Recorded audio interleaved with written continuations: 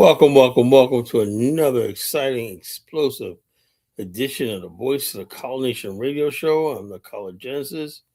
On this Valentine's Day, those of you basically joining us, I wish you guys a happy Valentine's Day.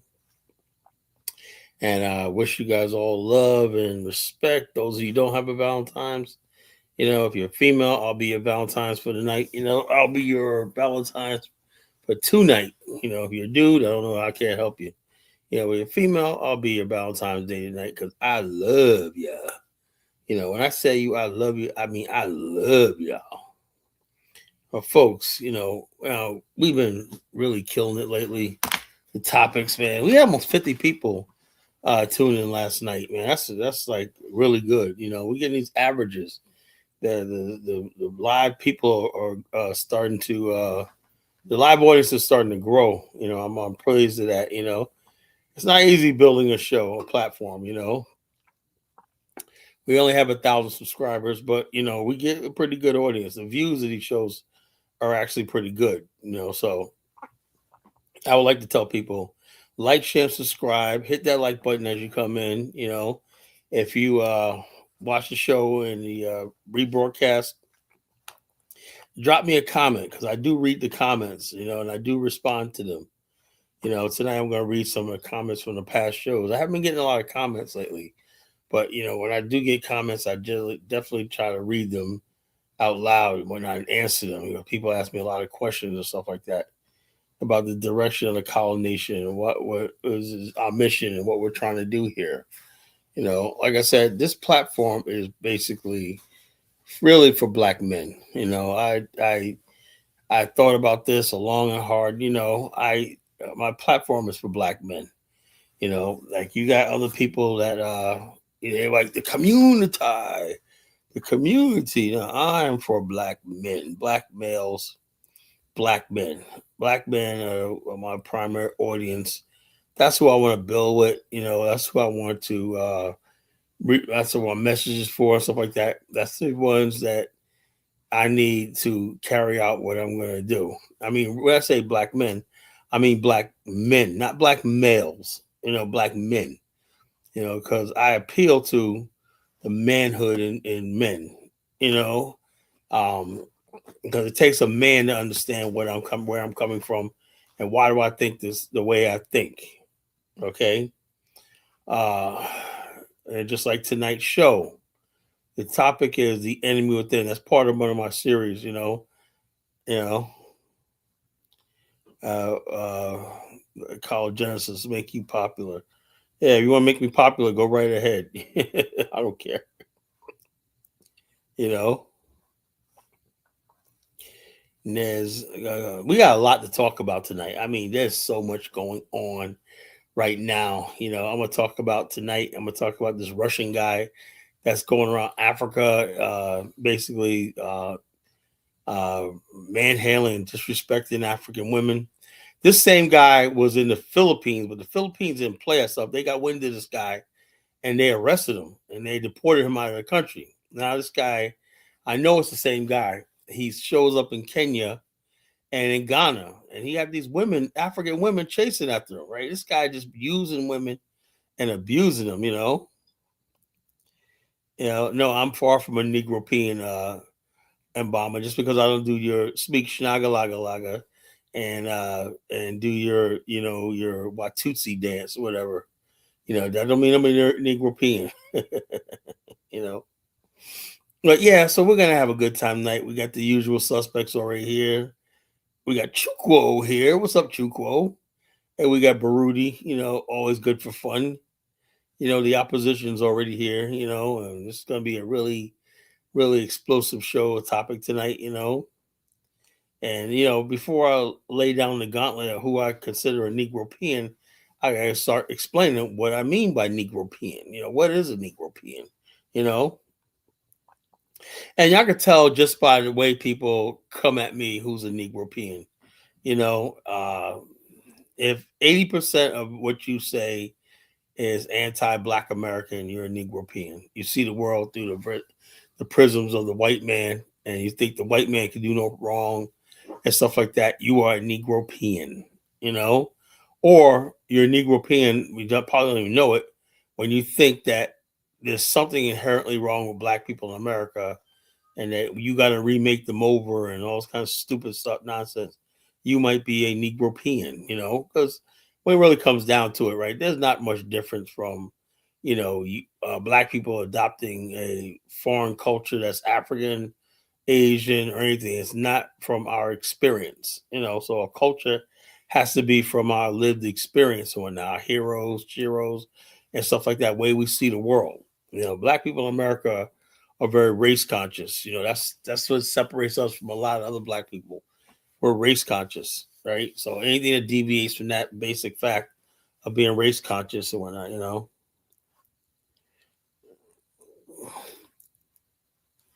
I'm not anti-African. I'm actually like, look, Broody. If anybody knows me by now, I am not anti-African. I'm anti-African bullshit. And I'm gonna tell you right now, tonight, I'm gonna show you evidence of what I'm talking about. How the Negropean, he goes around and he talks a good game. I thought about this show because after listening to Kid Ola last night, and he's saying how, well, Kala, we Africans love our culture and blah blah blah. We got like this, but yet when you look at Afro beats and you look at Nollywood, right? They all basically dress in Western clothes and whatnot. Man, so you're gonna tell me that if they're so proud of their heritage and whatnot, why is all the Afrobeats dressed like rappers in the United States? Why they got gold fronts, grills, tattoos, and all this kind of stuff like that, braids and everything? That's really traditional African if you look at it. I say about this Negropean culture. You know, and so basically, it's like we talk Africa, but we talk black, but we live white. That's like all black people. To be perfectly honest with you, right? We talk black, but we live white. We have the same mannerisms and everything like that. Like we like the white man's comforts of modernity and everything like that. So everyone, there's a little bit of Negropean in all of us. Everyone. Everyone's all black people. I think are a little bit of Negropean, right? But the pure Negropeans, the unapologetic ones, that basically he really doesn't think there's anything worth preserving in black culture and stuff like that, or he's dismissive of black pain or the black point of view. You know, it's just, oh yeah, man, pull yourself up by your bootstraps. Oh, blah blah blah. Colonialism, the best thing since sliced bread. Oh, slavery doesn't matter. Get over it. Oh, you're not black people. Look, I don't even know. I'm on record saying I don't care about reparations. I know it never happened. I still think that black people have a right to talk about that grievance of slavery. If I said that no, the white man did absolutely nothing, then I would be a Negropean. I never said that. I said that because it happened to to us, the most powerful country in the world, and we have absolutely no chance of forcing reparations. Right? Reparations have to be done by force. You know. So I said, let's not spend years talking about reparations. Let's build what we can build. Let's do what we can do. That's my argument. I never said that we never deserve reparation. Of course we do. You know. So wanted to get that out the way with, so people don't come back and use that. Oh, college against reparations. No, I'm not against reparations. I'm against people telling me I gotta sit here all day and all night talking about reparations. Reparations when that like it's a real legitimate thing that has a possibility of happening. Now, if you believe that, that's fine. Hey, look, there's some people who believe in Santa Claus. There's some people who believe in the Tooth Fairy. There's some people who believe in the Great Pumpkin. Some people believe in what other fairy tales out there? You got the Easter Bunny. We got Easter coming up. When some people believe in the Easter Bunny is real. So if somebody said they want to be in reparations, hey, why not? There's people that believe in Santa Claus. So what can I say? And people get mad when I say that, but is it true? So we're gonna talk about that tonight, folks. We're gonna talk about that. I saw this video where these African guys, Zimbabweans, they're on a plane eating steak and lobster and all this kind of stuff like that on a plane, flying with. I'm gonna play a video flying with some Europeans, and whatnot. Look, let me tell you something, folks. I don't know a whole lot, right? But if I see you on a plane, right, and you're on a plane, a private jet plane, and what they call a Mile High Club, and you're African, and you're in the Mile High Club, and you're eating a fancy dinner on a plane and whatnot, and there's a bunch of white people there. I get the impression that something is not quite right. Something's not right. Something is about to go down where Africans are not going to benefit, but you will personally benefit. I stand by that, you know. So I'll play a video and I let you say what do you think, you know? And it dawned on me today and whatnot that when I talked about doing the show, that not a whole lot has changed in 500 years, right? This is what I want to get my good brother Baruti in on, right? Not a whole lot has basically changed in 500 years. The MO is Europeans come and they find something of value in Africa. One time it was gold, then it was ivory, then it was human bodies. They come and say, this is what we want, and they extract it. So Africa is still a place of extraction. Europeans set the value of what they want and everything. Africans have no value or no need for any of the things that's under his feet. It had no value for its human potential. That's why millions left the continent. It has no value for its gold. That's why all the gold in West Africa sit in French and British banks. I saw this friggin' picture of the Queen of England before she died, some queen devil lady, sitting there with her white gloves, looking at all the gold in her vaults. With that, these people are outside crook, but and Africans, when she died, all these Africans are crying, "Oh, the Queen!" There was a Nigerian buffoon up there crying at some shrine with the Queen. Oh, the Queen of England. Oh my God, crying. I was like, man, come on, Baba Tunde, come get your brother, man. Yeah, it's just ridiculous, you know. And so, yeah, we're gonna talk about the Negropean tonight. You know, it's like the white worship and all this kind of stuff like that, you know. And yeah, man, we're gonna have a good show tonight. You know, we are going to have a good show because the enemy within is the Negropean, the people who and people a lot of times people don't even know the Negropeans, right? And that they're doing the bidding of the West and they don't even know it, right? Because the thing is, the only thing that could counter Negropeanism, what's up, Dark Migo, is the idea of an African. You know, that means a black a territory which becomes like the go-to place or the super state that unites all black people under one modern system and more, everything like that. That means the black people who are slave descendants are at the table equally. You cannot have something like the African Union and Europeans have the final say so over everything. You cannot basically tell me that you are a free African people when you're still members of the British Commonwealth of Nations. Oh, that really hurt me years ago. But then I thought, you know, years ago when I was like, these Africans, oh yeah, we're the number one country in the Commonwealth. You know, the bragging. Nigeria is Ghana's outpacing Nigeria I said, I thought, right, from my naive Pan African black to the 20th power mentality was that this is all about Pan Africanism and blah, blah. Then I did my research. I realized that the Pan African movement was sabotaged and destroyed by Negropeans and their by Europeans and their Negropeans and on the continent. Your Mobutu Sese Sekos and all these other people like that, the Negropeans. Now you got this another guy, this clown that runs the Congo. He wants to give away the whole Congo to the fucking thing. But the thing is, what can we do about it? What exactly can we do about it? The Congo is my ancestral homeland, right?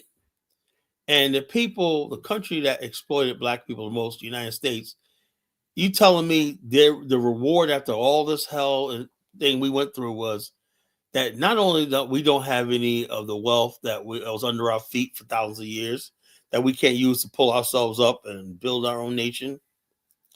But the same people who got the whole world, right? The United States, the richest country in the world, is going to basically be given our ancestral homeland on a platter by Negropean sycophants. You know, somebody tell me something, right? And like I said, and I'm gonna try to control my anger tonight, because I've been at this a long time, and I'm sick and tired of the black race. I'm starting to hate black people. Really, I really am starting to hate Africa. I'm starting to think Africa is useless and everything like that. So I'm just gonna say my piece tonight. Look, either you want to be free, or you're gonna be a fucking slave and pass slavery down on to the next generation. When I see little African children that should be in school, when I picking coltan up with their bare hands and lithium and stuff like that for 4 cents a day, instead of being in school and enjoying their youth and everything like that, you got a continent that does not care about its fucking youth. It's all about them and what they can get out and everything like that. Then this is what angers me when people tell me I just gotta dive into that head first and become like them. No, I'm not. Uh, being African American basically gives us a chance to look back and say, this is how the fucking world is. I don't think Africans, even to this day, understand. I think some of them do how they look in the world. You got a giant continent out there, but instead of saying, look, we got everything we need, we got the population, we can create the consumer base by building a middle class, and we got everything we need. We don't need the outside world. But yet, Africans want to go to Europe. They want to speak the King's English. They want to be black Frenchmen. They want to be Germans. They want to be everything but themselves. But then they always get online preaching to us about Africa, this, whatnot. And you don't see anything tangible that Africans have that we could say, something, we're proud of you. Everything in Africa is, how do I get to Europe? The number one thing in Nigeria right now is how to leave Nigeria and go to Europe. What's in Europe, right? Europe, England is a cold country and whatnot. Nigeria is a beautiful country, right? But the thing is, a Nigerian does not love his country the way that he loves the white man's country. The white man's country. Bruce says, Kala, mineral resource extraction, narrative Africa in terms of Europe is changing. I look, I'm sick and tired of hearing it. I heard that 30 years ago. Oh, we're going to stop extracting and we're going to start building. I've been hearing that for the longest time and I have not seen it yet. I have not seen it. The only thing it's going to do, Baruti, is force. We need war. We need blood. We need some people being taken the fuck out. Then you could talk about your Ubuntu and whatnot, because it has to be backed up by the death penalty for treachery and treason. It ain't gonna be no voluntarily, oh, I love you, you love me, let's practice Ubuntu. No, it don't work like that. We have to control the military, the courts, the industries, and everything like that. We have to have a workforce. We have to have a STEM force. We have to have a scientific community. We have to have think tanks. We have to have all these things. We need a super state, with authority on the continent. All the other stuff is not going to work. I'm sick and tired of talking about Ubuntu, and the people that's actually running the continent is fucking running into the ground. While we sit and talk about Ubuntu, I'm sorry, I can't do it. I can't do it. I can't, like I said, I'm going to show a video, right? Now, Zimbabwe is one of the major countries. They talk about Ubuntu and whatnot. I'm going to show you some videos of some Zimbabweans, right? Obviously selling the fuck out on a fucking, if you're on the Mile High clubs eating and sipping champagne with fucking with Europeans, there's nothing good about that. I know for a fact. I don't even know, but I just know I could really bet that there's something not quite right about what I was seeing in that video. I don't know a whole lot, but when I see Africans, look, let me be honest with you, right? I don't even like when I see Europeans on a plane to Africa. I don't like it.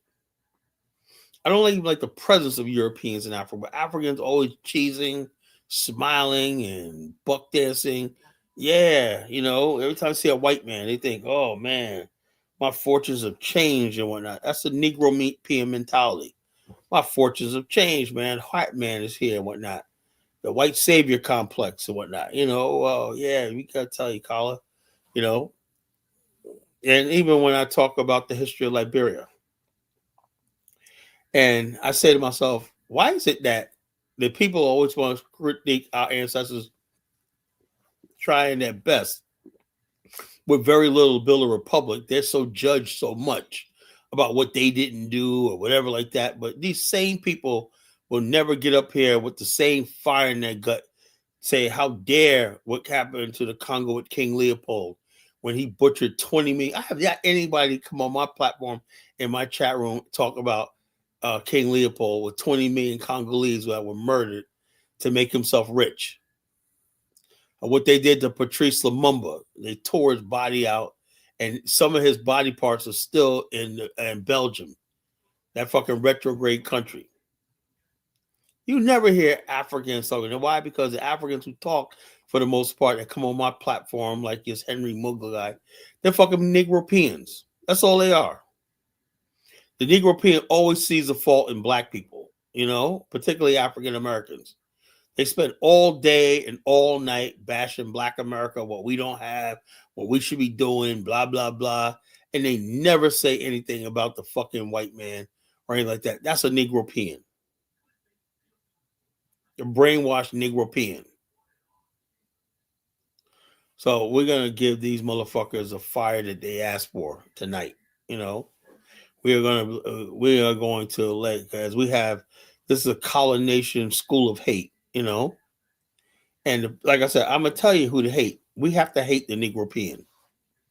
I really do. We have to learn when it's necessary to hate, and we have to hate the Negropean. We have to hate the race trader.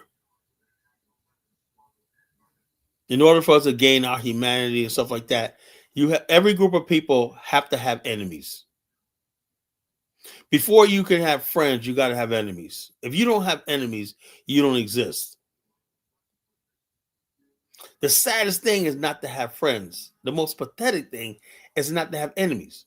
That means you don't matter in this world. That means that you're so weak and so dependent and so insignificant that you don't even have enemies. That you don't even know that you're being oppressed.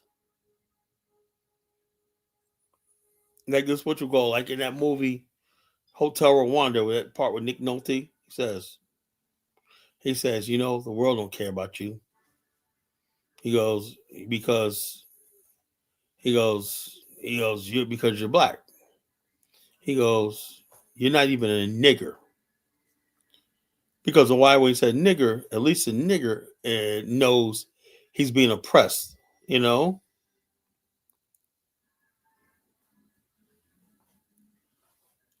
UN was Negro. Yo, look, I destroyed Apollo. I'm sorry I did it, man, because he was starting to sound funny to me one night. But after I destroyed him, he was gone within a month.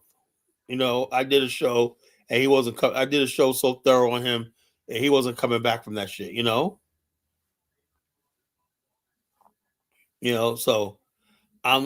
so we destroyed him. He just gone. He said, like, man, no, it's too hot out here. I took my Negropean ass out of here, and I guess I'm not. My services are no longer needed. So, and what gets me is these people who are Negropeans, unapologetically Negropean. These people really do believe that the white man's ice is colder, his worldview and everything works. I mean, let's be honest with ourselves. The white man does have developed countries and everything like that. So it appears like his way of life is better. It is. But the bottom line is this: the African, the black man could create the same thing for himself. He just doesn't have the mindset to do it. I'm trying to build a mindset that we can basically build something for ourselves. We don't have to live in poverty. We don't have to live like this. We don't have to. Can you imagine if all black people just said, forget about their tribe, forget about their ethnicity and all this kind of stupid nonsense that they're holding on to, and said, let's start building real black societies where everyone has equality and stuff like that. But no one wants to do that. You know, no one wants to do that. Everybody thinks they're gonna lose something, and also let's be honest with ourselves. Everyone basically don't want to mess up whatever little bit of money, the connection they have to the white world. That's the most important thing to the Negropean. He thinks he's going to gain something, eternally from the white world. Some of them gain something. You got people that go to Europe, they make money and stuff like that, but they think that's long term. Look up embargo. I don't know what the hell is principe. I'm not looking up anything. If you can't explain what you're talking about, don't say it because I'm not looking up anything. You know, I can't wait till we get the super chat because the bottom line is I'm only going to respond to when I get super chats. I'm only going to respond to super chats in the chat room. So when people basically want to ask me stupid questions, that's your money. You're going to pay for it. So people will ask me questions that I can actually read and understand and move on from there. Not looking anything up, man. People tell me I'm the host, man. What the hell I gotta look something up for? You got something to share, whatnot, you look it up and you explain or come up here and explain it. I'm not doing that. I don't work for anybody, I'm the boss here. I'm leading this.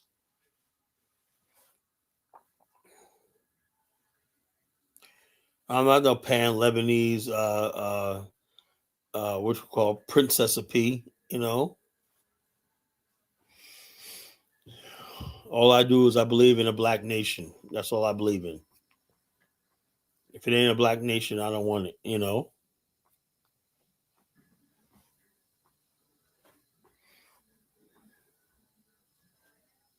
But yeah, so like I said, and we're gonna have some fun tonight too. It's Valentine's Day. In the spirit of Valentine's Day, I got this one video I want to play, man. You guys, everybody's gonna hate me for this video, right? But there was a big girl, man. She got her Valentine's Day. I guess it was from today, and she flew into Ghana with her love of her life. I guess somebody she was meeting up online and whatnot. And they ran and they embraced, man. This girl was huge, man. I got, yeah, well, yeah, look, love is love, man. Love is love, You know, love is love, I guess, She's a big girl when I'm gonna play a video. This dude came, some Ghanaian dudes thinking, man, I've got my green card, man. I got my green card, you know. So what is. I can't hate on people, man. Sometimes women gotta do what they gotta do and whatnot. African dudes, man, will appreciate our bigger sisters, they'll love them like anything, whatnot. So long as that bigger sister is being treated right, I got no problem with her. Because the bigger girl's still our sister. So we want to see that she's treated right too. So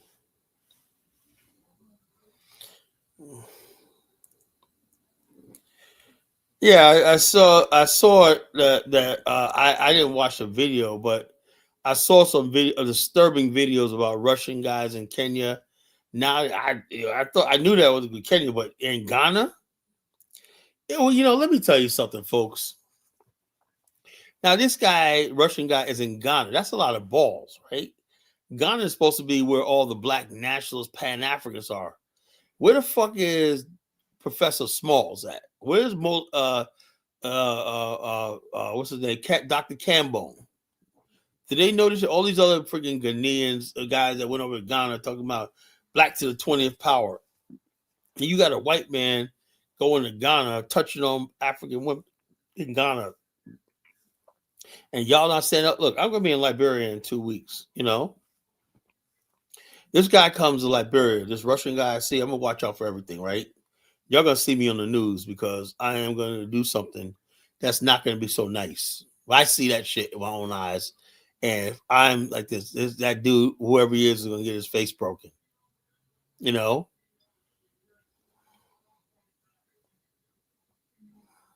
So I like I said, I just don't get it, you know? I don't get it. How do we let this happen? How do we let people men come to the continent and exploit our women, you know? What kind of men are we? So I said this show appeals to the man in people. I want to appeal to the man in you. Your women and your it's supposed to be your space, you know, your territory. You know, you're supposed to be able to protect women under your control. So you got women on the continent. The fact that a lot of our women on the continent feel so desperate because of poverty and stuff like that. This you know it just angers me. I really am angered. You know, and you know, gets me as these people are always online talking shit. You know, they're always online talking shit. And we're saying, yeah, and they don't like us when we point this out. You know, Africans with their pride. They don't like when we point stuff like this out. How the hell y'all let this happen? How y'all let your children be exploited? How do you let your women be exploited? Look at the Gambia. You got European sex tourists coming over there abusing young boys and stuff like that. This is insane. This is really insane. So we're going to talk about that tonight. You know, we're going to talk about that tonight. We exposed the Negropean. The Negropean thinks the sex tourism industry is perfectly all fine, man. White man coming to Kenya, Mombasa, what's it called? What's that place? Mombasa, Kenya, right? Getting with 13, 12-year-old girl, African girls and whatnot. Oh, it's okay. You got people go, I went on a tour in Kenya. Did you see it? Yeah, I saw it, but blah, blah, blah. What can I do? I was on vacation. Nigga, you witnessed a white man fondling a little black girl and over there and you didn't do nothing about it? There's something seriously wrong with our race, really. There was a girl years ago, about what year was this? About 7 or 8 years ago, there was this girl named Tiffany Banner. She, a little black girl, she went to Tanzania, right?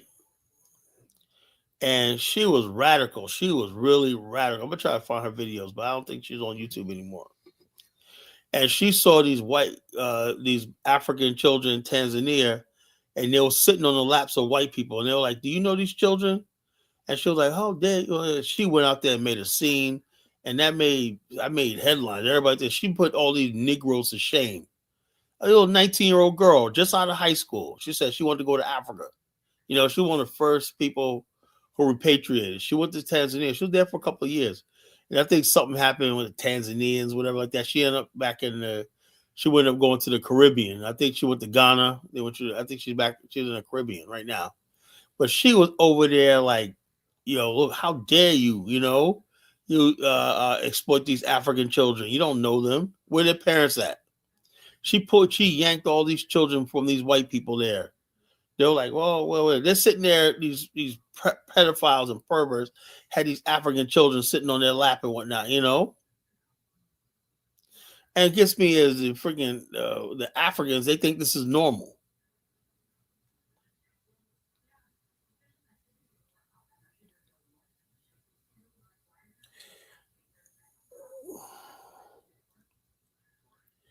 No, I'm not gonna sing the look. I love Russia, but I don't think this guy represents Russia. These guys represent. It's not one Russians. It's this one Russian guy. You know, a racist. He was in the Philippines doing the same thing. The Filipinos fucking fucked him up, arrested him, and deported his ass. You know, I still love Russia as a country. You know, I still think Russia is better than the United States. You know, that's another thing, Brew. You sound like a Negropean. How could I fucking talk about fucking Russia? Russia never enslaved black people. The United States did. Russia never had slaves. Russia never participated in the transatlantic slave trade. Russia's a world power that doesn't have its history in the transatlantic slave trade. So Russia is always gonna be. Russia can do no wrong to me. I stand by that. This fucking piece of shit Russian guy, he's probably one of these racist motherfuckers that don't like Putin and whatnot. That probably sided with Ukraine. Ukraine's a epicenter of white supremacy. People don't know that. While you sitting there getting all, oh man, you Russian Ukraine. I don't fucking care about fucking Ukraine. Russia could blow that whole country up. I would not lose any fucking sleep.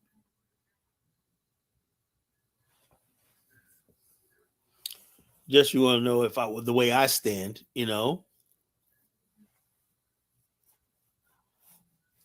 we have to start making a choice. I think Russia is a friend to the black race right now.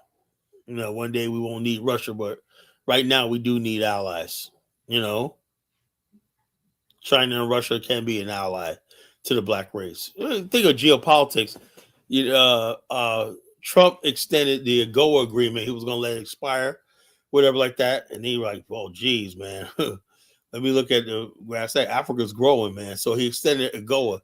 And China retaliated by saying all goods produced in Africa have duty free, which they should have been doing all along, But AGOA is an agreement, started by Bill Clinton that allows African goods on the continent manufacturing good. Unfortunately, a lot of goods in AGOA are made by Chinese and all these other races of people that's on the continent.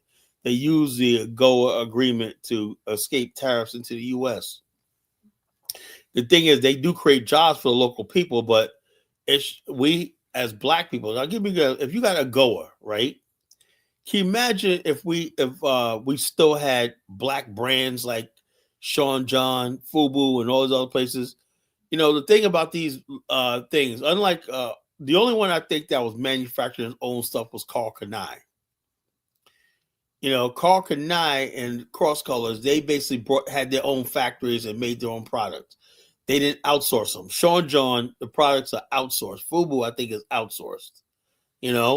And their partners and distributors like Rockaway and all that, they have no control over that. So I think a lot of those people were using places in fucking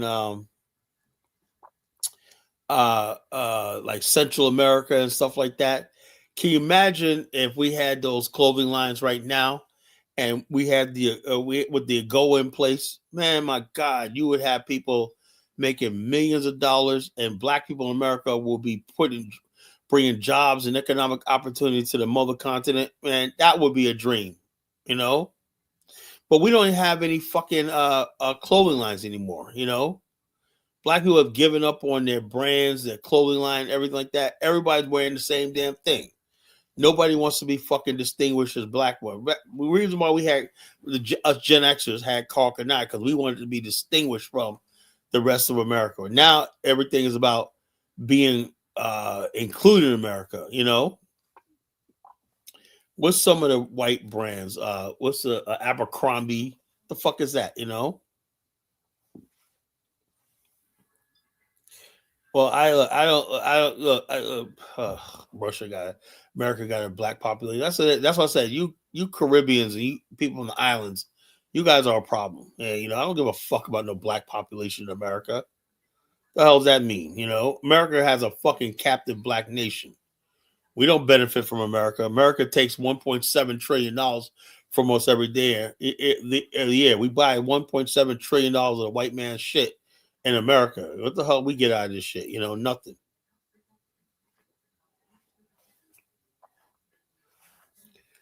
So as we become more geopolitical and global, I think we start to look beyond America. We're talking about beyond America. Beyond the 50 states and the borders of America. We're looking beyond. Who knows where the opportunity is going to be? Could be in China. It could be in Japan. Could be in Australia. I'm trying to make Black America a global portfolio.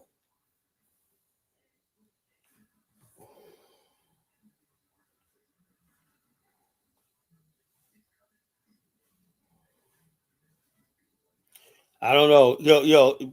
Brudy, those aren't African ideas. I have African ideas. Those are your ideas.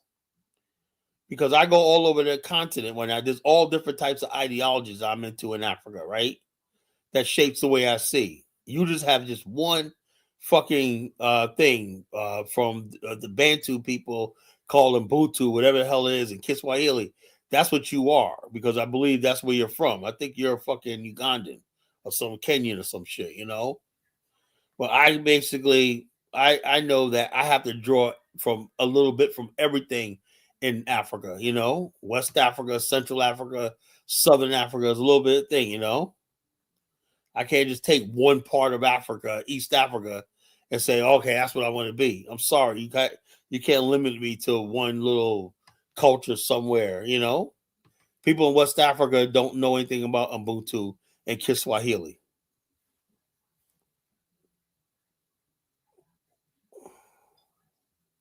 Imagine me going to Liberia talking about, oh, Ubuntu. They look at me like I'm fucking crazy. Not saying it's a bad idea, but you know, there's other people, other African cultures that I'm involved with. They got their own thing they're going. In Liberia, we got the Poro societies. You know, I'm gonna be, yeah, Russians are racist. Yeah, we're all racist, right? But the bottom line, we're strong enough, Principe, to deal with racism. We've been dealing with racists for 500 years in this country, so I could deal with whatever little racist Russian. People don't even know. Do you know there was an African American community that was invited to Russia during the time of Lenin? And they were farming in Russia. They were teaching the Russians in the rural areas how to farm. And there's still an African American community there in Russia that's been there over 100 something years.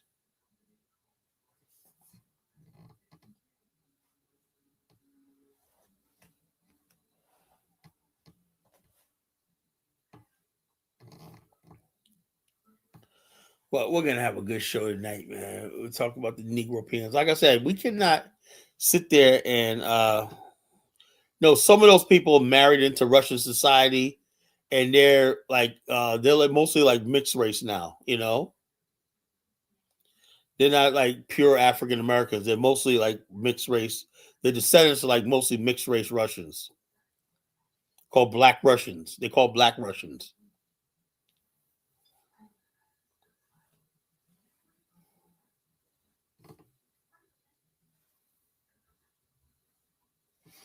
In honor of Black History Month, I think I'm gonna play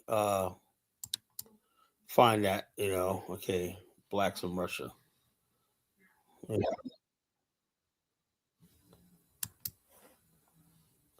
Blacks in Russia. Blacks in Russia. In Russia. Okay, let me find this video for you.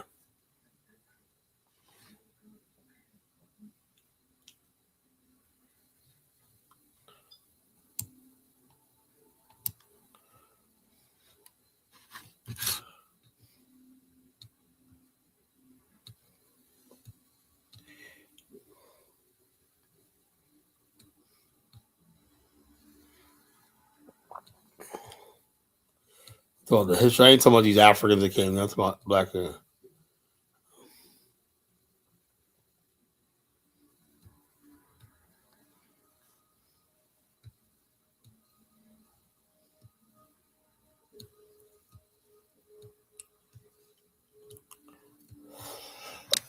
History. History.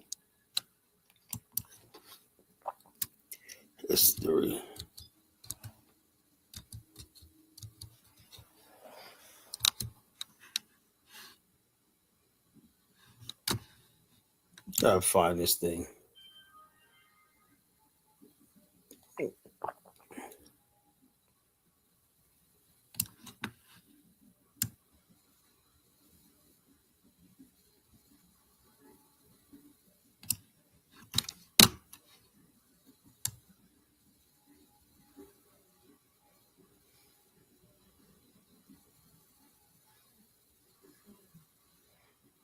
Gotta find this.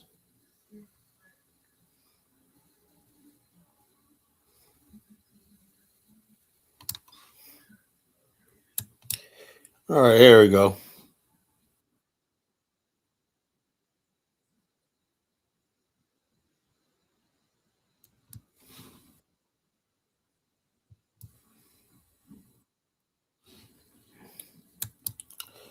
I was asked about the history of black people in Russia. I think it's a video I'm thinking about.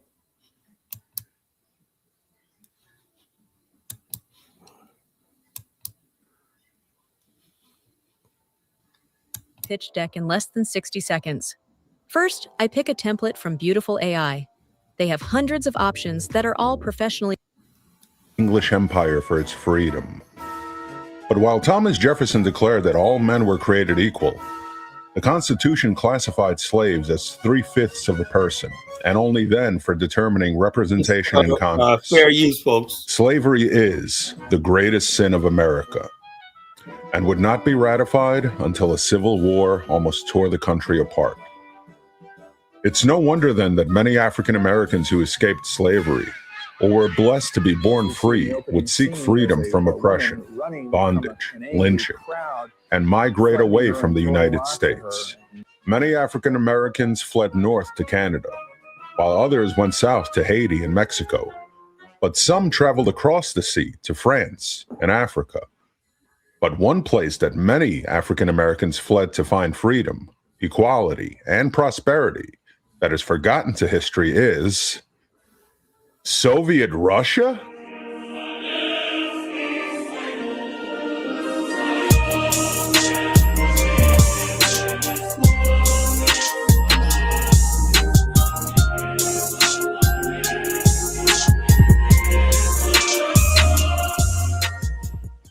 Yes, it's true. Welcome to another episode of Beyond History with Teacher Eddie, where we're going to talk about the African-American diaspora that went to, of all places, Moscow. Let's get into it.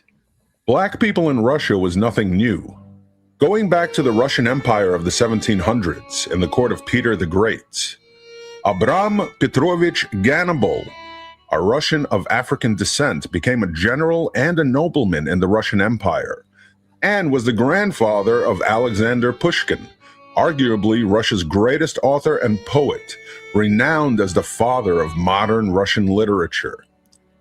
After being kidnapped as a boy, Abram Petrovich Ganibal was sold into slavery in 1704 and eventually gifted to the Tsar of Russia, Peter the Great, who immediately not only freed him but adopted him as his own godson. As an adult, Ganibal rose to nobility and served the Russian Empire in both civil and military capacities. His son, Ivan Ganibal, also became a Russian military leader and retired in 1784 as a general. Throughout the 1800s, many more African Americans would flee the United States, and those who come to Russia during the Tsarist era find themselves treated as equals. No black and white boundaries existed. When the poet Langston Hughes visited Russia in the 1930s, he stated that, while not many, brown skins in Moscow were no rarity when we arrived. While we were there, the 22 colored folks from Harlem were lionized by the Russian people to no end. And at cultural gatherings, we were always introduced as representatives of the great black people. In the late 1700s and into the 1800s, it was common to see numerous black sailors in Russian port cities. The Russians assumed that while all the English-speaking white men were British, that the black men that they saw were typical Americans, not slaves, not servants. One of these cases in 1809, a servant known simply as Nelson accompanied the family of future United States President John Quincy Adams. While traveling to St. Petersburg, Nelson ends up staying in Russia with Adams' permission. Nelson found employment in the palaces of Russia in the service of Tsar Nicholas I, along with another black man who escaped servitude, Alexander Gabriel, whom the Tsar employs as a chef.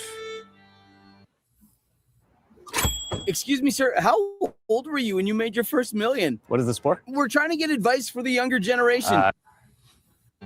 There are many stories like this throughout the 1800s. One such story is of Nancy Gardner Prince, who was an African-American woman born free in Newburyport, Massachusetts. On February the 15th, 1824, Nancy Gardner marries Nero Prince, also an African-American, and they set sail for Russia. where she opens a boarding home and made clothing for infants, including the Tsar and Tsarina's children, while her husband was a footman for the Tsar in St. Petersburg. When she returns to the United States after the death of her husband, she begins writing her autobiography in 1850 and included great details of her time in Russia. Frederick Bruce Thomas, the son of ex-slaves, escaped with his family from the Mississippi Delta in 1890. By 1894, he had ventured to Europe seeking opportunities that he could not find in America. He arrived in Moscow in 1899, where he worked his way up from a waiter to the owner of Yar, which was the most fashionable restaurant in the city of Moscow. And by 1911, he had also partnered to establish an extremely successful variety theater called Maxim. By the early 1900s, a number of African-American professionals could be found in Russia. Many entertainers also found great success in touring troupes who profited from the vogue of popular black culture in Europe. The famous Pearl Hobson was part of this group, arriving in Russia in 1904. She became a sensation in Moscow and St. Petersburg by 1909. Hobson ended up living in Russia until 1916. Even the first African-American heavyweight champion of the world, the great Jack Johnson, had to stay in Moscow until 1914, but ended up leaving due to the conflict that would become World War I. World War I was devastating to Russia and led to the 1917 Bolshevik Revolution. By 1919, the Bolsheviks, or communists, gained effective control of the country. The Russian Revolution of 1917 was dedicated to economically and politically transforming the nation and leading a worldwide revolution. The new communist leadership under Vladimir Lenin declared that African Americans would be in the vanguard of that revolution. They also declared that communists everywhere would fight to eradicate racism, as well as capitalism and imperialism. For the first time in history, the leader of a powerful European nation declared as its priority the elimination of racial discrimination around the world. Lenin stated that the experience of the Negro throughout the world was the best example of everything wrong with capitalism and imperialism. Understandably, many African Americans took interest in the Soviet Union. By the 1930s, Joseph Stalin is now in charge, and he has a vision of industrializing Russia, making it a superpower on the world stage. He needs not only labor, but skilled labor, and he turns to America to find many desperate skilled workers with the knowledge that he required. Many skilled laborers were struggling in the United States, due, of course, in no small part to the Great Depression. So it's no surprise that this was especially of interest to African Americans, because not only were they dealing with a depression, but also racism, spearheaded by Jim Crow laws and segregation. They saw a new country being shaped post-revolution, stating that there were no races or classes, but only workers. The ranks of African Americans who leave the United States for Russia during this recruitment period included graduates of historically black colleges, such as the Tuskegee University and the Hampton Institute. They were engineers, educators, entertainers, journalists, lawyers. And the Soviets gave African Americans red carpet treatment. The experience of African Americans who traveled to Soviet Russia was extremely positive, and in turn they make very valuable contributions to Soviet society, which was what Joseph Stalin was looking for. The actor and activist Paul Robeson, as well as the great poet Langston Hughes, also traveled to Soviet Russia in the 1930s. Encouraged by Soviet authorities in 1932, a distinguished group of 23 black actors and writers, including Langston Hughes and Paul Robeson, as well as Henry Lee Moon, traveled to Moscow.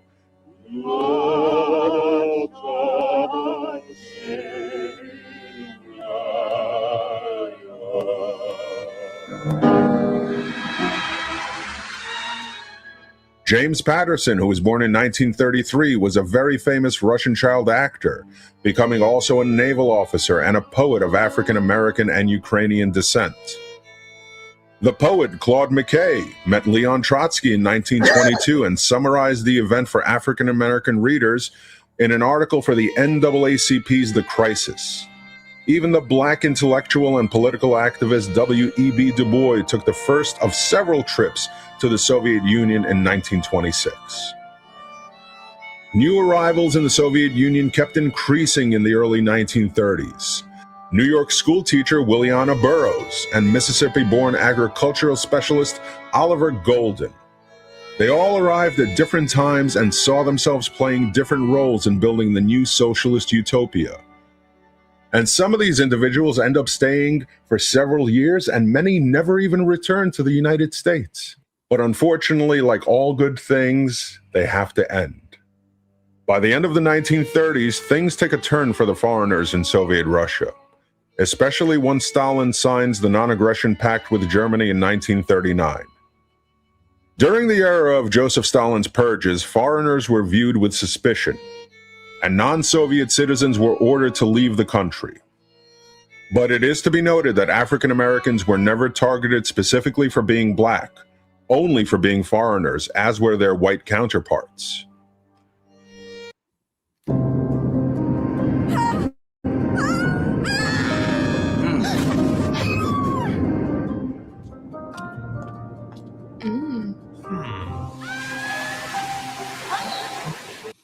Well, you get the point, folks. You get the point. Black people were in Russia, right? And like I said, they did well. They left America. They basically said, you know something, we're going to leave America and basically take our chances. Just like black people went to Liberia, Freetown, those black people, African Americans that went to South Africa, we're all over the world looking for opportunities and everything like that. We're not beholden to the United States. People, I want to tell you that. That's the first thing we have to understand. We're not beholden to the 50 states or the U.S. Constitution. We can go any place. I'm saying don't give up everything you have in America. But I'm just saying we have to explore our other options. We're fighting this global white supremacy nonsense that we're all going through. Right? Because, like I said, it would be nice if we had equal partners, right? But I don't see that coming out of the Black UK. What does the Black UK do? Every time you look around, the Black UK people, the biggest threat to the Black people in the UK are these people coming from Eastern Europe and stuff like that, who are white, the Arabs and all these other people like that. But they spend all their time online talking about fucking Black America. It's like, damn, we're all the way to hell over here. You're in the UK, but yet everything come out of their mouth. Black America ain't doing this. Black America this. Black America this. They should be doing this. Blah, blah, blah, blah, blah. Well, let's look at it, right? Black America has produced billionaires, millionaires, the entertainment industry, everything like that, business culture. What are the black people in the UK doing? Absolutely not a damn thing but trying to be white. And the most annoying thing is when I hear these people talk with their British accent. There's nothing more annoying than a black man with a fucking British accent thinking he's a Brit. That's what that Henry Mugler does. He thinks he's British. He thinks he's British. I'm a British when I'm a black Brit. I can't stand that shit. You are not a black Brit. You are whatever you came from, and you happen to be living in Europe. You are not a black Italian. You are not a black. That's what Negropeans do. They always basically want to be the black of whatever everything is. Even I wouldn't go so far as saying people say I'm a black American. That's Negropeanism. An American is a European settler in America. In the United States. That's what an American is. An Englishman is an Englishman. A British is a British man, a Scottish is a Scottish man, a Spanish man from Spain. You cannot be a black Spaniard, you cannot be a black Frenchman, you cannot be a black German, you cannot be a black American, you cannot be a black Canadian, you cannot be a black Mexican. You understand where I'm coming with this? The Negropean always takes the friggin' white identity. That's his identity. He thinks he's a black version of whatever white country or society or civilization that he looked up in. man, I'm a black Australian and whatnot. What the hell, man? It's like, goddamn. Yeah, black people in Japan. I'm a black Japanese. I'm a black Chinaman and whatnot. I'm a black Korean. Goddamn, man. You know, it's like, man, goddamn. So much for African. Yeah, the black British Negroes, the Negropeans always want to lecture us about Africa. That's why I can't stand. Yeah, DK, we got a lot to talk about tonight. Yeah, these motherfuckers, I really cannot stand these motherfuckers. Really. They're like the authority on Africa, you know. A lot of them were born in the UK or been there since they were kids or whatever, but yet they want to lecture us about fucking Africa like they have some. Okay, I get it. Africa is closer to Europe or Britain, right? That don't mean that you know more about the continent than I do. And they really hate when we talk about Liberia. You know, they just something goes through them. You know, the fact that we was able to do something like that, pull something like that off, build a fucking country. You know, even when we get Sierra Leone, that was settled by black people from America. You know, the black people from the UK never did anything, never built anything, never distinguished themselves. All they are is tether themselves to everybody else. You know. It is what it is, you know. The number one Negropean comes from the UK. They're the number one Negropeans on the damn planet. So we're going to talk about that tonight, folks. You know, the enemy within, the Negropean, the Negropean. You know, they walk around, and the number one target for the Negropean is the African American. They really, really dislike African Americans. You know, whatever about us, they always critiquing us and whatever we do and everything like that. They just cannot stand it. You know, they hate when we're going to Africa. They hate our success there. They want to portray us as passport bros and all this kind of stuff like that. The Negropean, and all I say, you know what gets me of the Negropean? They always they'll look, let me tell you something. A real Nigerian, a Ghanaian, right, roots for Black America. They on our side, you know. The Negropean, what he does is he'll even go so far as to wear dashiki. I think that dude Zanu is a Negropean. You know, I think that Professor Zanu is a Negropean. Even though I agree with some of the stuff he says, you know, he's definitely a definition of a Negropean. He sees everything through the presence of white people, right? He criticizes all black. He doesn't hold white people any responsibility for anything they did. It's all black people's fault. You know why Africa's failing, why Black America don't have this, why like that. He does not see the world from the vantage point of a black man. He sees it from the vantage point of a white person. You know. Yeah, they all have white spouses. Yeah, they do. You know, they talk black, but they sleep white. So we're going to talk about the Negropean tonight. What do you think about this Professor Zanu character? You know, what do you guys think about this guy? You know, I think he's a Negropean. You know, I think he's the enemy within. That's what I think. That's just my opinion. You know, I could be wrong. You know, sometimes I am wrong, believe it or not. But he seems like a Negropean. He has all the fucking Negropean talking points. You know, the Negropean, they always separate themselves from the black race. You ever notice that? You know, it's like, okay, who are you? Well, I'm just an observer, whatever, like that. You know, this guy Zanu is a fucking Negropean. I remember years ago, he got famous. Who was he? He got famous by criticizing Paul Kagame. That's how I first remember him years ago when he was insignificant. Right? He was criticizing Paul Kagame, and I was like, and he was at the time he was calling himself a Pan-Africanist, and the reason why I was suspicious of him, right, is that I'm like, he's not putting Rwanda and Paul Kagame in proper perspective. You know, 1 million people died, right, in Rwanda. You know,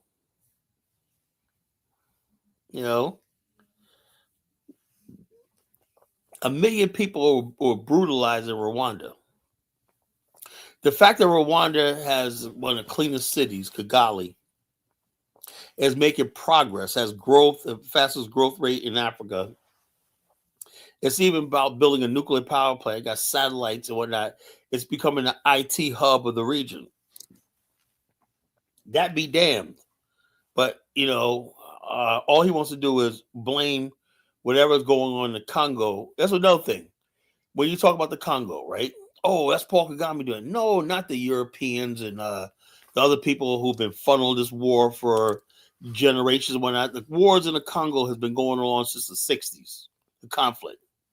But, in Negropean fashion, right? And a lot of times they turn so-called Pan-Africans into Negropeans.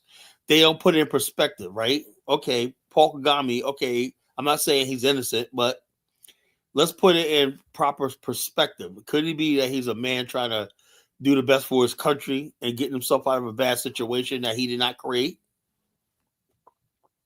Same thing with Liberia.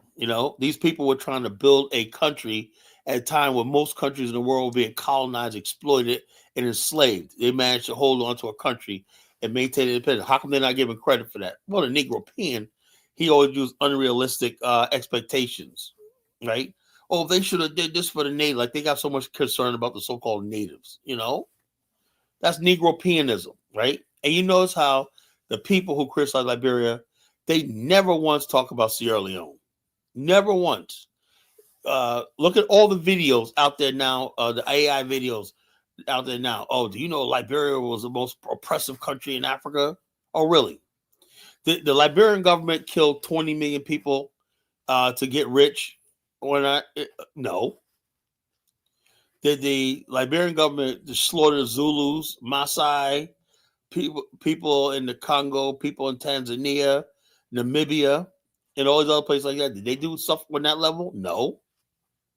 But the only thing they did was they were a black country and they may have been a little high-handed and they managed to build a country and they became the social class elite in the country. But like everybody else, if you're the most educated and you got things, you go to places like Rhode Island, Connecticut, and whatnot, you see the descendants of the people who first settled on this continent, right, in New England, right? They're super uber rich. You go to places like names like people don't even know where the names like Stuyvesant comes from. The guy Stuyvesant used to own like about a quarter of the state of New York in territory. His family descendants still get royalties off the land they first settled when they took this land from the Native Americans. But you don't know about him because it's so normal to the Negropean mind that white people have wealth beyond measures. These people in New England, they got trust funds and some of everything that basically span the friggin' globe. But that's all fine to the Negropean mind. Let's just zero in on what the little American Liberians did, in their little attempt to fucking have some dignity and decency and build a republic. Yeah, they always give white people an out. That's what I hate about. I really hate Negropeans. I really hate them. Well, let me get a link in the chat room. You want to join this discussion, right? We are an hour in. Always have an hour monologue, me running my mouth. But you can come on right now and join the conversation. They always give white people an out. A escape route, whatever. When it comes to black people, we gotta be picture perfect, whatever like that. Blah blah blah blah blah blah blah blah blah. We talk about America, right? The Negropean will talk about, well, Black Americans are xenophobic. The real xenophobics are the ones that MAGA people that fucking that's grabbing people up and put them. We're not deporting nobody. We're not freaking breaking up families and shit like that and shipping them, in the middle of the night, rounding people up and whatnot. That's not us doing that shit, It's a white man. But the Negropean will find, like this one chick that said, I hate Black Americans, right? And she did say FBA, to be honest with you. And they found out who she is. She's a student, right? And she's Sierra Leonean. She goes, for you Black people in America, you, whatever. I'm like, damn. Those are strong words. King Louis, what's going on, brother? What up, brother? That's a long build up, but it's a good build up today. Oh, yeah. Got Yeah, to. very Man. interesting. The Russian one is very interesting. I always knew about. Obviously, you can go back further in history, right to the early. I mean, we're talking early days of Russia. Even had black people there from early days. Yeah, well, I just deal with when Yeah, my people came there yeah. in the early That was, 20s. was very good actually. Very comprehensive. Very interesting that one. Now you know people know the connection between W. Du Bois and Nkrumah and all that through some of the socialist leaning because socialism that in looking at the situation of black No, people it back was if you had to take. It wasn't so much as that. It was yeah the fact that I think a lot of times black people we were left out of the capitalist yes system, right? yes Because it was a so yeah gilded true age. to us, So you know socialism to the black people promised them a better life because that's all we yeah really yeah wanted was like a fair yeah shot. because the capitalism had crushed us in order to build a white Western Yeah, so economic we were system at the bottom of the cap. So the you know people on and the top, if black people had their own way of creating capital and create capitalism, it would be great. But we didn't. yeah yeah We had the white well man's capitalism system. It's not so much as capitalism; it's the white man's capitalism. what is it? I mean, our system was always socialist based in a way. If you remember the last program you done, where you showed Well, how, you really think so? the, Because Africans are very, very capitalistic. Really well, trade. yeah, yeah, but But underlining it, we got to understand we got to define what is socialism, what's right? capitalism, right? That's it, right? A lot of the stuff, So what, Africans, hold up, you can't have socialism and have land ownership. The Africans believe well, in land ownership, right, private well, property. You right. can't. The thing is, well, Socialism comes in and says no private property. The state owns everything. Africans ain't going for that. yeah, no, because the way we live, that's what I was saying last time you done a show, and in it they showed, I think, Firestone, and then they showed the life of how the native Liberians were living, how they build their mad hap together, and they build it in a day for a new family that's just been put together. If you Yeah, I was look in at Liberia. no, that one, this one was I saw it on your program. This one was Liberia, but That it was was Liberia. yeah, it was typical of most African places. Because I Yeah, associate look. People basically uh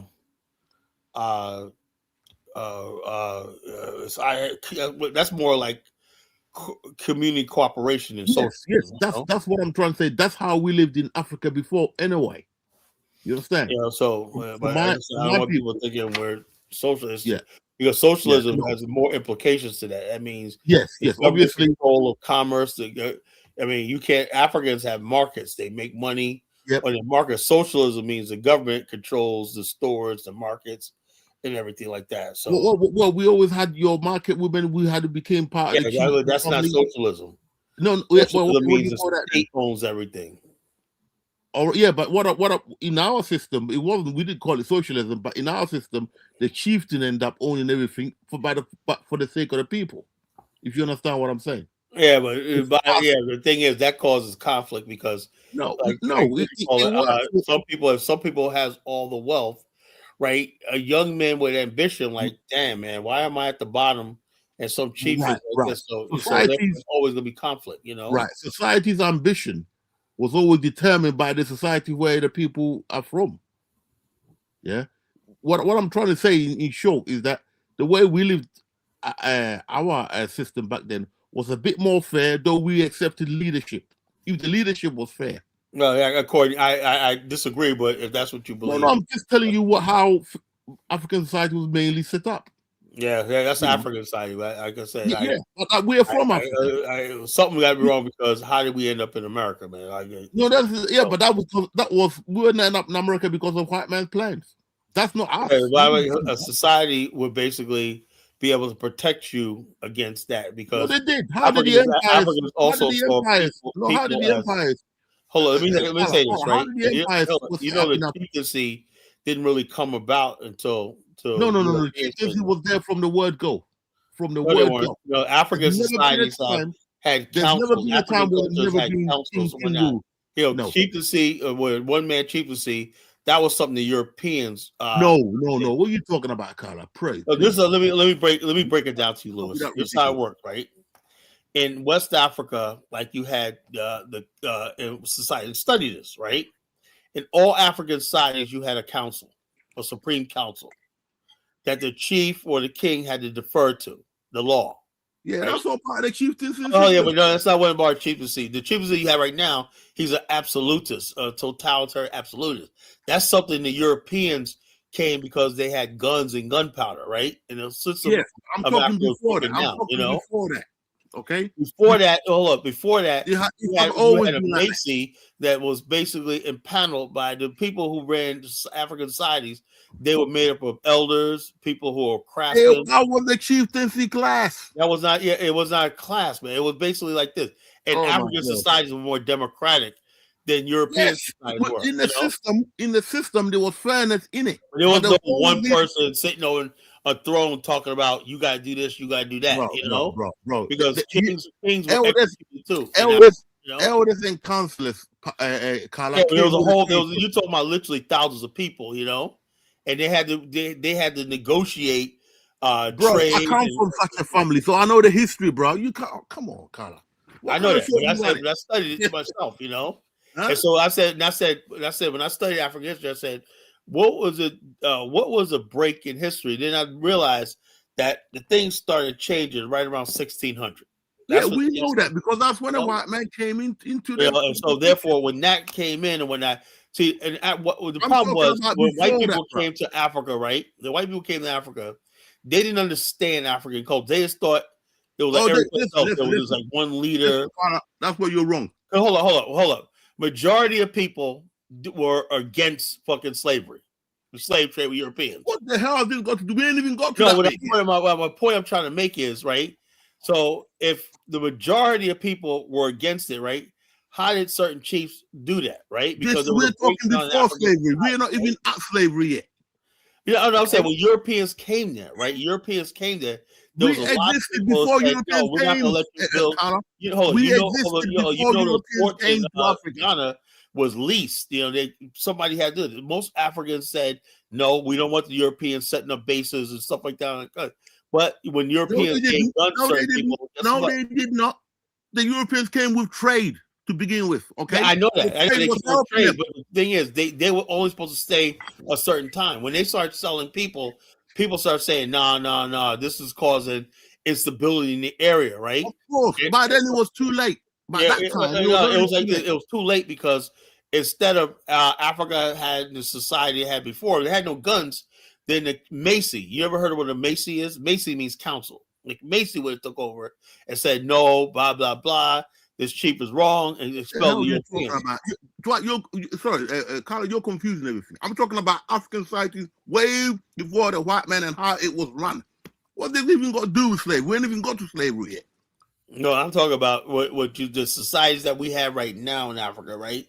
Is based on the contact with Europeans. It is completely capitalism. That's why colonialism happened. That's why the chieftaincy system is only there symbolically. That's why it's only there symbolically. Well, the Shanties are also members of the presidential time.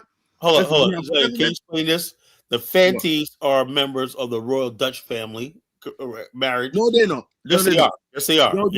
And the Shanties are also married with the British crown. No, they're fucking up. Bro, what kind of show you running tonight? Let me ask you a question. Okay. Hold up. Do you know what the African Kingdom Federation is? To hell with the African Kingdom Federation. I'm talking about before the white man. That's the society. Those are basically created by the European colonialism. That's what I'm talking about when I say this.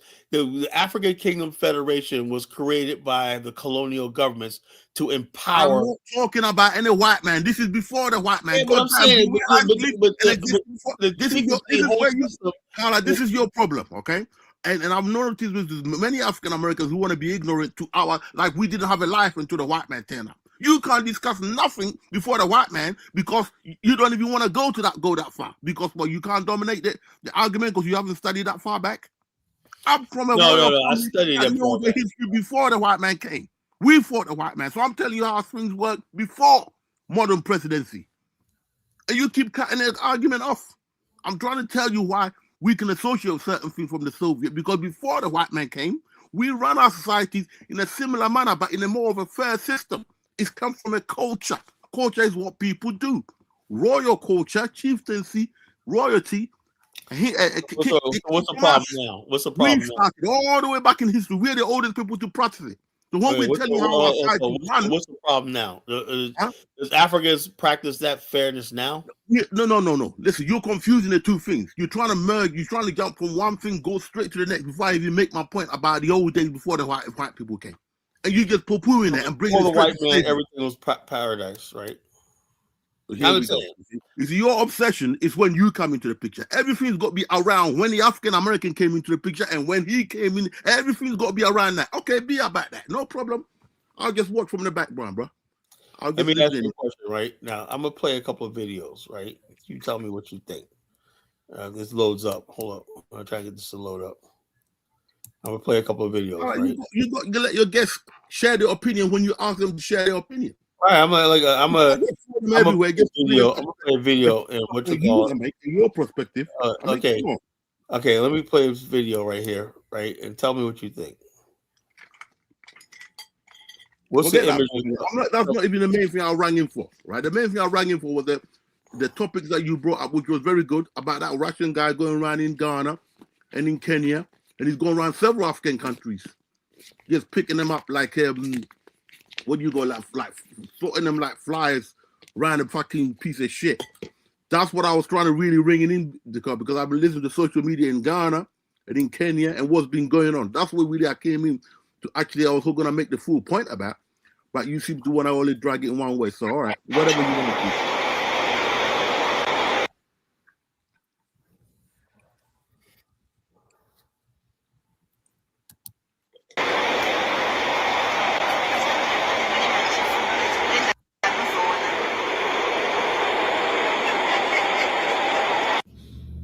I believe those are Zimbabweans, because in the video that the place I saw it posted, it was referencing Zimbabwe.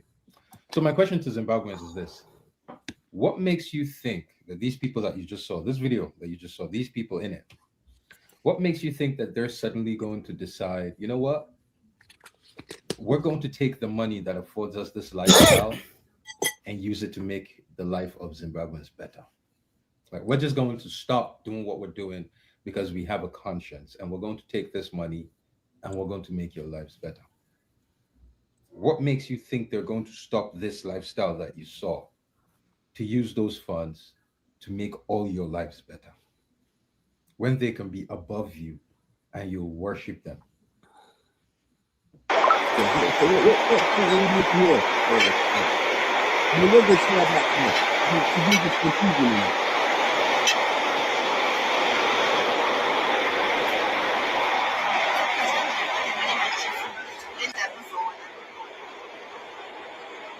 I don't know a whole lot, Lewis, man, but when I see a couple of African guys on a plane with Europeans, there's something not quite right about that. You know, I don't know a whole lot, man, but there's something not quite right about that. Right. There are black people sitting on a plane and eating. What's the problem with that? No, these guys are eating. Look at the course meal they're eating on a fucking plane, you know? Yeah, come on. What's the problem? Well, you want to eat crap on the plane? I'm saying like this, Lewis, man.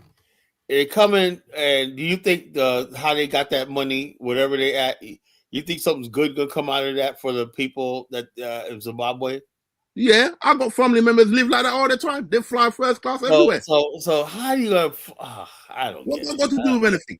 So I'm like this. How do you? Okay, let me play another video. Didn't you? Hang on a minute. Didn't you say you got the richest black people living in America? But that's America. That's America. Yeah, so what? You can't be rich in Africa? It's all right for the white man. Look, bro, I'm saying like this. I don't never see it translate to creating a black middle class in Africa. Bro, how do you think Dangote flies around the world? But hold up, but these guys aren't Dangote. Oh my God. So you want them to starve to show that they're doing something. These guys right here don't look like they're starving, man. You know, come on, you know. They ain't starving, but they work hard for their money. So how do you know that? How do you know that? How do you know? You think every black person stole money? I got family that live what I'm saying is this, you know, you think that's I got family that live like this and they work for their money. They ain't stealing. I say where they make the money at in Ghana? Yes. Doing what? Insurance, banking. Come on. And I already told you about my family, so you don't even question me on that. Come on, Lewis. What do you mean, come on? Okay. I've Let's got say family that live better than 90% of African Americans. I'm telling you right now. You couldn't buy their lifestyle if you live 3 times over. I'm telling you. And you can check my family out. So I didn't even need to say nothing. This is nothing. I flew like this between Ghana and Cameroon. Just on a quick trip with my uncle. This ain't nothing. It's because you're not used to experiencing that. So when you see other I'm saying I am saying that nothing. if when I'm looking at every time I look at Zimbabwe, right? I could show you a video. Zimbabwe is not a poor nation. Huh? Zimbabwe is a victim of racism from wicked white people. That's all they are. Zimbabwe got themselves free, and the white man don't like it. So you think these guys are working for the white man, or are they working for the black? They're working for Zimbabwe. Zimbabwe's been on. But there's white people on this plane. There's white people flying this plane. They're flying white people on this plane. Yeah, because they're paying them to fly them. They can afford to pay white people to fly them. No. They're on the white man's plane as guests. My friend, if that was Ian Smith sitting down eating, you would have no problem. But because it's black people in Africa, you got a problem. No, I ain't saying that, Lewis, man. It's an unfair. Well, then, come on, bro. What's the point of you showing that? Come on, the show. Let's finish watching. These guys are eating good. I believe those are Zimbabweans, because in the video that the place. Well, we had enough of this video. Listen, their ancestors fought in the Bush War a couple of years ago. So if they want to live fat, let them live fat. You think they fought that war so they can starve? They're not cowards like South Africans. They fought for their shit. So let them eat it. Yeah, well, the whole thing is, but how is Zimbabwe getting better? Zimbabwe is improved a lot. It's come a long way. Right now, Zimbabwe is so strong, you can't shake them. Nobody, you know how far that country was pushed down to the ground? Especially when Obama was there. Obama was there. Why so many Zimbabweans, my friend? Why so many illegal Zimbabweans in South Africa right now? That's because the ordinary person can get quick, easy work in South Africa. Okay, they have to run it from the ground up, and they're doing that. They're doing very well, actually. Zimbabwe's got their act together. They're not struggling with going to the shopping with loads of pounds and all that. No, the economy is picked up. Despite all that the West try to do, they're like the Russians of of Africa. They pick themselves up by themselves, despite all their stupid sanctions. That was racism put against them. Okay, and that stupid Obama even compounded it, show his white side that he's loyal to the white. Zimbabwe are warriors. They fought hard. Things ain't perfect, but they fought hard. Only about 2-3 days ago, that Fox newsreader, what's his name? The former Fox newsreader, the all-white American guy. If you can remember his name, Tucker Carlson, trying to ask, you should pull this one up. He tried to ask the Zimbabwean leader, Mamangwai, some stupid question. And the Mamangwa sat there with the Zimbabwe flag around his neck. And Mamangwa fought in the Zimbabwe Bush Wars. And he told Tucker Carlson to stick it up his ass in a nice way. That's the sort of Zimbabwean I like. Okay? Now, some going to be greedy, look out for themselves. But I live here over Zimbabwe. He's gone back to Zimbabwe for the last 3 weeks. He'll be back next week. He's building a farm. He's got a yard already picked up, everything. Okay, I know Zimbabweans are fighters. So I don't give a damn if they want to live fat. They fought their Bush War for fight, to live fat. You picked up the gun and got rid of a white man yet? They did. I just know. Let me ask you a question. Go ahead. What do you think about this Russian guy that's in Ghana right now molesting Ghanaian women? He's not molesting Ghanaian women. Them Ghanaian women are stupid. They see a white man, they will bow down and worship. They got an image of a white man. They got an image of a white man in the church. Why does that walk around with a camera and kind of messing with because he's a bloody, what they call it, a creep. And he's filming his sexual escapade and putting it online. Now the Ghanaian government. Where's the Ghanaian let me finish. The Ghanaian CID and the detective are looking out for him. They put out a thing on Interpol. And they're after the guy. I think they've caught him in somewhere in Asia, one of the Asian countries, and he's been held up or something like that. Okay, the Ghanaians are working on it. Okay, but I'm glad it's happened because it will expose the government and how low some of these women living in Accra are. There was one woman, she had 4 kids with her, left the kids next to her fucking neighbor and went and saw this stupid Russian guy. Now, the interesting thing is he walked up to two pretty girls, and they were driving a Jaguar, the latest Jag, sports, everything, two-door, like the one I'm telling my uncle got, but a modern one. And these two girls looked at him like, what the hell are you going? They just told him to F off. Okay? That's the difference between those that's got money and those that ain't got nothing. Okay? Them girls in the city all walking around and all that. Money, them girls weren't pretty anyway. I mean, most of the girls he picked up were dogs. But unfortunately, from Ghana to Nairobi, our women have become so cheap because they're worshiping white. They're looking at white Jesus. Okay? They are bloody bowing down to anything white. Okay, and you know that same trace bullshit goes to our brothers and sisters abroad. It's just that they're a bit more tough on the edges. No, well, dude, a white boy always around like that, man. That dude will be dead. I know that, right? Something like that dude be dead. You know. What I'm telling you, this is the situation in Africa, and if my history is right, even in our Ashanti women, when we were fighting the Ashanti war, some of the Ashanti women are going in there and instead of telling us what's happening there as spies, they were giving it to them white soldiers, helping them escape. This is our history. Black women always been loose like that. It's not start today. I'm just glad that white man is exposing it today. Oh, it's a real sad situation, man. It's sad. It's a sad situation, but that's where we are. This should teach Africans now why they have to industrialize. They have to get their society strong, because if we don't do that, we're going to be slaves forever to this white man. They worked it out that way. That's how it's so important we industrialize. If you become an African leader and you don't have an industrialization plan, my whole thing is the so-called expat community is more concerned about paying $3,000 for a damn visa. I mean, passport. Yes. That's all they're looking at when they see this white man. That's all they're looking at. That's where we are as black people, especially our women.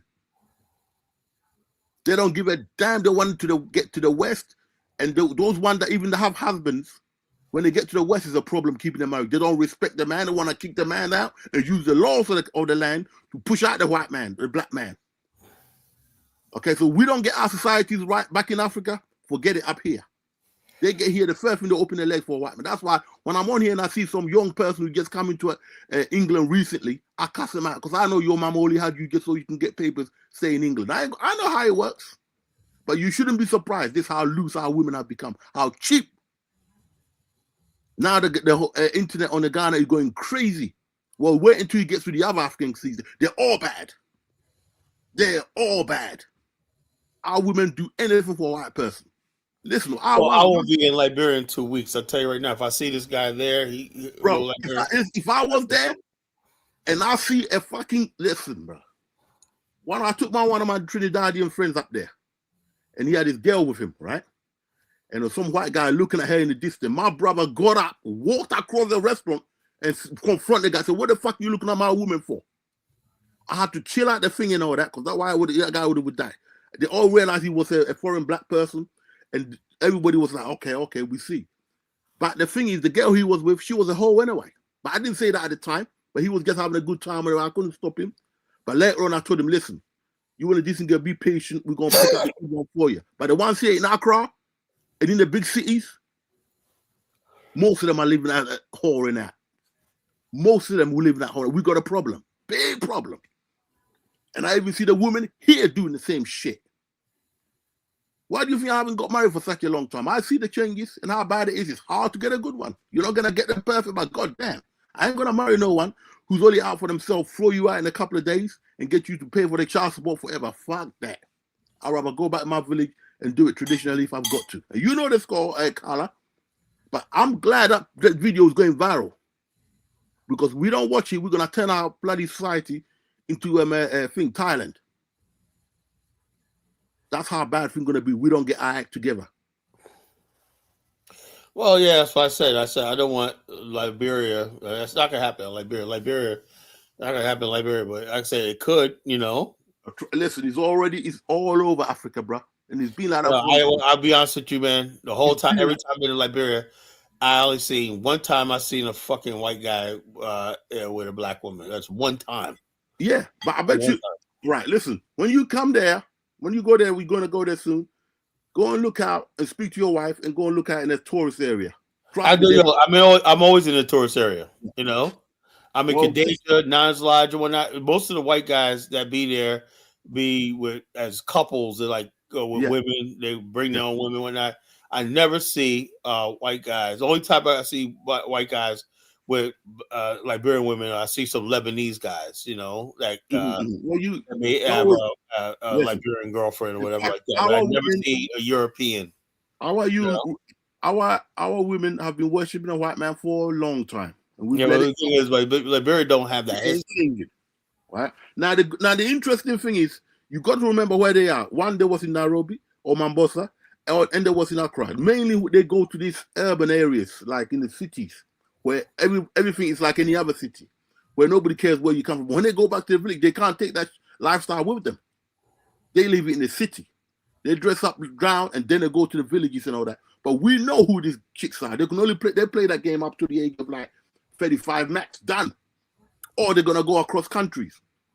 But most of these women are all walking around. This minute they see a white man, that's like an angel coming down from heaven. That's why if I was president tomorrow, that image of Jesus as a white man, that will be taken, it will be banned. That was the first thing the white man put in place. And we're suffering from it up to now. And they get to the women first. And then it fucks up outside all the way through. That's why that picture, we in the Hebrew Israelite movement, we want to get rid of that picture. I'm going to be putting something in Parliament when I get to Ghana. That image has got to go. That's not biblical. And so long as we got that, this is what our women are going to bring our children up to be. There was a story in that same clip that you've been watching, right? Where one guy pulled up, okay? One woman turned him down, right? She walked into the cab. She gets into a cab, and the taxi driver goes, "Hey, you don't want a white man?" And the woman just says, "Move, carry on," because she was already engaged. And she drove off. But this is the attitude of our people. This is the colonialism that's been locked in. And our women are easily targeted. Very sad.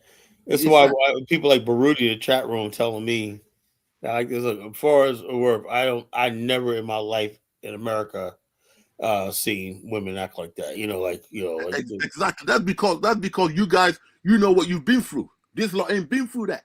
So when someone like Nkrumah comes on and gives them, they'll get mad. And so they'll kill me if they saw my attitude, unless they know what my background in that. If I go to Accra and I start, they'll be against me, because the people in Accra, that's how they live. That's their ticket out. They see that as their meal ticket. This is the reality of it. They see that as they see a white man, they see their meal ticket, and this guy ain't even got money. So one of the guys was calling him Brony Pete. You know what I mean? He's a black man. He's a white man, but he's not even a proper white man. Like, he's a poor white man from Russia. He don't even speak good English. The Ghanaian spoke better English than him. All he done was say, "Hello, how are you? My name is this. Come with me," and they followed him. That's the biggest joke on YouTube, because they don't give the Ghanaian men 2 minutes. But the white man turns up, they're shocked. They're like, "Whoa, we doing all this just to get to this woman? We're paying this and playing that for, and then we're gonna go to the village and perform, but they're just opening up to these white people because they're white." That's the conversation going on there. But let's leave God do his work. Okay? Let's just watch it, because trust me, this thing is going so viral, it's gone right up to the president. So let's just see what happens. The minute Interpol gets involved and Ghana CID gets involved, that means you know they're actually on it, because it's an embarrassing thing. But it's not just happening. He didn't do that. That was recorded about a year ago, Carla. So that ain't even new. So now all the women that were in that thing, because I'll tell you a little thing as well, what you're forgetting, Carla. You know what he was doing? When you go to his platform, he's got a thing on X or whatever, you can go to and see the basic chats. But he's got another one where you pay £5 or $5 and you get to see him having sex with them. That's where the action. I haven't seen none of that, but from the guys in Ghana who reviewed it, and they're doing a review on it in our Tree language, and the Kenyans. This guy was going in the Philippines, he's going over Asia doing that. Over. So now, who invited him to Africa? That's what I like to know. He came in on that. Thank you. One of our former diplomats have made a comment on X that someone who gave him the stamp, that guy would have been checked out from when he made the application to come to Ghana from back then. So someone's not doing their work. So they're looking into that as well. But the thing is, he's been doing this for a few years. So there should have been a record of him easily. Is the guy still in Ghana right now? No. He left. He's in hiding now. He left and went to another country, but I think he went to Asian country, right? But the Asian countries have managed to get hold of him and who he is. They've tracked him down because he's got big social following. He makes his money putting that porno thing. Yeah, so he actually filmed the actual encounter of him having sex and everything. The whole raw X-rated thing. Then that's where he makes his real money. And this is where some of them, there's about 6 of them women already facing marriage is done. There's one of them who was a married woman. It passed in a big church. As soon as he came out on social media, she's done. It is that bad. It's that big. And it's going mad viral because what he's done, if you're doing that, but you can't be putting your sexual escapade because the glasses he wears, he's got a camera in it. Yeah? Why is it that like DK said, the Ghanaians and the Kenyan dudes, how come they? I noticed the guys in Nigeria. Right, they didn't know until it came out.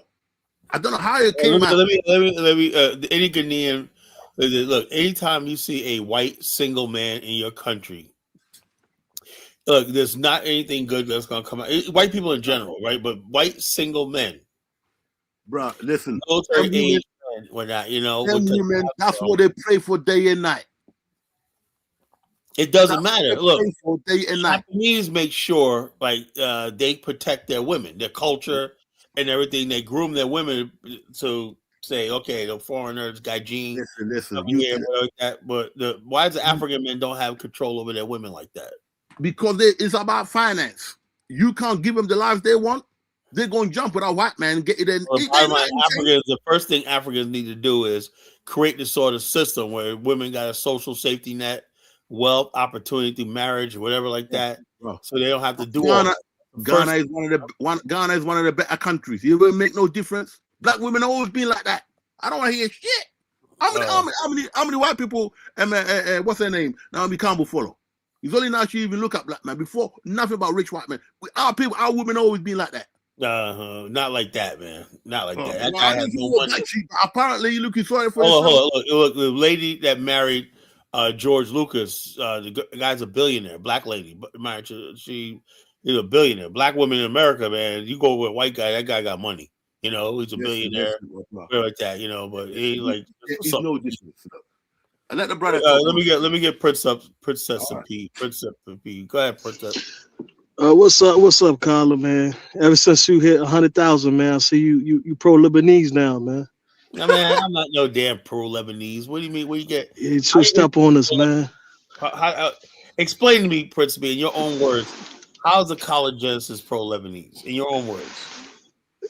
Well, you did it today in the show. You basically was applying like when you was talking about the Russia thing, right? The country, and you were talking about how they invited African Americans to come over. You didn't see that as a negative thing. You did it when you was talking about the plane thing, where you talk about the Zimbabwe people on the plane. You didn't see that.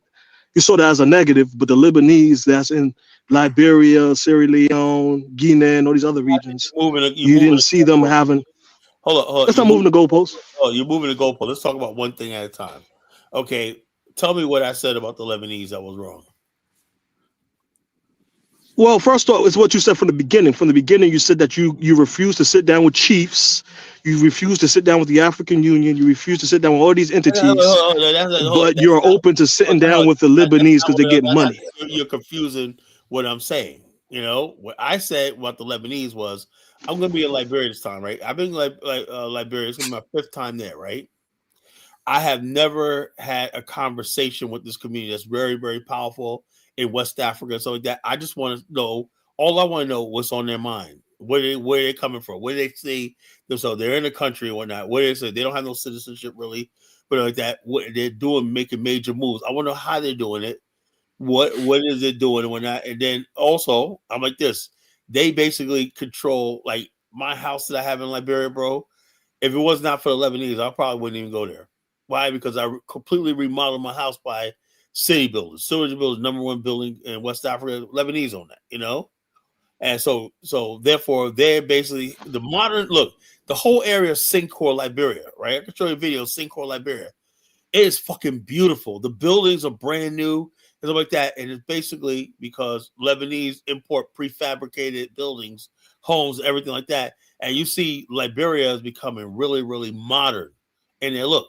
So I'm saying to myself, the Lebanese are here. They're doing major. They got freaking showroom car dealerships. And I'm saying to myself, they're doing a lot of good things. They got these nice stop and shop grocery stores all over the fucking place, right? And I'm like, well, they're doing something, right? So I just want to know what the hell are they doing, or who they're connected with, how they get done. And also, like I said, I plan on what I want to do is I want to bring African American businesses there to Liberia and build and whatnot. And so therefore I'm saying I'm gonna explore my options, because I can't sit there and keep fighting with certain native Liberians about the history of Liberia, right? I gotta move into Liberia and I gotta open my options up who I'm gonna do business with. Simple as that. There's nothing wrong with that. Yeah, so but why not sit with the Chiefs first? You saw the videos I sent you earlier about Ricky Rubio and we don't have Chiefs in Liberia, bro. We got rid of them. They have what senators? I talked to government officials. Are you trying to sit down with those? Look, bro, I know all the government officials. I'm gonna meet someone. I get over there. I did all that for years, right? And the bottom line has gotten me nothing, right? So the bottom line, this time, I'm gonna open my options up. I want to talk to the Indian community, the Lebanese community, and I want to talk to different types of Liberians, like from smaller tribes and everything like that might be doing something.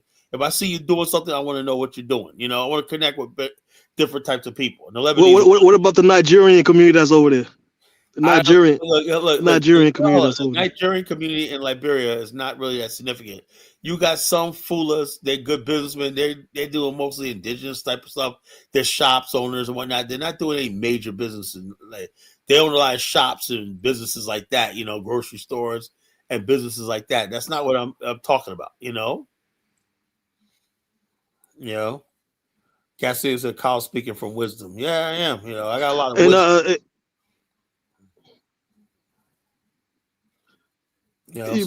Well, my thing is always that you got to do both. I never said that you shouldn't work with the Lebanese. My thing is if you're not going to touch down with I'm like this. The black leaders already there.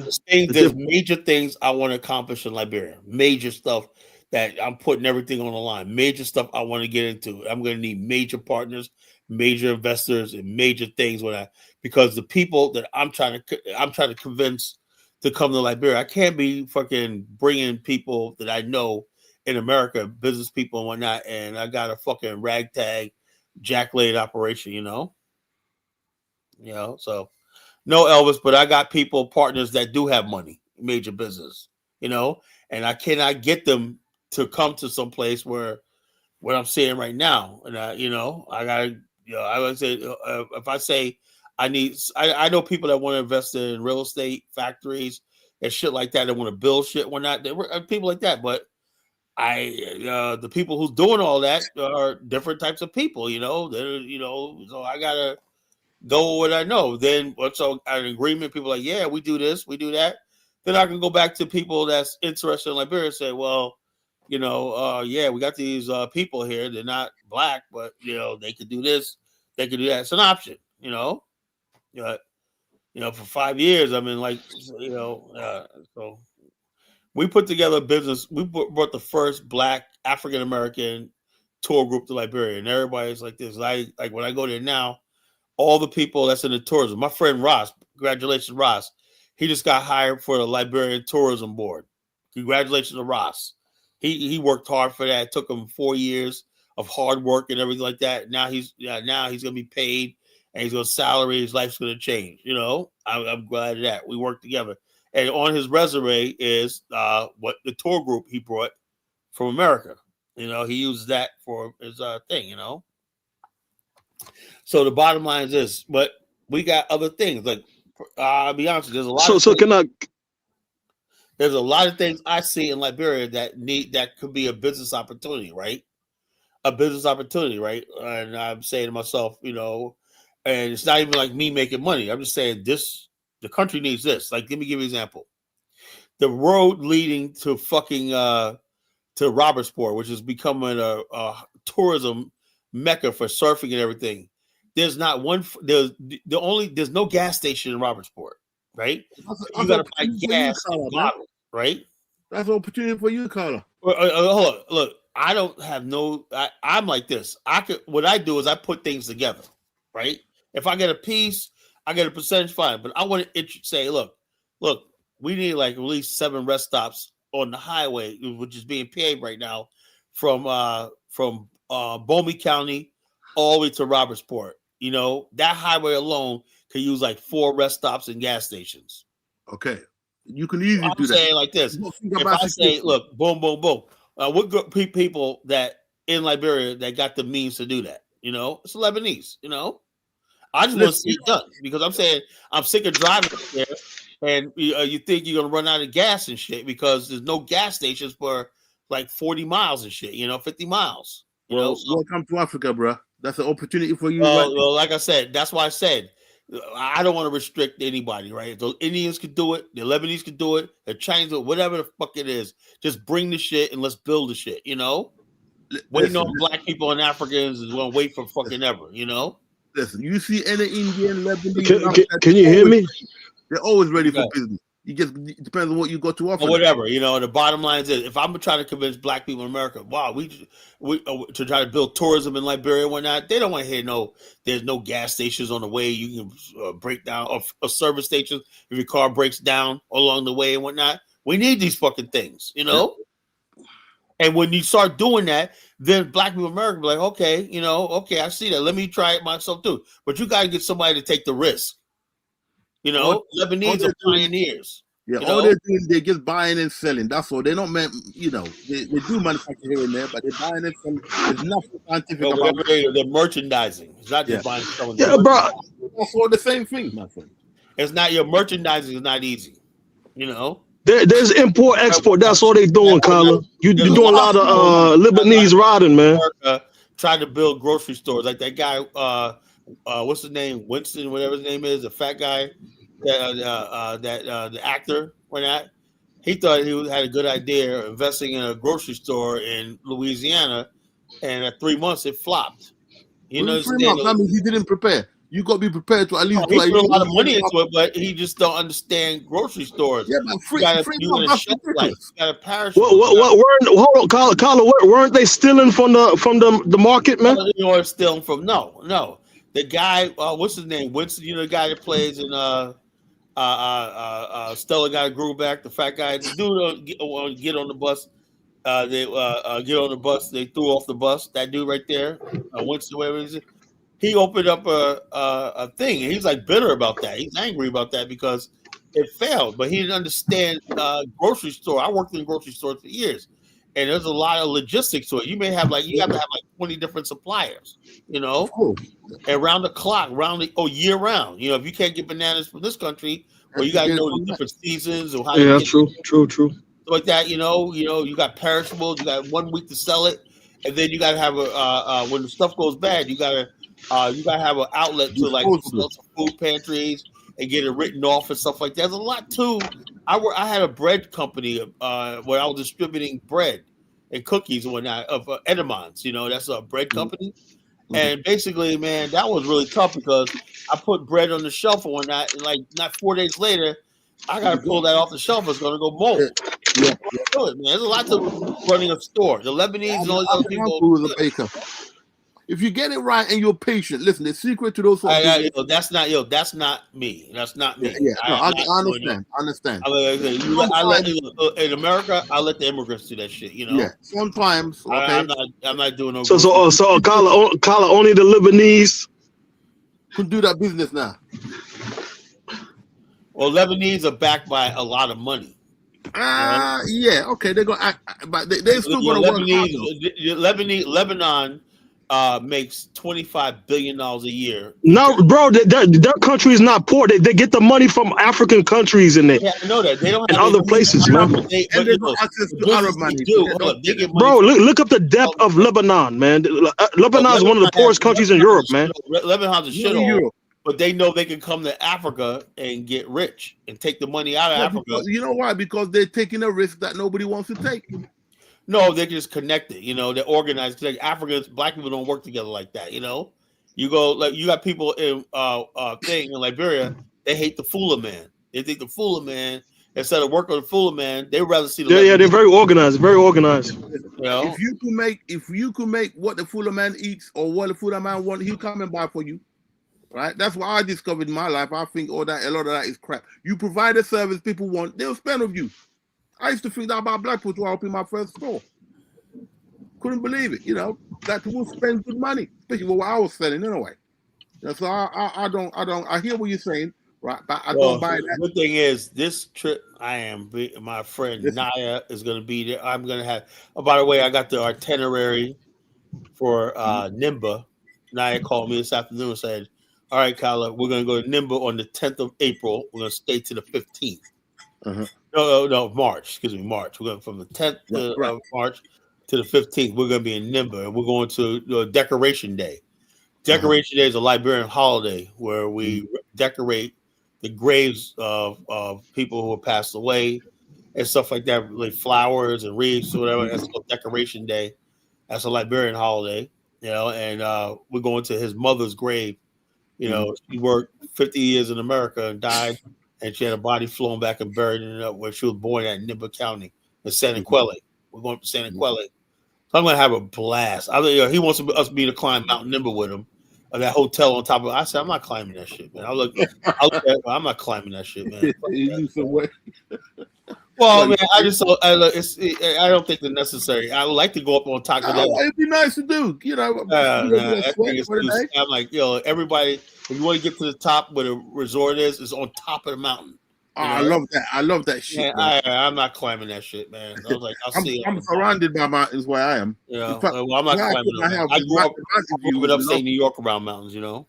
Yeah. Where I live, right, the mountain view. I built my house specifically the height so I can get a mountain view, man. Well, I love it when the rainy season you see the dew come down really low. Cars, you get. I love it. These Arabs and Europeans. But Carla, listen. What's your short-term to long-term situation in Liberia? Do you want to start a business and something? I mean, like I said, you have to. Me personally, I see a lot of opportunity there. Yeah, but I know I could only build the sort of business I want there if I had a community of black people from America there, a safe community. Right. We have to be there in numbers, you know. Carla, I want you to be realistic because that's going to take time. Look, until that happens, right? No, I'm not doing anything. Okay. All right. What? I don't want to ask you a personal thing, but in terms of, say for instance, I mean, your wife is there. She got a job, right? Or you sustain? Look, I'm gonna set her up with her own business. That's it. That's what I'm talking about. We had a business there before, right? And also, I'm gonna let her run I'm gonna let her join the organization I got there, and also I'm gonna be doing a lot of stuff like that. You know, the Association of African Americans of Liberia, right? My goal is to short term is to get an office there, you know, and start conducting meetings, stuff like that.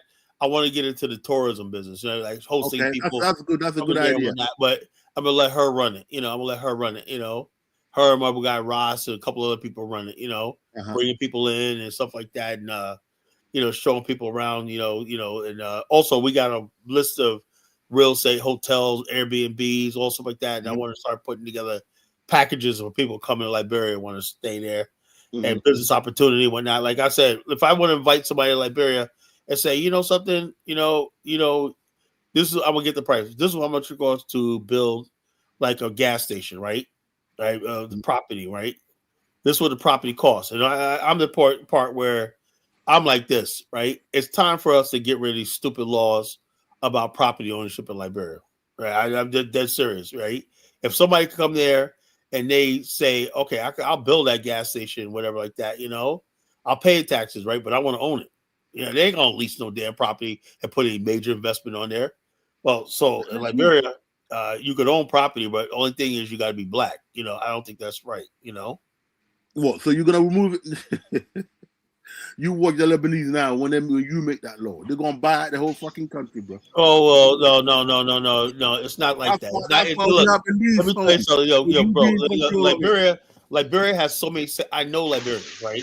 That's not gonna happen. First of all, most properties in Liberia are owned by Liberians, right? And Lebanese lease.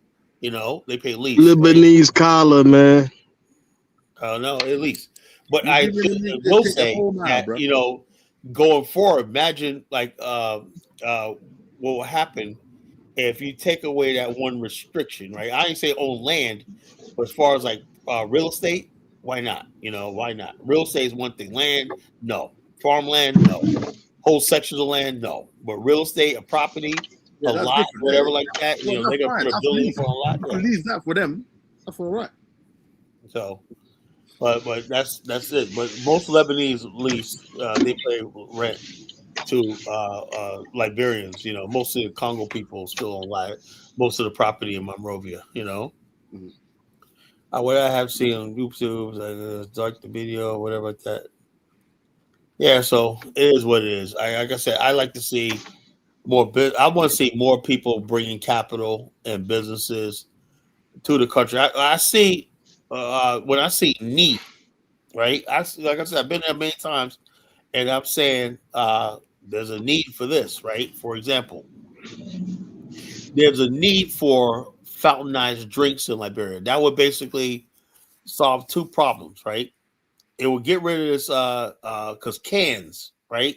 If you have restaurants that have cans add to the trash. You And so can use therefore, if you have fountain drinks and everything like that instead of cans, that's one problem solved. And also the restaurants could actually make more money with fountain drinks than they can with cans, selling can sodas because they're difficult to stock and buy and they add a lot of cost. Mhm.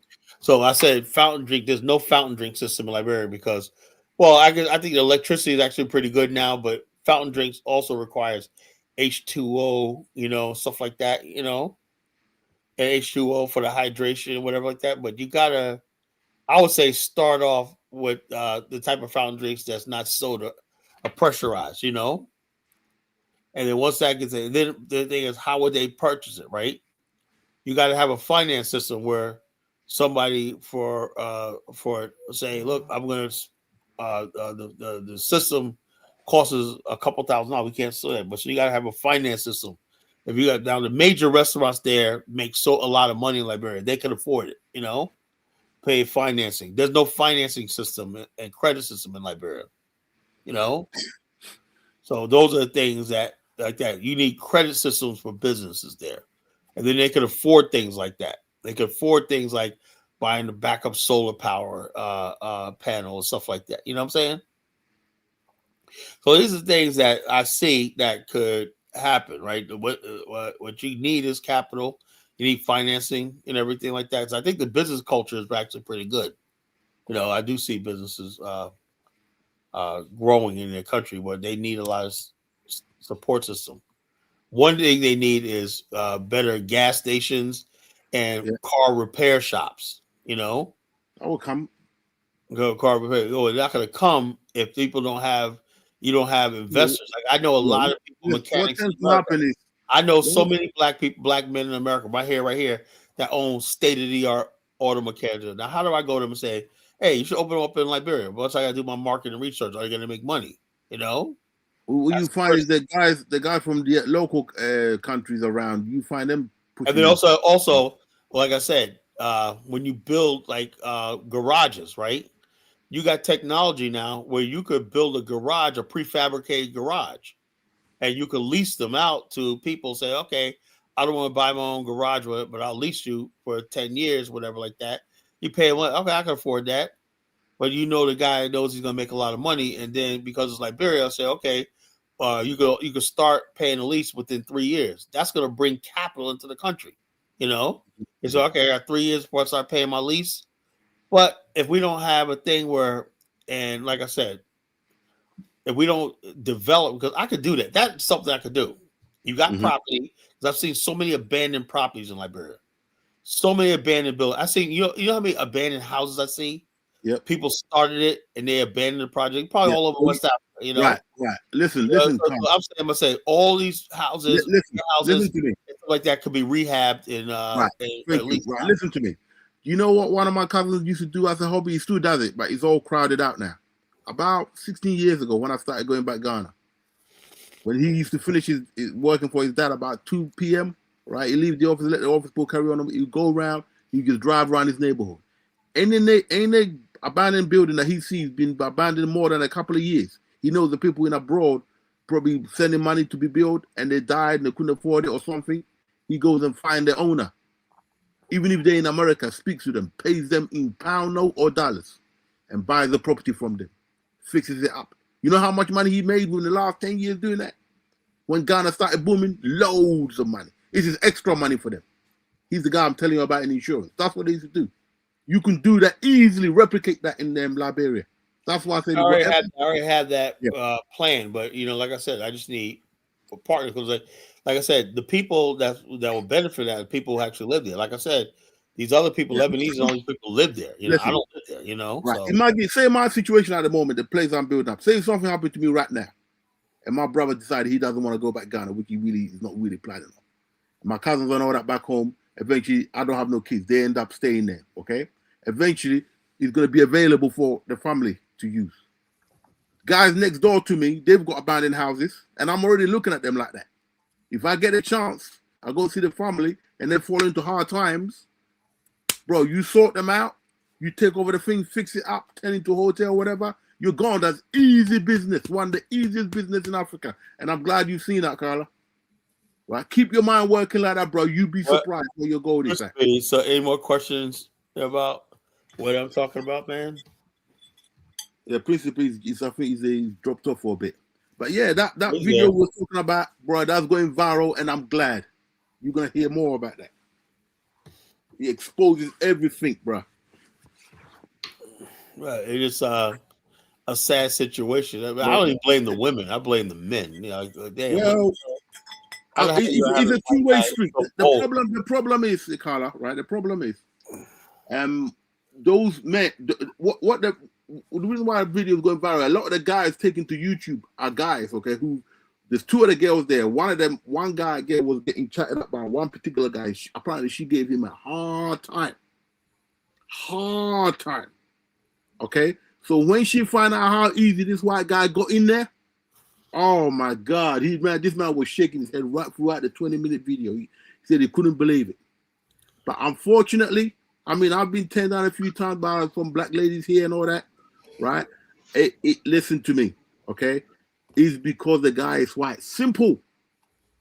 He ain't even a rich man. Hold on. Can I say something? Can y'all hear me? Yeah, go ahead, brother. We're waiting for you. Yeah, but you don't think that same concept happened with the men there, and the same concept happened in Europe with the black males that go there? Not quite like that. I hear what you're saying, but not quite like that. Listen to me, bro. All right. That comes with tourism. You don't think that comes with tourism? That the sellout type people are going to flock to the tourist areas? That happens in Haiti, Jamaica, Trinidad. Yeah, you have weak people, but this was just like literally the guy walk up to the person. You don't even speak English properly. Hi, I'm Russian. My name is Vladimir. How are you? How old are you? Okay, you want to come with me, and that's it. Listen, with different ages. Oh God, he's one of the best. Yeah, but there's a sellout type that once that person even arrived, they don't have to speak nothing. They don't have to do nothing. You have to do. They're gonna fold and bow to those people. That be happening here in America. Right. That happens here in America, where there's certain women and even certain men. Thank you. Listen, there are black people. Let me tell you, one time I never forget this experience. I went outside of London. Okay, I was there, see my sister. And I got bored. I said, I'm going to pop out to this nightclub. I went out one night, all white people. I see one black sister sitting down on the stairs looking distraught, like someone's robbed her or something. I went there to quickly say, hello, you doing all right? Bro, this woman barked at me like I'd never been barked at before. She was so offended that a black man came up to her, trying to comfort her and find out what's wrong. That was one of the worst experiences I ever had in my life. I had to walk away quietly in front of all these white people feeling ashamed. I know through our history that some of our people are born coons.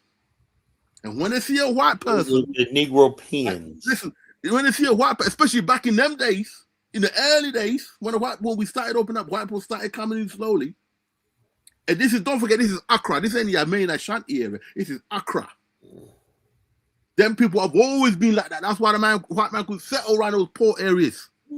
We've got people like that. Most of the people in Africa, they were like that. It's only a few of us that fought.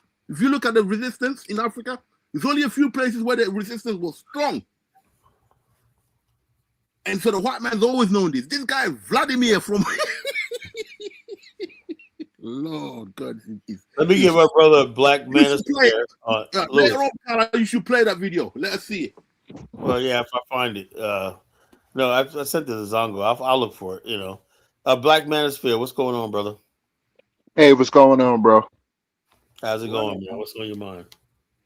Not much. Just trying to see what the topics are, is what we were discussing.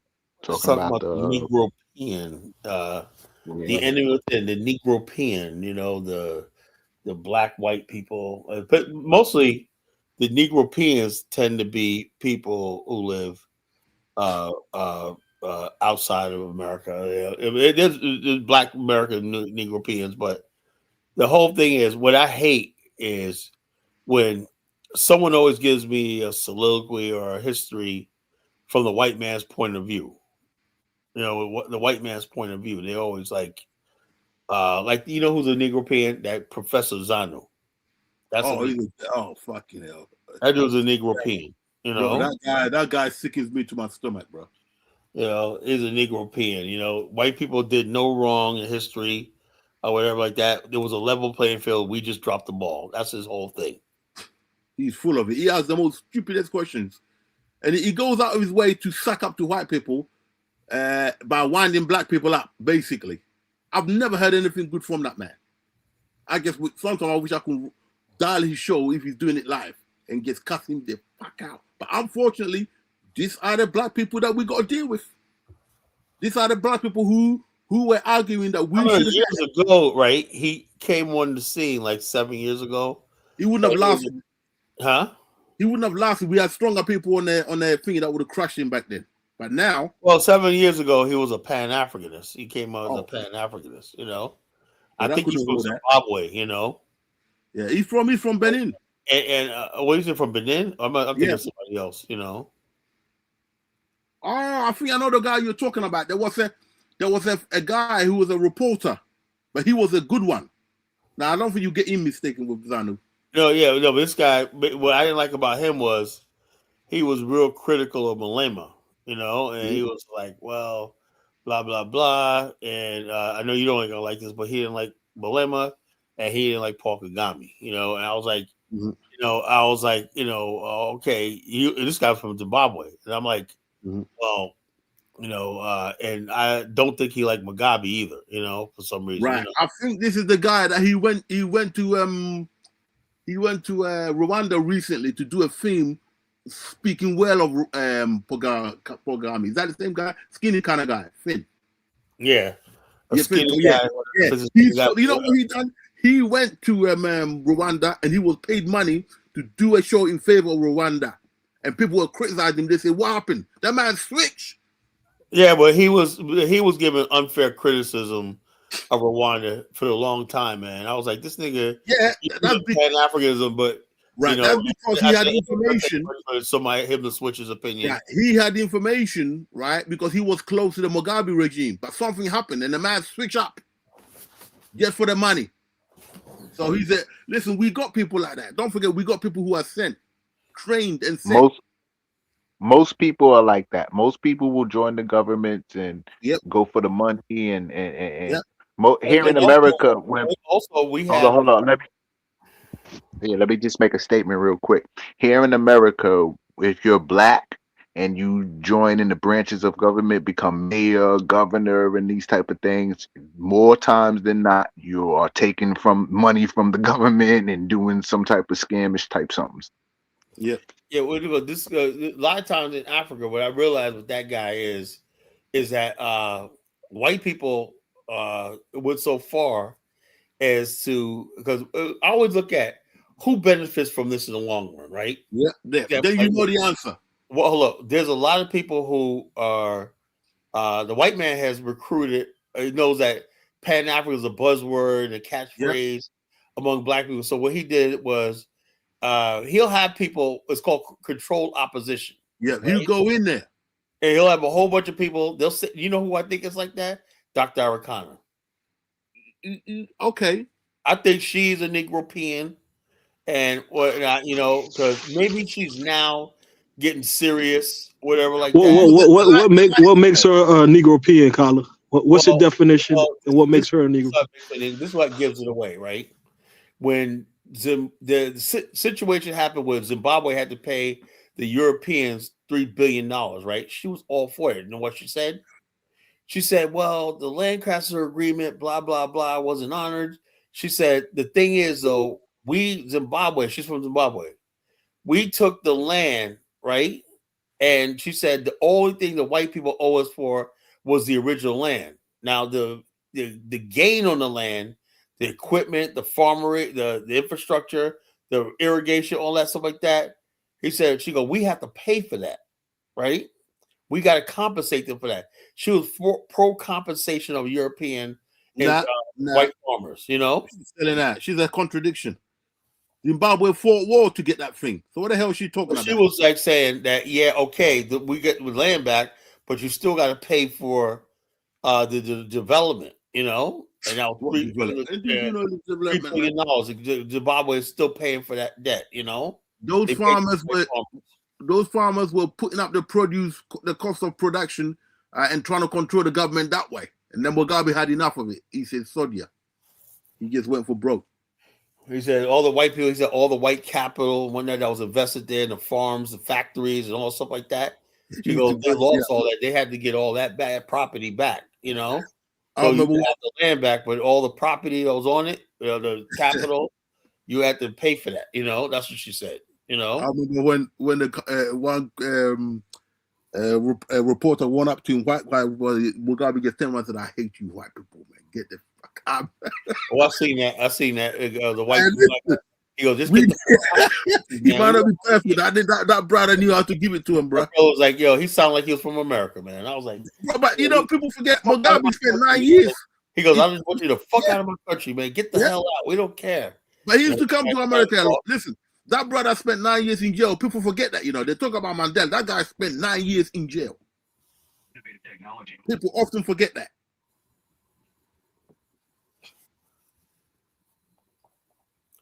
It is what it is. So then again, Prince B, then every time you hear Dr. Arcana talk, she always talks about colonialism, right?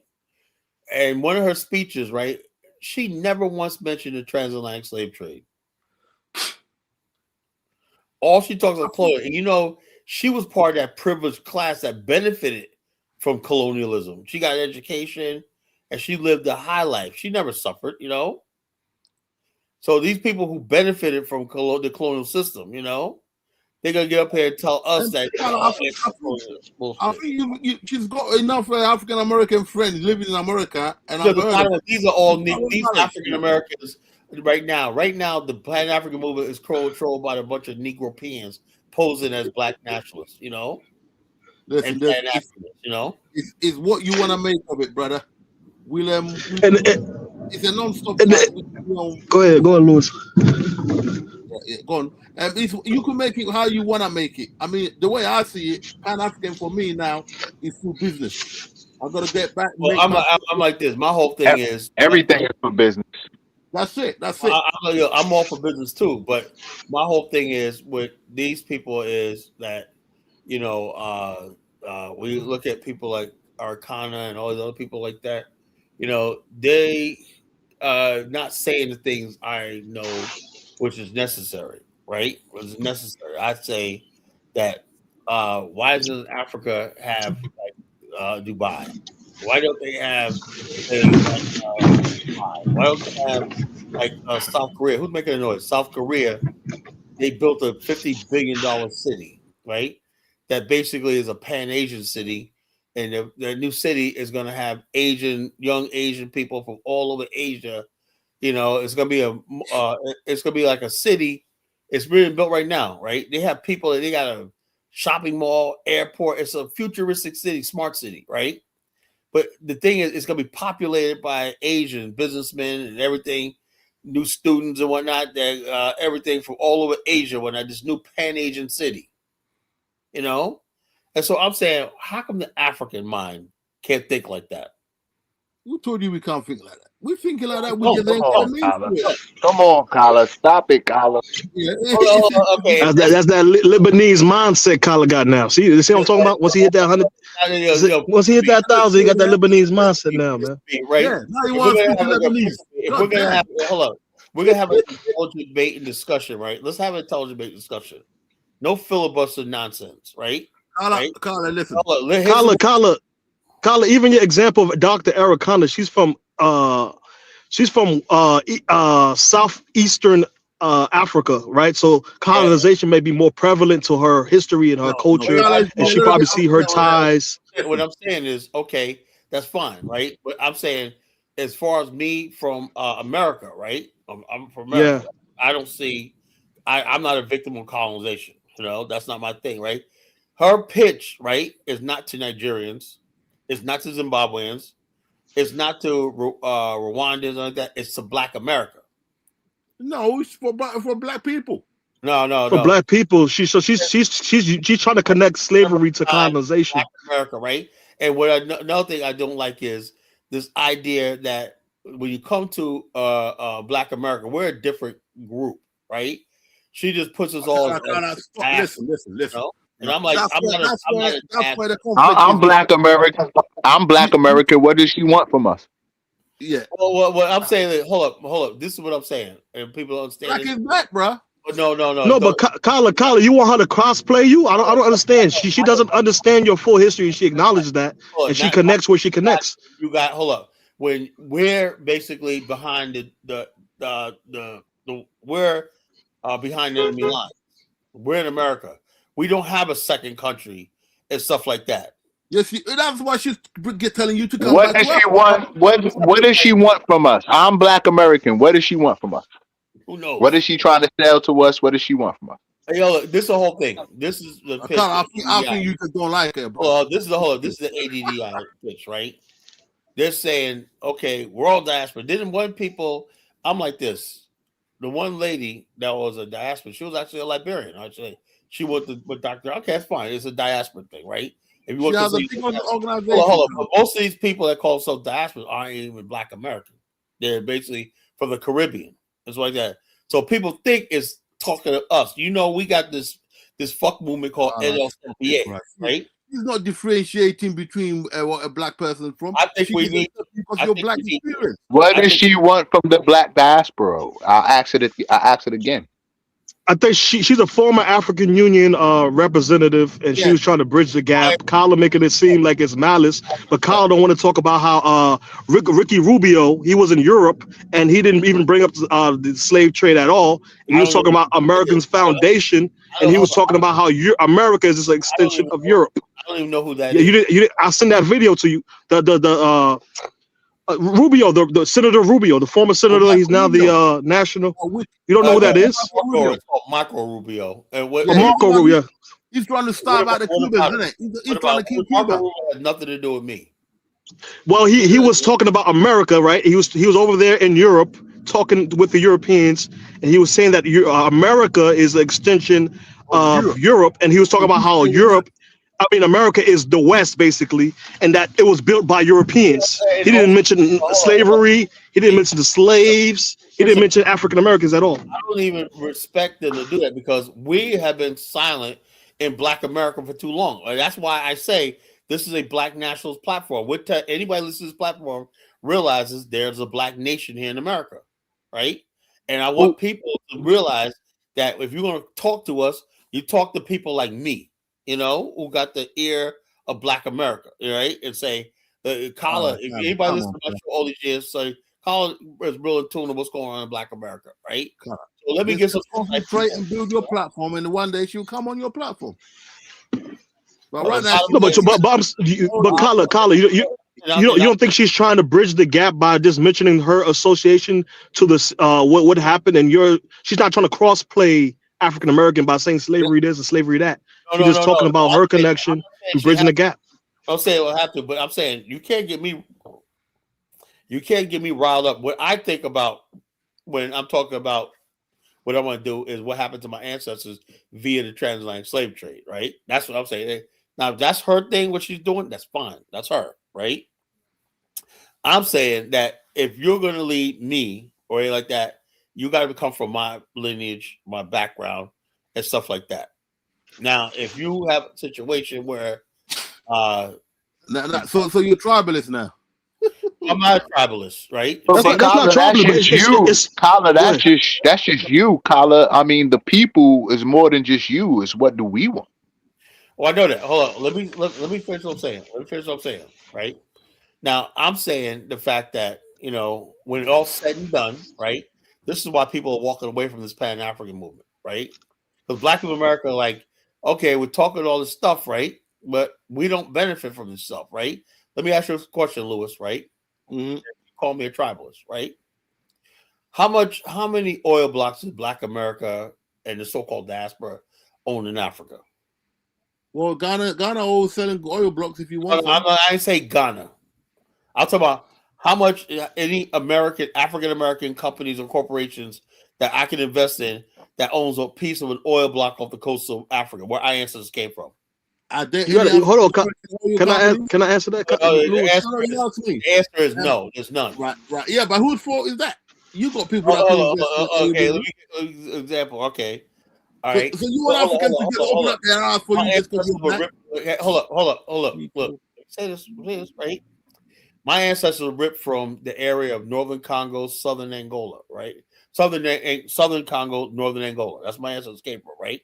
Okay. The government of the Congo, DR Congo, is about to give that whole territory over to Donald Trump in the United States. They're gonna have U.S. military there, sucking out minerals and resources over my ancestral homeland.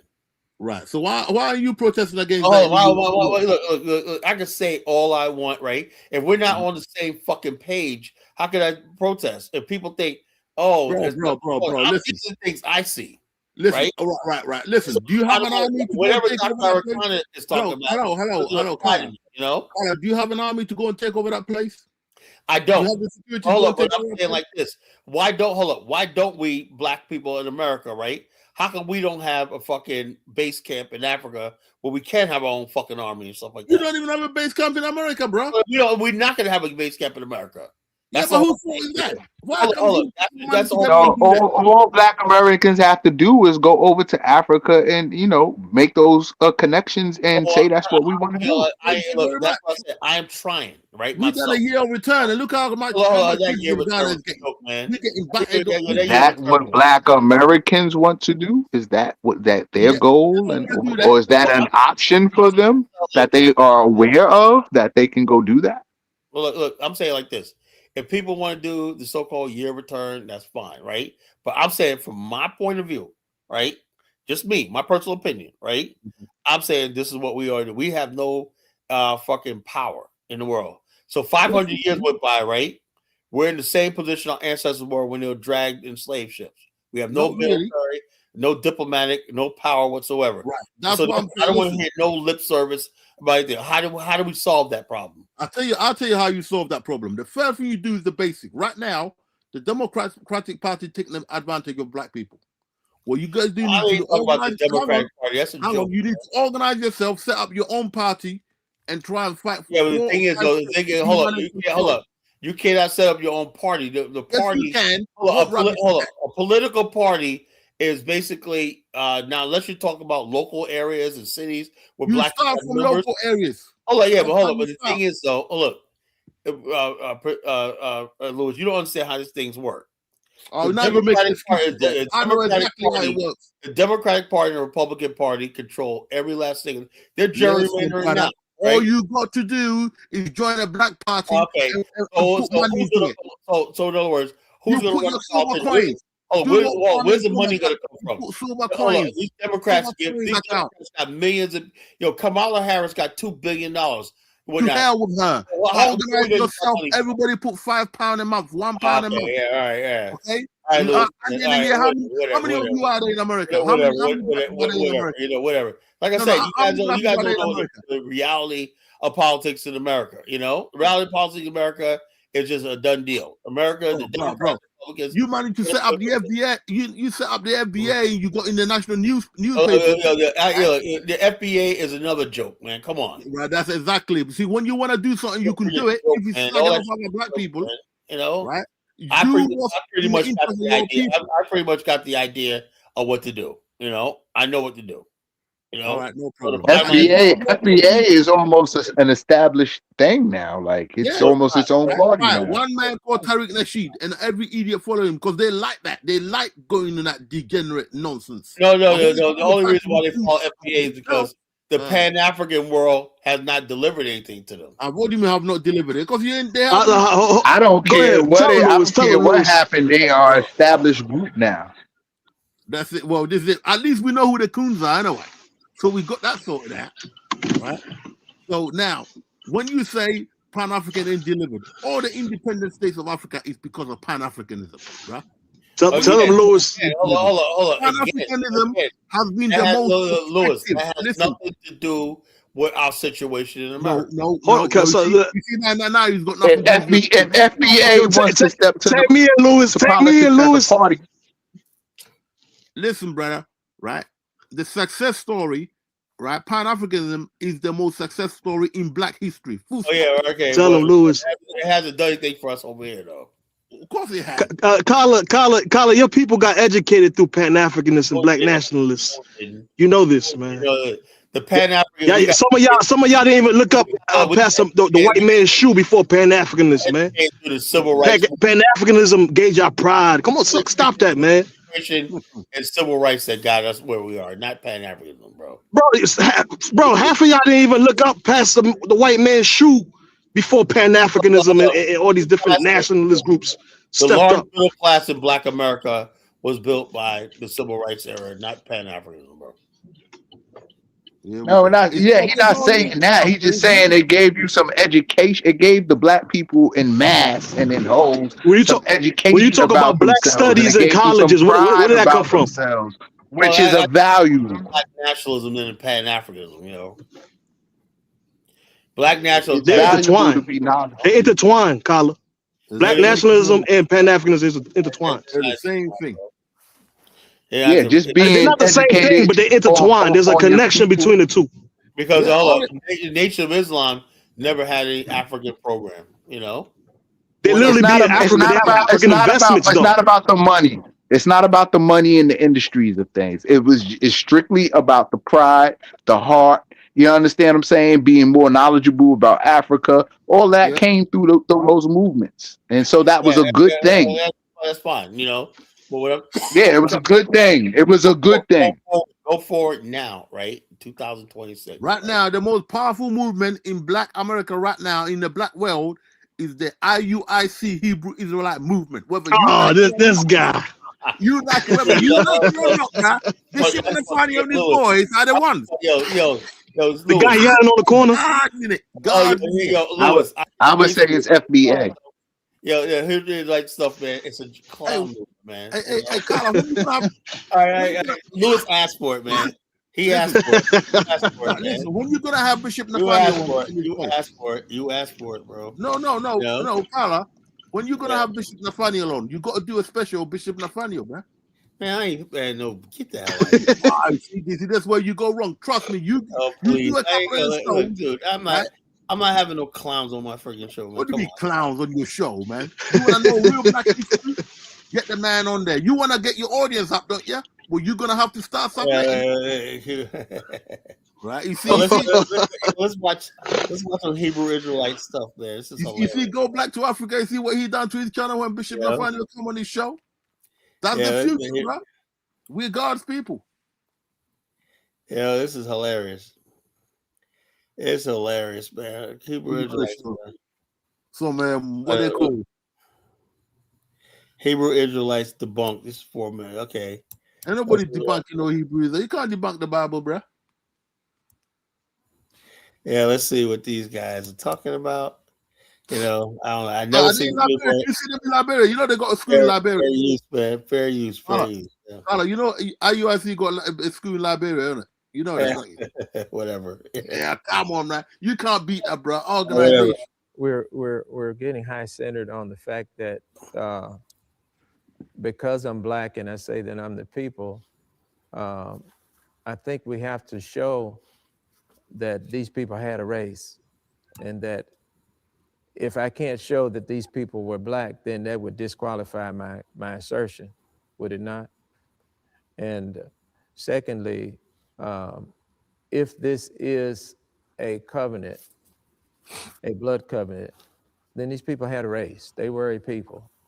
And my real concern is if race is not an issue, why did they change it? Why did they change it? You know, when we see Yeshua having nappy hair and bronze feet, why is he now blonde hair and blue eyes? So my issue is if race is not the issue, why did they change it?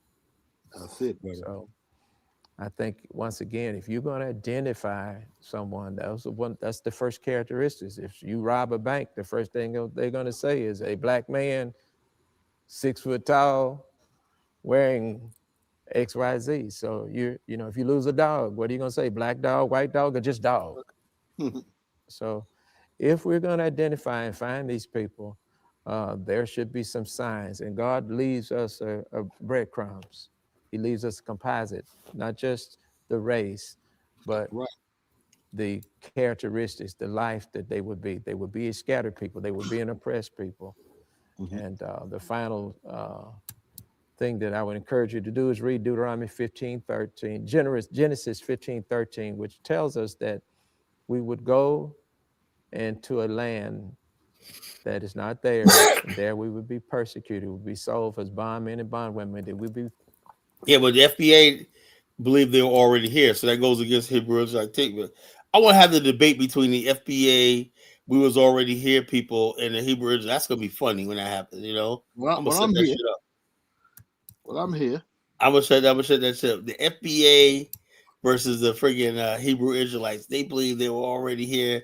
Hebrew Israelites saying that you were taken in bondage or whatnot. Yeah, and but the FBA said they weren't never enslaved. Those two are on different sides of the coin anyway. So one is a matter of faith. The other one is they just saying it just because they don't want to be African. You know. The one thing that is the future religion for black people, that's the only one that's going to unite us. Okay, our Messiah is going to come back and do away with the white man in the third war, which is the third world war, which is coming. Whether you like it or not, right? And Trump is going to set it off. Now, Lewis, man, are you one of these guys right here? Set it off. No, I'm not one of those freaking, was it GMS? Nah, man. GMS and them have a lot. Hold on, before you pay for yet another app to manage your team, let me introduce you to Connect to Me, the one platform that replaces all of these. Lewis. So when you look at Hebrew from that standpoint, which means to cross over, Abraham, he wasn't called Hebrew until Bereshit chapter 15, I believe, or 12. And that's Abraham. Real life.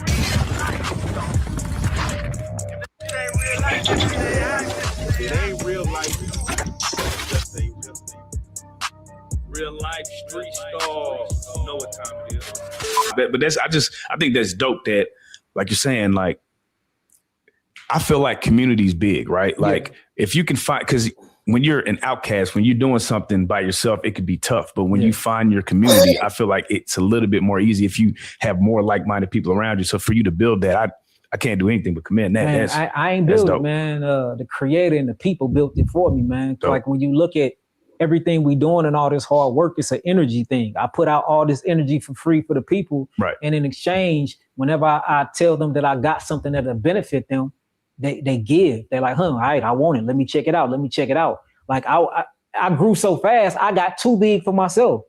I got too big. It was at one point, it took 4 months to get your order. 4 months. That's how busy we was, man. You know, and now I did get some scamming allegations for that. Yeah. It's a grift. This nigga's making money. You know, what is it? What is he selling? Listen, right? The church is definitely the church is not the place because they're not teaching the truth. Okay, the revelation for the people themselves is being revealed. That's why white people are shut off. For the first time, white people can't get in because the scriptures have been broken. The Lord is allowing his people, the Israelites, to understand the Bible now. Okay, which means that the curses are being lifted off. But before the end comes, the man of sin must be revealed. The sins of the white man is being revealed. Even when we was talking earlier about that But Russian, they've been saying the same thing for 50 years, man. The yeah, white but man, we're seeing it now. We the wasn't seeing white it man's still running shit. The yeah, the motherfucker just grabbed Greenland. He's He gonna be grabbed, running. he grabbed Somaliland. You're He right. grabbed Right. the Listen, Panama Canal. He's listen. grabbing the Congo. Whatnot. Right. When are you guys gonna Right. stop this motherfucker? Right. You know? Listen, he's gonna do that, okay, until the very end. He ain't gonna give it up. Lewis, man, that means we can't sit around waiting. You guys ain't got no plan, man. You Yes, know? we have. The plan has already been played. So sit around waiting for the white man to take over Right. everything. No, listen, this is the plan. This is the plan. We get certain liberties until the Lord comes back. You can have liberties. Like so you believe that God's gonna part the sky and whatnot, and you're gonna float up. Oh, you're damn right. You're damn right. The UFOs. When so you're gonna be floating up on a UFO. Come on, right? Listen. God's gonna listen. The chariots are the UFOs, okay? When they crack the sky during the middle of the Third World War, that's when our Lord shows up. Okay? That's when our Lord shows up. But your place is he gonna look like this guy in the picture? Listen, your place in America is gonna go up in flames, bro. Yeah, let me ask Principe. Nuclear bomb. What do you think about this, right? Are you gonna be taken up in a rapture with the Hebrew Israelite God, man?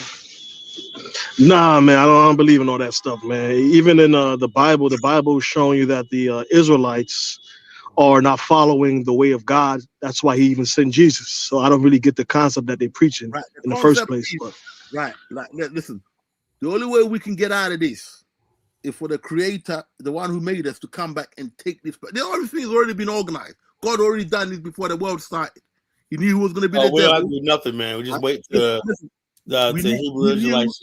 He knew who was going to be the devil. He knew who was going to be the white man. He knew going to be what. He knew all that. It's already played out. We're already working out. For you to know it, you got to follow the scriptures in the right teaching. So hold on. Even in the Bible, God is shocked when Adam and Eve tell him he's naked. So if he knew, that contradict what the Bible is saying. But so I don't really like a lot of stuff the Israelites say doesn't make sense. You know, so I don't really.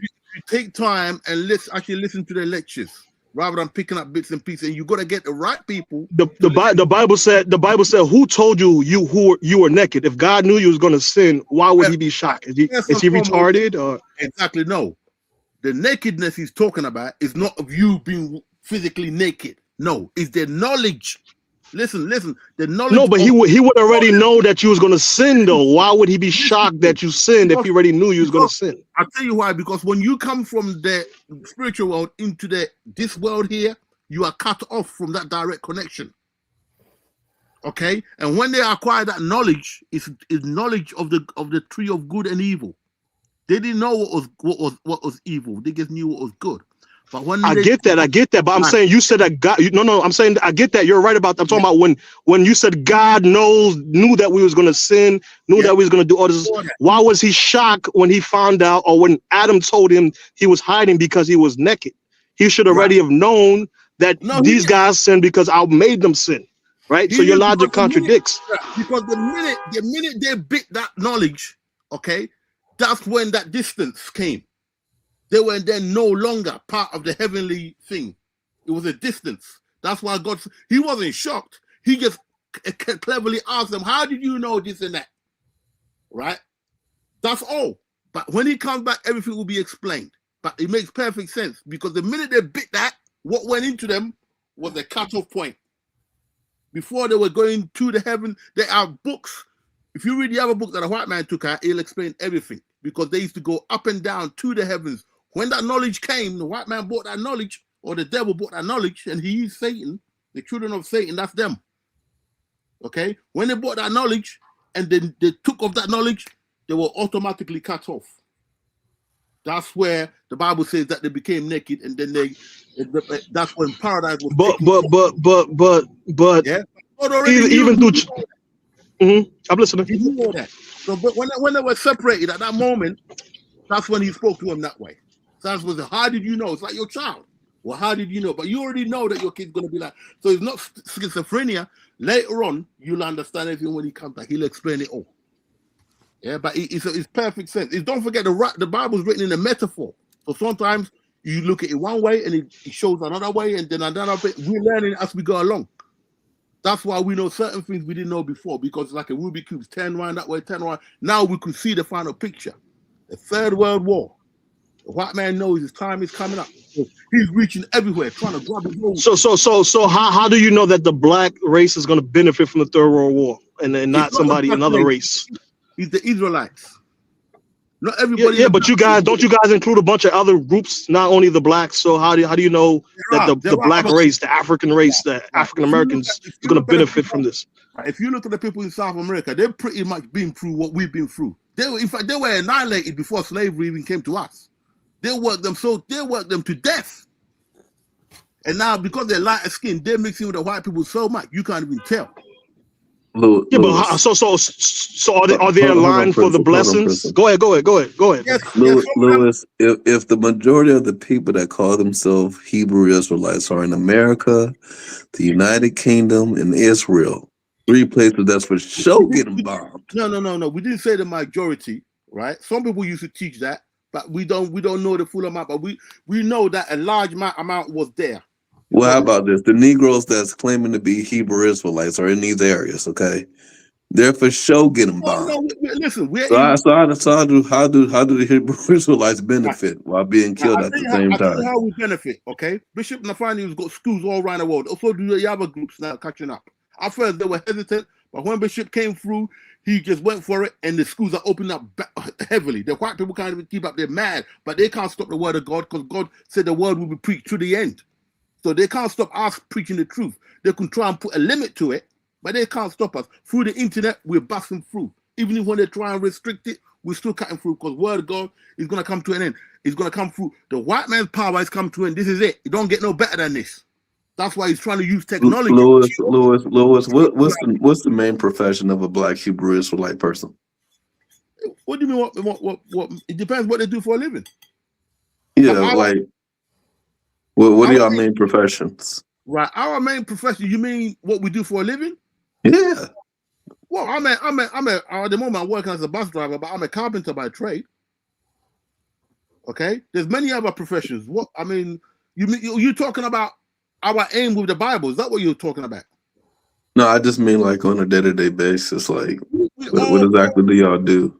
Let's just say, for example, all the white people were removed from the planet, and it was only black people left. Are we going to have the same living standards, or are we just going to sink?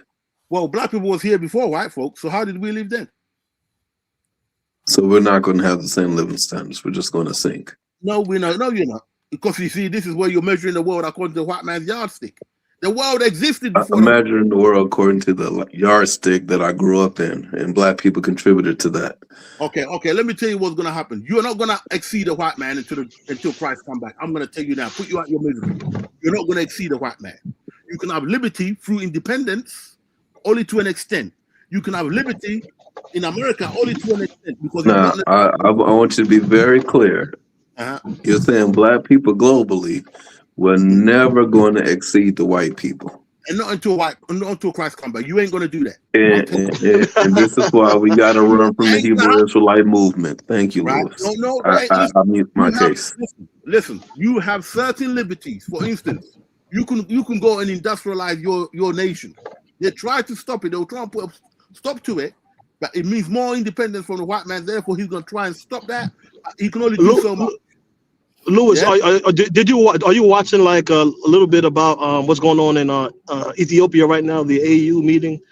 I've been watching Italian. Go ahead, bro. Yeah, I've got to catch up. I haven't watched it. I saw it 2 days ago when the Ghana president was making his speech about the and at the moment he's on a good cause at the moment. Apart from the cocoa price, a bit of a problem, but he's on a good cause. Ethiopia is doing quite well. I'm watching to see what's going to happen.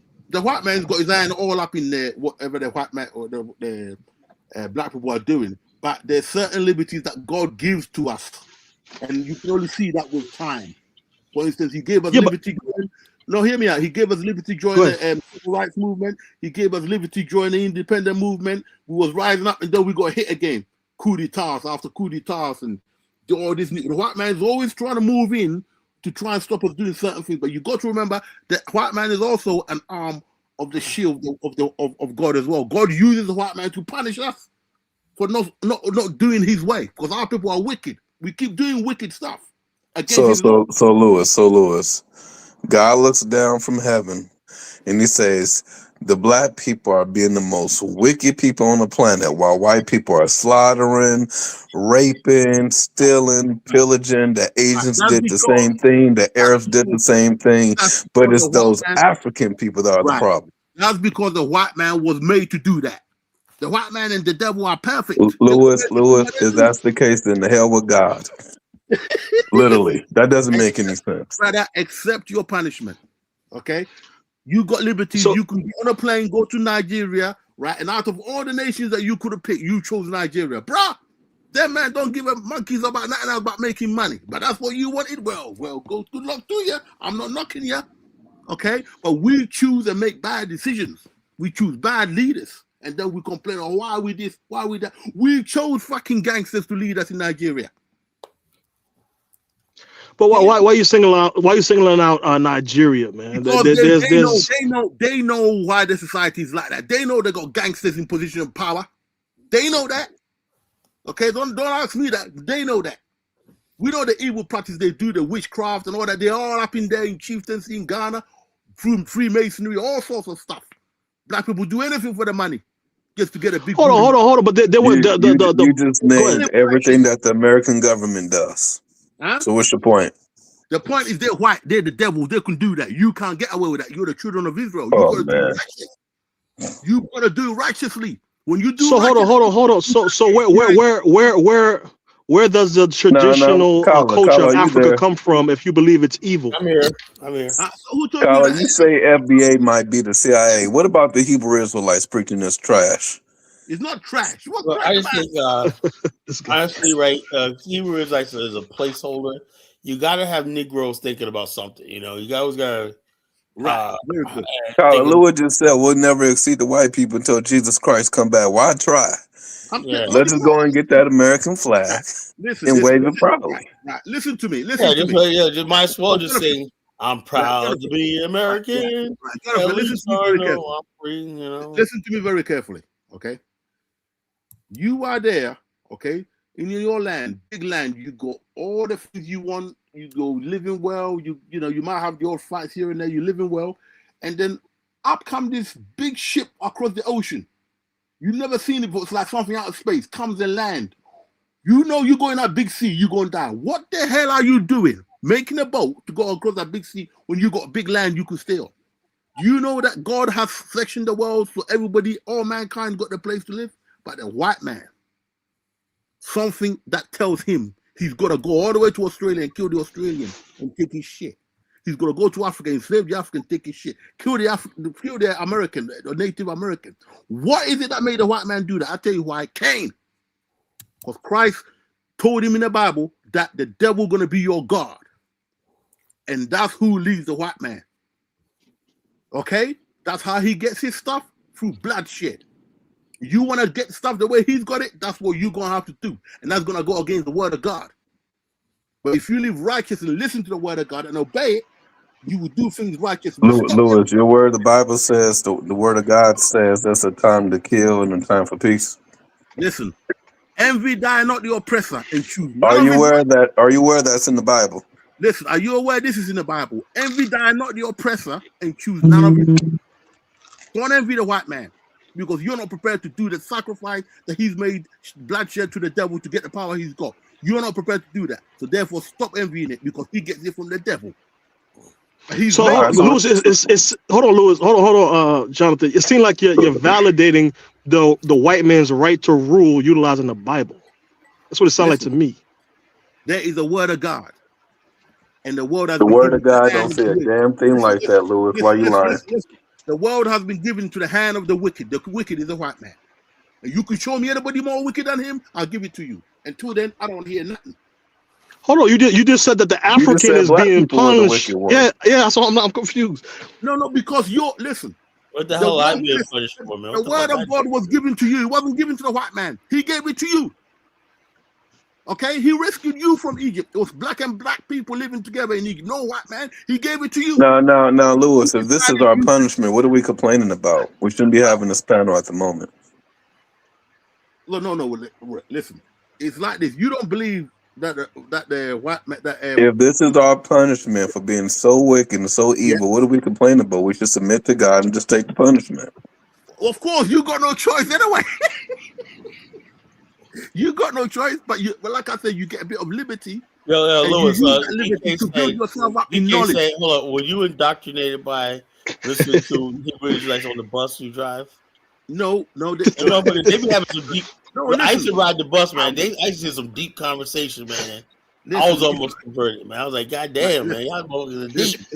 You know, deep man. Prophets have always been sent to our people. Even when we was in the depths of Africa and so on, some of us remembered the righteous cultural ways. When we look at it, that's why the white man was able to. Why do you think the white man didn't take the Bible to India? Lewis, do you believe the white man's Thanos? Oh, in this world he is. Usually the white man has all 6 infinity stones and he's Thanos. No, he doesn't have that because he ain't gonna get that. He thinks he's gonna get that. But you just described Thanos, man. You said, how do you think the white man is able to write all those stories?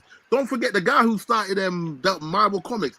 He was an expert. They studied the Bible. That's what you don't understand. That's why white Jews ran it, because they studied the Bible.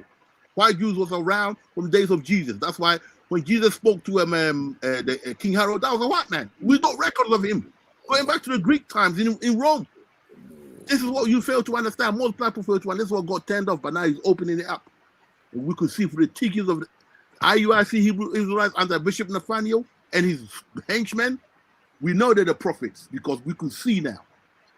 Okay? You got certain liberties. You can do well. You can set up your own communities. We got our own independent countries. We can do well, but let's stop trying to bloody catch up to the white man. Just do the thing the best you can and be happy.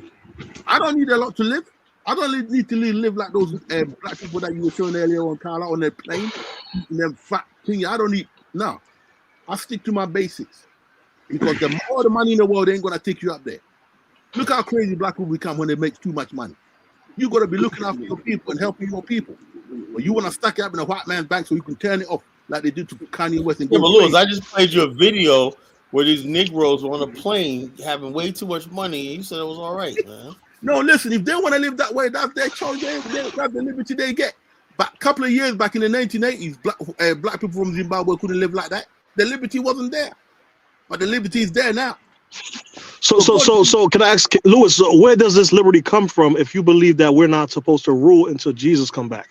Is us fighting for liberty against God in your eyes? When I say rule, you are not going to have the power you had on the earth like in the old days. Not like the Egyptian times, not like the time of the Hebrew Israelites with the King Solomon, all that. We ain't had that time yet. God has punished us, but now he's letting go of it, okay, because the time is almost up, okay? Now the white man don't even know what to do. What the hell are we going to do? But you don't think the world's going back to multipolar like it was before in ancient times, where it was multipolar, where the European had a rule, African had a rule, Persians had a rule, Chinese, Asians? As it was in the days of Sodom and Gomorrah, so shall it be in the days of the coming of the Son of Man. We got Sodom and Gomorrah is here. If you didn't get the Trump, you would have had Sodom and Gomorrah 2.0 with that fake black woman. So either way, none of it is good for you. The only way is Christ, okay? You can't take what you got here on earth with you. You came in the world naked, you're going to go out naked. Look to Christ. We're the Israelites. That's a privilege. We're going to be ruling with the Lord, the 12 tribes of Israel. That's what the Bible let me just say this. Like Lewis, okay, you're a loser. Okay. And it's like, you're a loser, and then like when you come up here and you do this whole thing, it's like a big like joke. It's like, oh, Lewis is doing his Hebrew Israelite cosplay tonight. Oh, okay. Let's listen in. I mean, let's see, okay, what ridiculous things he's gonna say. Like, okay, brother, what makes me a loser? What makes me a loser, brother? Yeah, you're an intelligent guy, Lewis, but it's like you're a comedian. It's like this is like I don't know, man. This is like brother, listen to me very carefully. It's like stand-up comedy.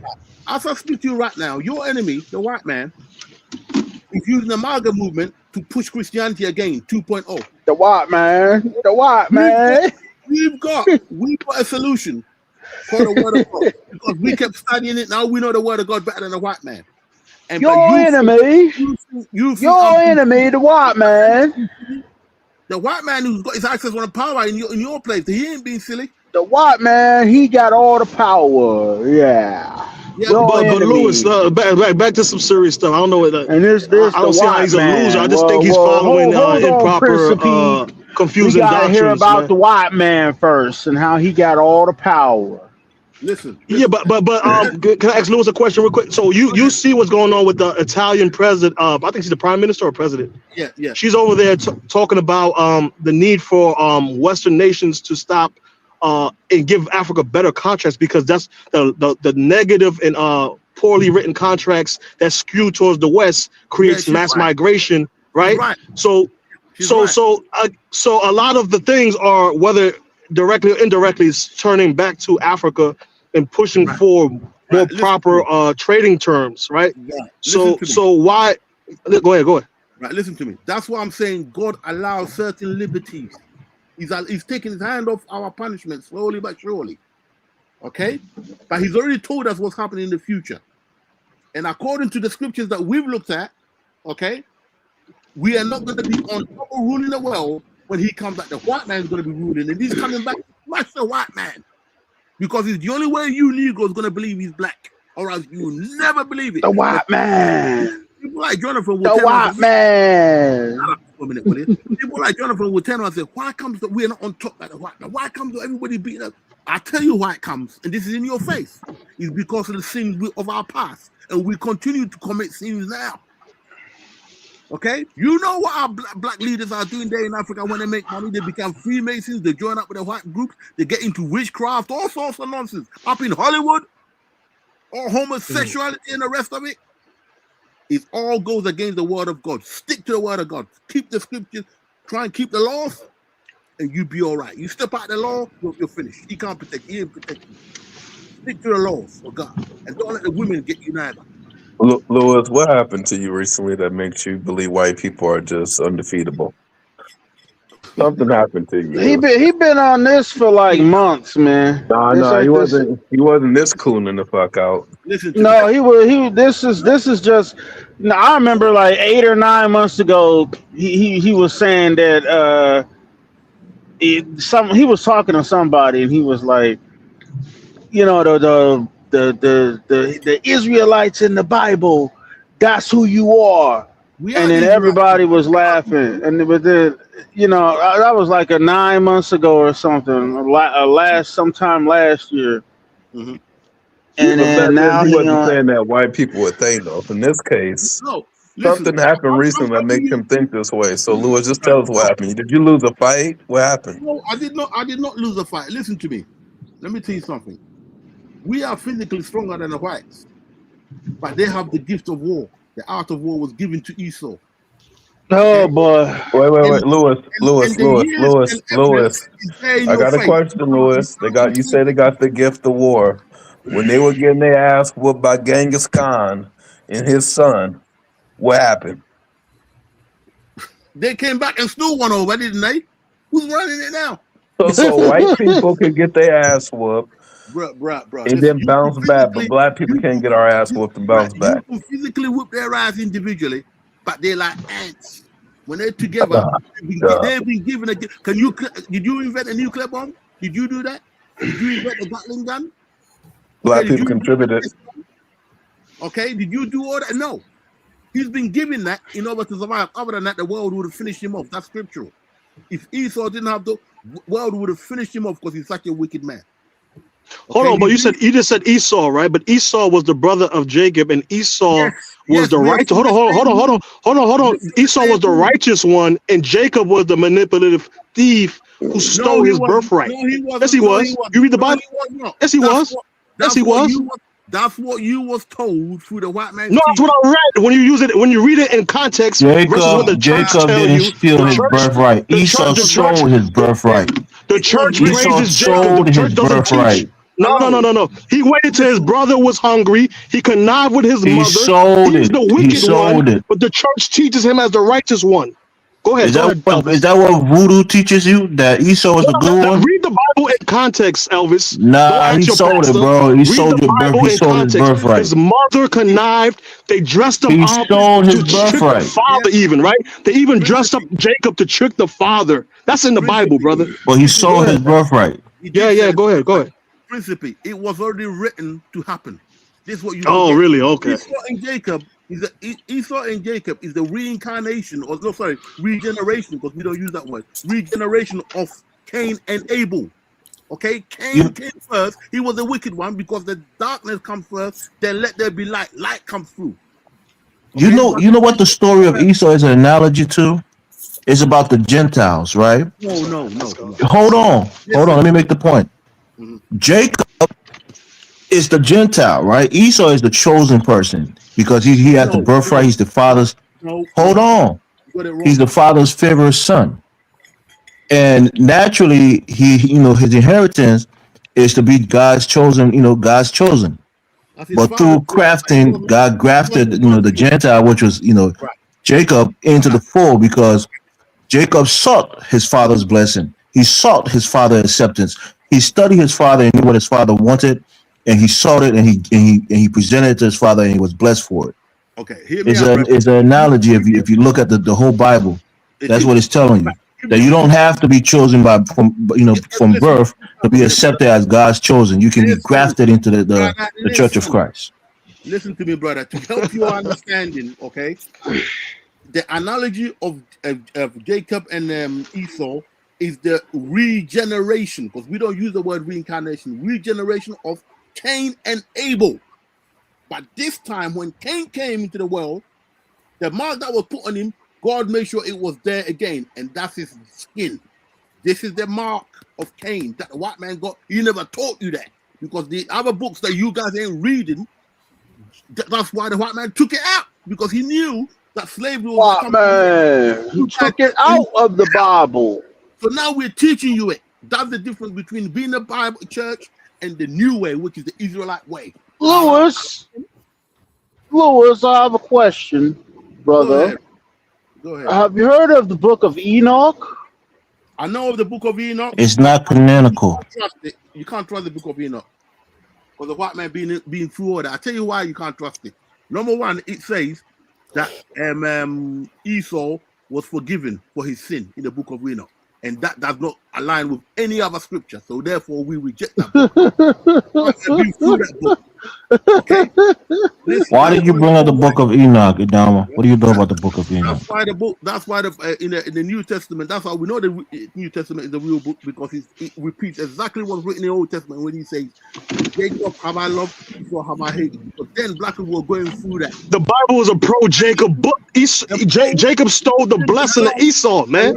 Hello. Paul He didn't steal it. Esau sold it.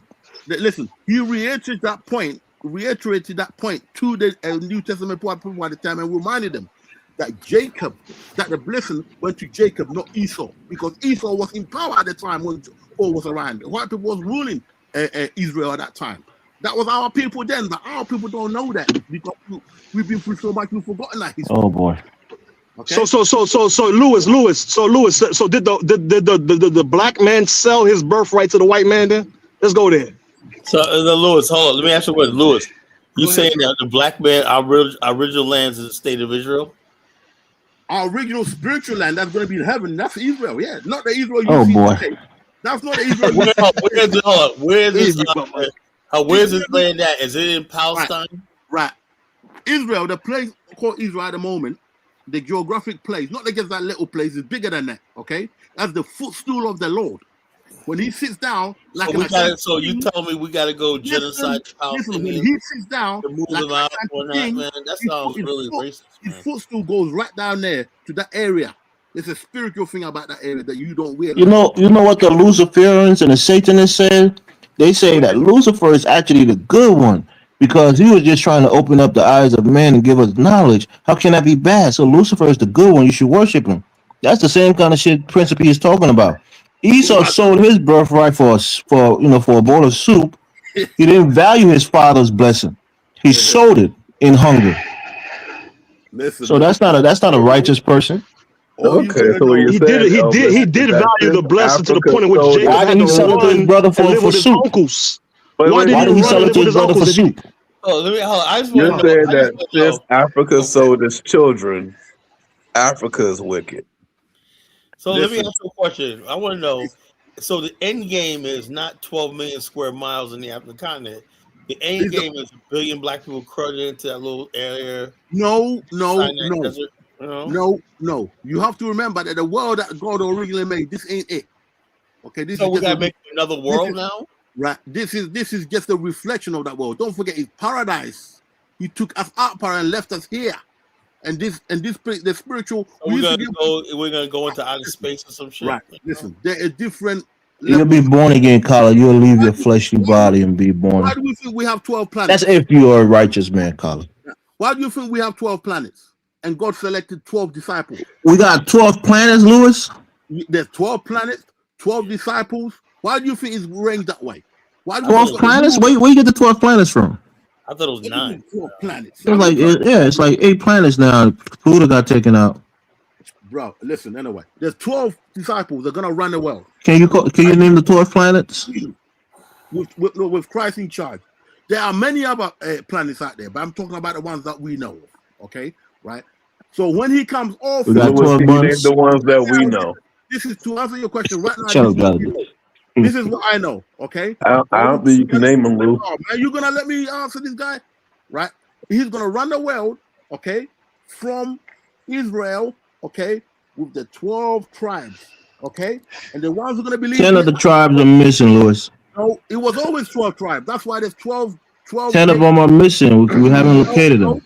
Allow what you told you they're missing. They're not missing. We're finding. Where are they? They're all South America, Africa. Some of them are in all the 4 corners of the world. We're all over the place. So who are the tribes in Africa? What is the name? What do you mean? Mainly, it's mainly Judah that's in Africa. We know that it's mainly What? Judah because the other guys left earlier and went to South America and all that. Mainly 12 Oh boy. tribes.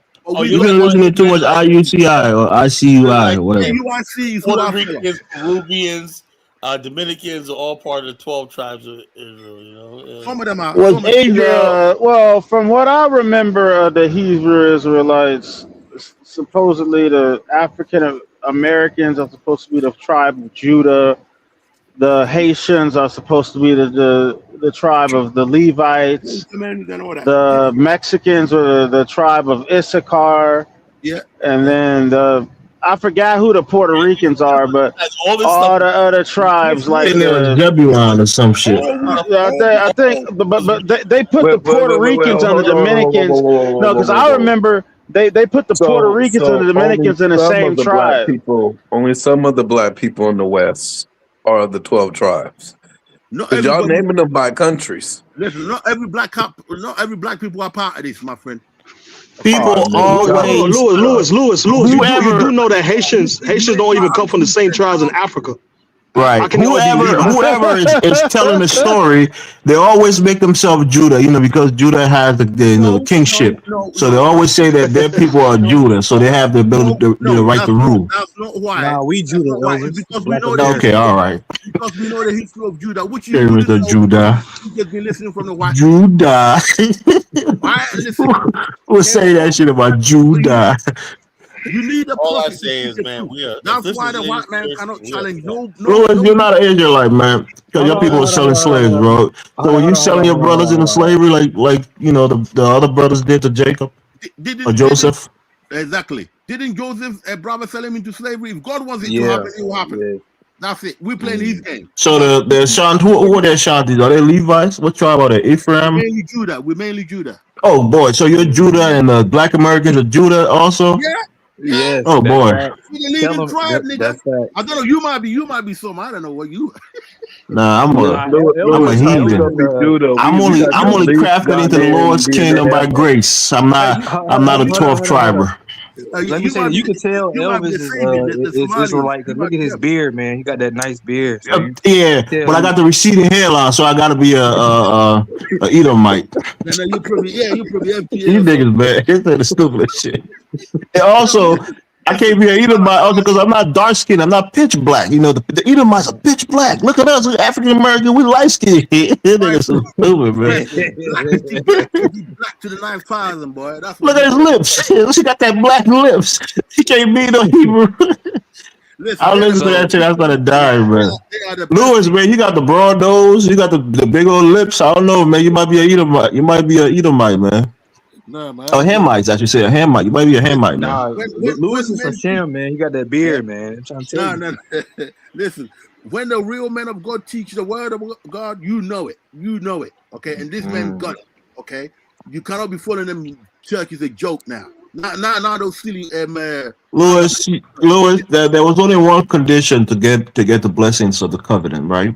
You have to hearken unto the law and listen to his commandments, and you'll be within the and observe the Sabbath, and you will be, and all the blessings will be added to you.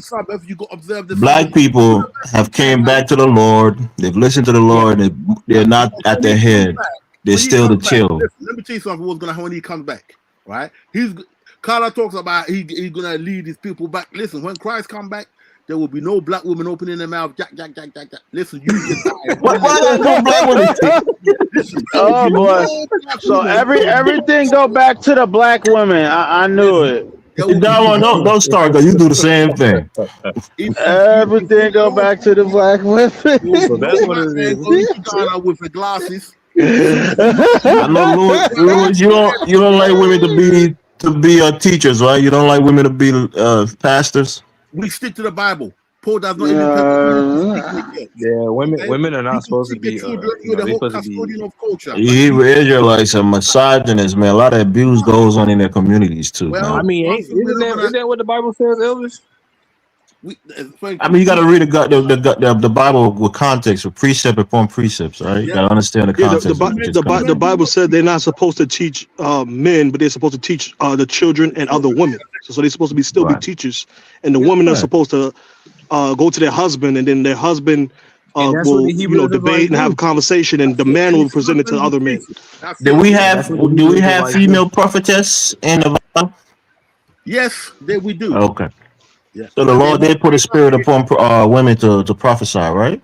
No, only in desperate times he done that. Oh my gosh! I just asked you a question. Don't tell me only in desperate times. He did put a spirit upon women to prophesy, didn't he? When the men became scarce and they were being killed off and so on. Oh boy, Louis, women, God value women also, and he did put a spirit upon them to prophesy in the Bible. That's a fact. Listen, 12 tribes of Israel, okay, 12 disciples.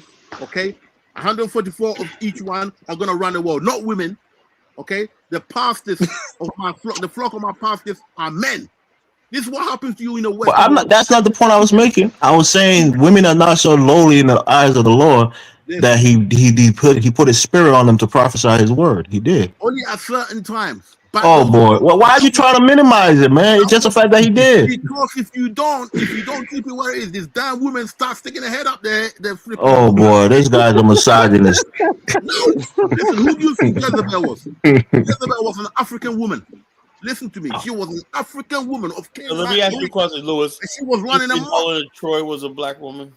Who? They're casting Lupita as Helen Troy, man. White people are pissed. Okay, I don't know that history. I haven't studied that history. Trojan horse, Helen Troy. Okay, that's Lewis, do you know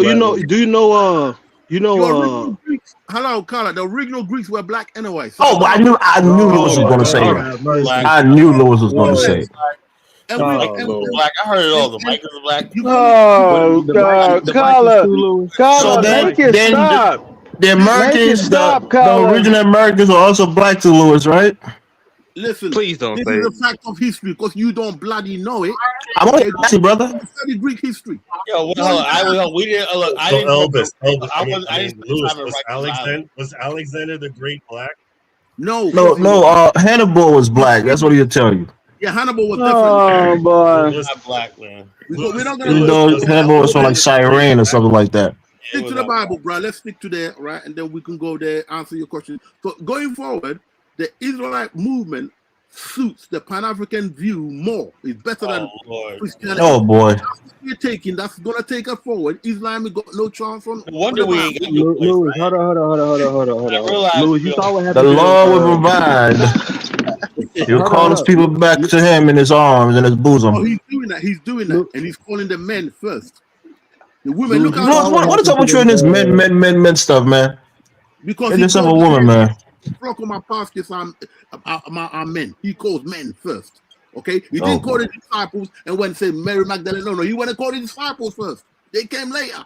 So let's get that right. We don't know feminist nonsense coming through the back door.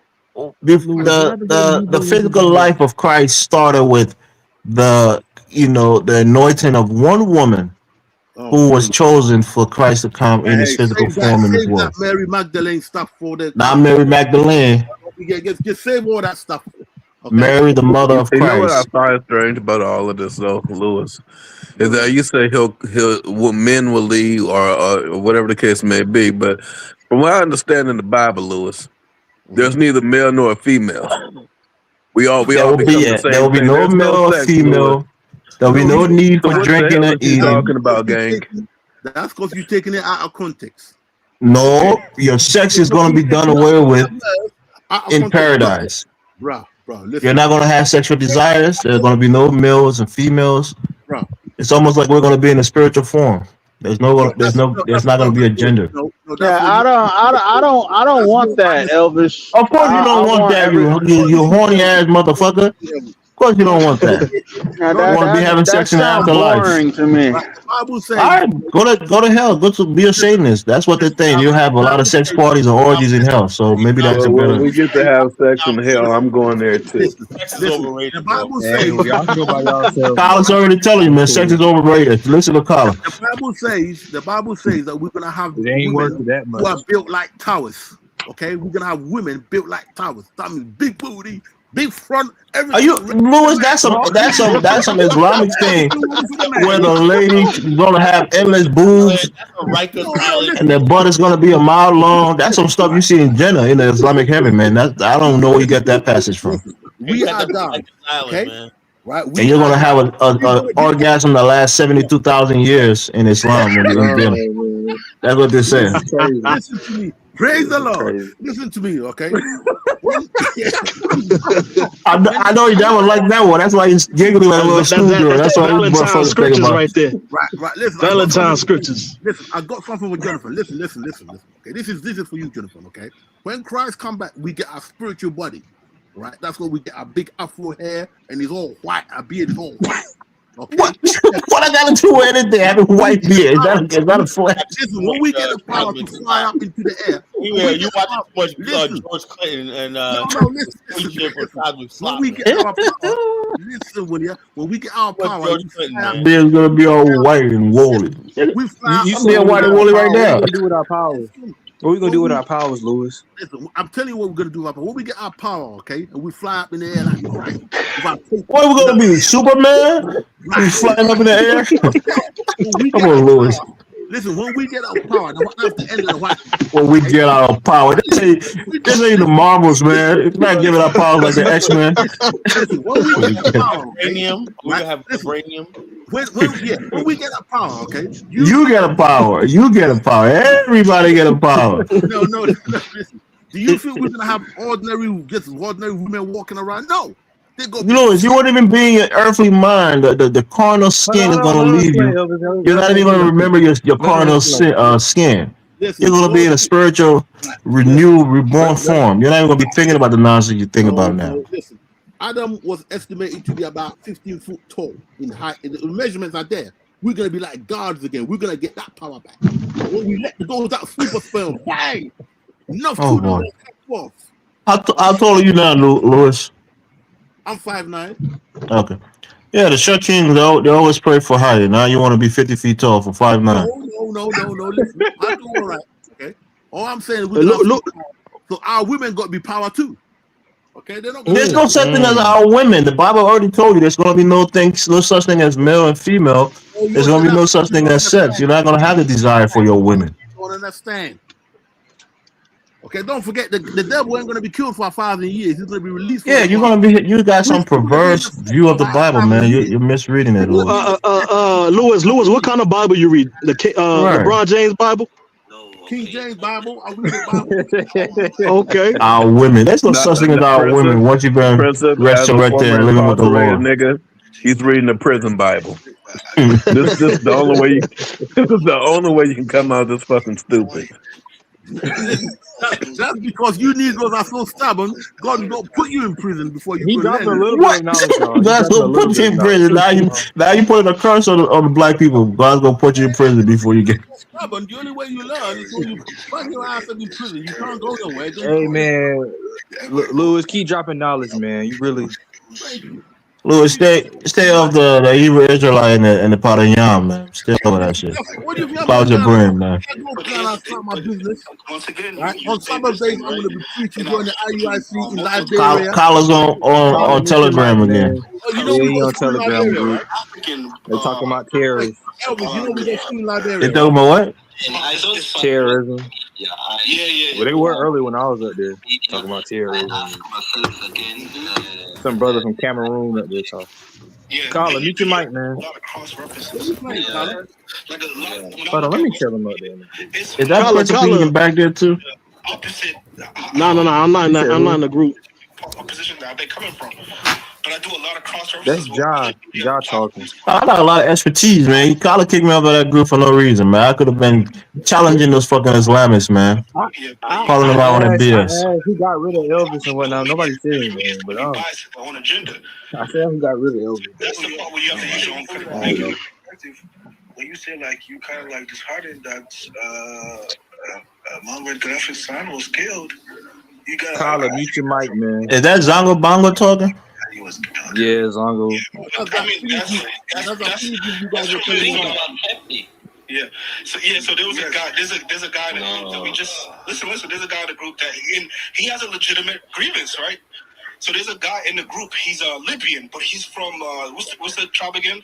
Tubu. Tuareg. Right? The Tebu people of Libya. These are indigenous black people of northern Africa, right? Of Libya, Chad, and Niger. Okay, they are From his perspective, Berbers. Muammar Gaddafi has oppressed No, he's talking about the Tubu people. and he has a Who? Tebu, however you say their name. Toubou. Elvis, join the group again. Nah, Collar said I can't join the group, man. He went and kicked me out of the group, which is crazy. Collar said he has no control over me in the group. Only on this platform, he can kick me out when he's mad at That's me. the thing though, like you don't like all it's simple. When Collar on the thing, you don't have to call in. And when Collar not there, you can call in. Not that hard. You know, Imagine that shit though, Steve. I can't control you, so I can't let you be in the group, or else I gotta be. Collar think I'm just number one ops, and it's not even that. Yeah, they don't tell you that part. You know, people, a lot of these black tribes in the south of Libya have been used to stabilize. They killed his son, innit? They killed Gaddafi's son. Collar don't even know his mic is he's not. And another allegation was that He just don't want to enjoy the show while he's not there. Steve, can you just hop on the show and tell Carla mute the damn mic? And tell this nigga stop having the panel when he has a panel. Yeah. Right, which is crazy. Is his show so boring that he has to go to Telegram? You gotta go to Telegram. That's what I'm like. What's wrong with Collar? Might as well bring the Telegram group to your show and have these guys come on and be panelists if you want to talk. The black people didn't have any leaders to the state. You know? Oh my God. We don't care. You can be a digital lamb. That don't mean the state is two different things, you know? What, so Collar's doing two shows now? Niggas Collar's doing a simulcast. Killing two birds with one mic. We go by nation states, bro. Now he's 100K, right? He's fucking what? Yeah, 100K. Collar just got a 1K. For some reason, he hasn't been monetized yet. Let's hope he gets monetized. Well, what I'm saying is, if the black people in the region, they should have had their own state, you know. These are boundaries were created by the French. They overlap boundaries. Same thing with the Carla, this is fucked up, man. We come on the show to talk to you, and you on some other shit. I mean, look, Yeah, call it. I'm gonna take a step back. I really don't want to start a show, but these I might boundaries be are created forced by into the doing that French. shit.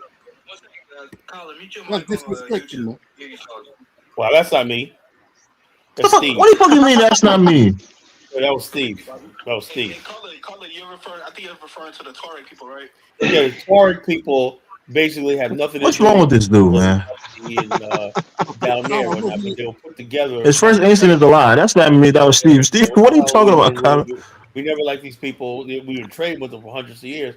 But why are we being governed by these people? You know, the whole thing. Why would you do two shows at once? We start I creating mean, Carla disrespect us as people who come on the channel and spend our time talking to him. He's disrespecting us. Everybody on Right the count of five listen. No, they're not ignorant, man. It's the same thing. Zongo, nobody wants to be ruled by you Negroes, man. Come on. No. You know, Zongo, I kind of get what Carla's saying, and if you listen, I think if you read it between the lines. Wow, Carla. What a damn shame. I can't take What, man? What, man, from the Bible. But Elvis, let's the white man rewrote the Bible. Louis from Judah. Okay, I got that from 1776. Judah, Weeda. That nigga dumb, man. Go ahead, you don't see that he kind of have a new, more open kind of pro-Lebanese stance now, like a pan. I mean, when Kyle's saying those things, Lebanese stance. Yeah, Kyle's saying those things to gauge rage. You know, he wants people to rage bait him. But wait, who has a pro-black national stance now? So Carlos, he merges black nationalism with pan-Lebanese. Number one, if Kylo works with the Lebanese and they scam him, he definitely ain't gonna get no justice because they got deep pockets. They will bribe the judge, they'll bribe the jury, they'll bribe everybody. So that he just setting himself up, thinking he's trying to spit in the face of the Africans by working with Lebanese, but they're gonna scam him, and then they're gonna bribe the justice system, and he ain't gonna get no kind of relief or reprieve. So let him work with them, man. The only people who really. Listen, I'm gonna leave because you know what, Kyla? I'ma just be real with you, Kyla, because I've been doing some research. Kyla said, "Fuck you, man. He ain't listening to the show. He on another show, which is crazy." Okay, no, but here's what Kyla should do. He should consider Malaysia, because Malaysia got some thick Asian baddies out there. I mean, what's wrong with you, man? What's wrong with you, man? You gotta get laid, man. You gotta fucking every time. Everything is connected to. I've already been laid. When a nigga's too hypersexualized, you gotta be worried about his sexuality, man. This is that we think you're a virgin, man. No, I don't think. I think you pay. You're not impressing us with that bullshit, man. I'm not a virgin, though. I doubt it. I think I'm a virgin, but I'm not a You're virgin. semi-virgin, man. No real men talk about sex every 5 minutes, man. Yeah. Black nationalists, this dude talking about Asian baddies, man. I'm like, Kyla, you be unmuted when you go on Telegram. I told him they told me it was me. Oh shit! That's right. I forgot. Tyler just wanted to interrupt this show. You didn't want us to have a good time. You knew what you were doing. I this right, but I forgot to mute my mic. You knew what you were doing, Kyle. Fuck it, man. Yeah. Damn. You know what? I would have more respect if Lewis wrote like a Hebrew Israelite comic book. Like, at least he'd be able to make money off of it. Let me summarize Lewis, right? He's a good brother, right? But he's been living in the UK all the time. He's been listening to, he's infatuated by Black American culture. And this is what I tell you. Look, I had a dude that I had a falling out with, a Nigerian dude, years ago. Right? His name was George, right? He was a facilitator. I didn't know what that meant, right? But now I know what a facilitator means. But he just gets shit done, right? In Lagos, whatever like that, in the oil industry, whatever like that, Porticore. Anyway, this motherfucker, me and him had a falling out over this Negropean shit. You know. I said, nigga, you were way over in thing. I don't fuck with that shit. He said, Malachi York. What the fuck does that got to do with you in Lagos, right? It was like, oh man, yeah, but this dude was all about the numbers and all shit like that, you know. Malachi York. When I said, dude, aren't you a Yoruba? Don't you have your own history, culture? How you gonna get? Let's say to Lewis, right? They hear this stuff online and they don't understand. The Hebrew Israelite, to most of us, are clowns, you know. But Lewis thinks they're cool, you know. We all think they're fucking clowns, you know. Read, brother, read. Always I ain't stopping gonna people lie to and you. shit. I'm walking down the street. This motherfucker like, come here, brother. You don't want to miss heaven, brother. I'm like, nigga, I ain't trying to get there, nigga. I'm trying to get to where I'm going. Like, these niggas is crazy. God, though we know you're a heathen. So no. But back to the topic. Hard heathen, Lewis nigga. got me Especially you off told me the the topic, Mexicans are right? going to heaven too. I was talking about the Negropean, and how it started was we talked about Dr. Arikana. My whole thing was, I made the comment that I think she's a Negropean, you know, and that's how we all started, this whole started about. Well, he started saying, I said we have Black America got our own identity, you know, and when we start talking about Pan Africanism, I said, man, since we got new panels here, my assertion was, what the fuck did we get out of all this shit, you know? And also, he's like, well, all these African countries got independent. Yes, right. They're carving up the fucking wealth for Europeans, Chinese, everybody else. How the fuck do we eat? You know, do we got any oil blocks? Is there an African American bank on the continent? You know, is there? No, they're inviting you to go over there and invest, and you saying that they're trying to take from you. So I don't get it. That's not how it works, bro. That's not how it works. So that's what the Lebanese are doing, brother. That's what the Lebanese are doing. Continent, you know, for a fact of the matter is, Africans only invite you to Africa because they want a free meal. You know? Oh boy. That's it. That's how. Starting a bank, you need certain prerequisites, right? You have to have a certain amount of deposit. You got to be registered. Hold on. Look, this is what it is. Check this out. Black people sit on most of the major cities in America. Cities invest their sovereign wealth all over the damn planet, billions of dollars. You know, Black people sit on those union pension funds. How do you think Las Vegas got built? How do you think the casinos? Yeah, but the brokers are the brokers black, or are they these white boys from Wall Street who's managing those the funds? brokers are not black. Yeah, look, people who sit on the pension boards. You understand how the pension? It's not a broker. That's not like how it works, right? Say that again. People who sit on the what? The pension fund board. They have a board. They decide where. Are they the ones who's investing the money? They're the ones who decide where money's going to be. And usually, they're people who are already in city government and stuff like that. The city can basically go to its pension fund, like its employee pension funds, right? If the legislature says we're going to invest our pension funds in this, right? The legislature with the city council, the mayor, and they decide where they're going to put the city employee pension fund is going to be invested. Yeah, but see, here's the problem, Kala. No, Kala, but look, here's the problem. Obama, if you don't know what you're talking about, please don't talk. No, you say all that stuff about black people sitting on all these billions of dollars and on these cities and stuff. How do you think the reality is this, though, Kala? Black people are leaving those cities. No. It's still in places like Baltimore, Philly, Detroit. All these cities like that, black people in Chicago, black people still there. You know, don't make them. But that's not just only black people's money. That's the whole people in the city's money. What do black people really run there? With being black, because most likely the people are going to sign up for it are white people. You know, it's like it. How do you think Las Vegas got built? Do you understand? A lot of mafia money was in there too. They got rich off of buying pension fund loans from employee pension funds out of Chicago. You know, all those casinos you did. Hold up, Sony Records. How do you think Sony Records got funded? You know, and the movie loans. You know, she laughed like a clown. that money. Yeah, but you forget one thing though, Kala. The money only matters when white people touch it. You say something stupid, man. Okay, when white people have it, then it matters. But when black people have it, all I'm saying it don't do anything. If people do their homework and they find out there's something to invest, right? If there's something to invest and it's going to be profitable, long term, and solvent, they'll do it. It doesn't matter where it's from. You know, Negroes don't want to do no homework. But Kala, what's stopping African Americans from having banks in Africa? Get out of here. You know, You don't come up here and talk about Negroes. I deal with black professionals every fucking day. You know. So hold on, Carla. You be saying incorrect stuff too, man.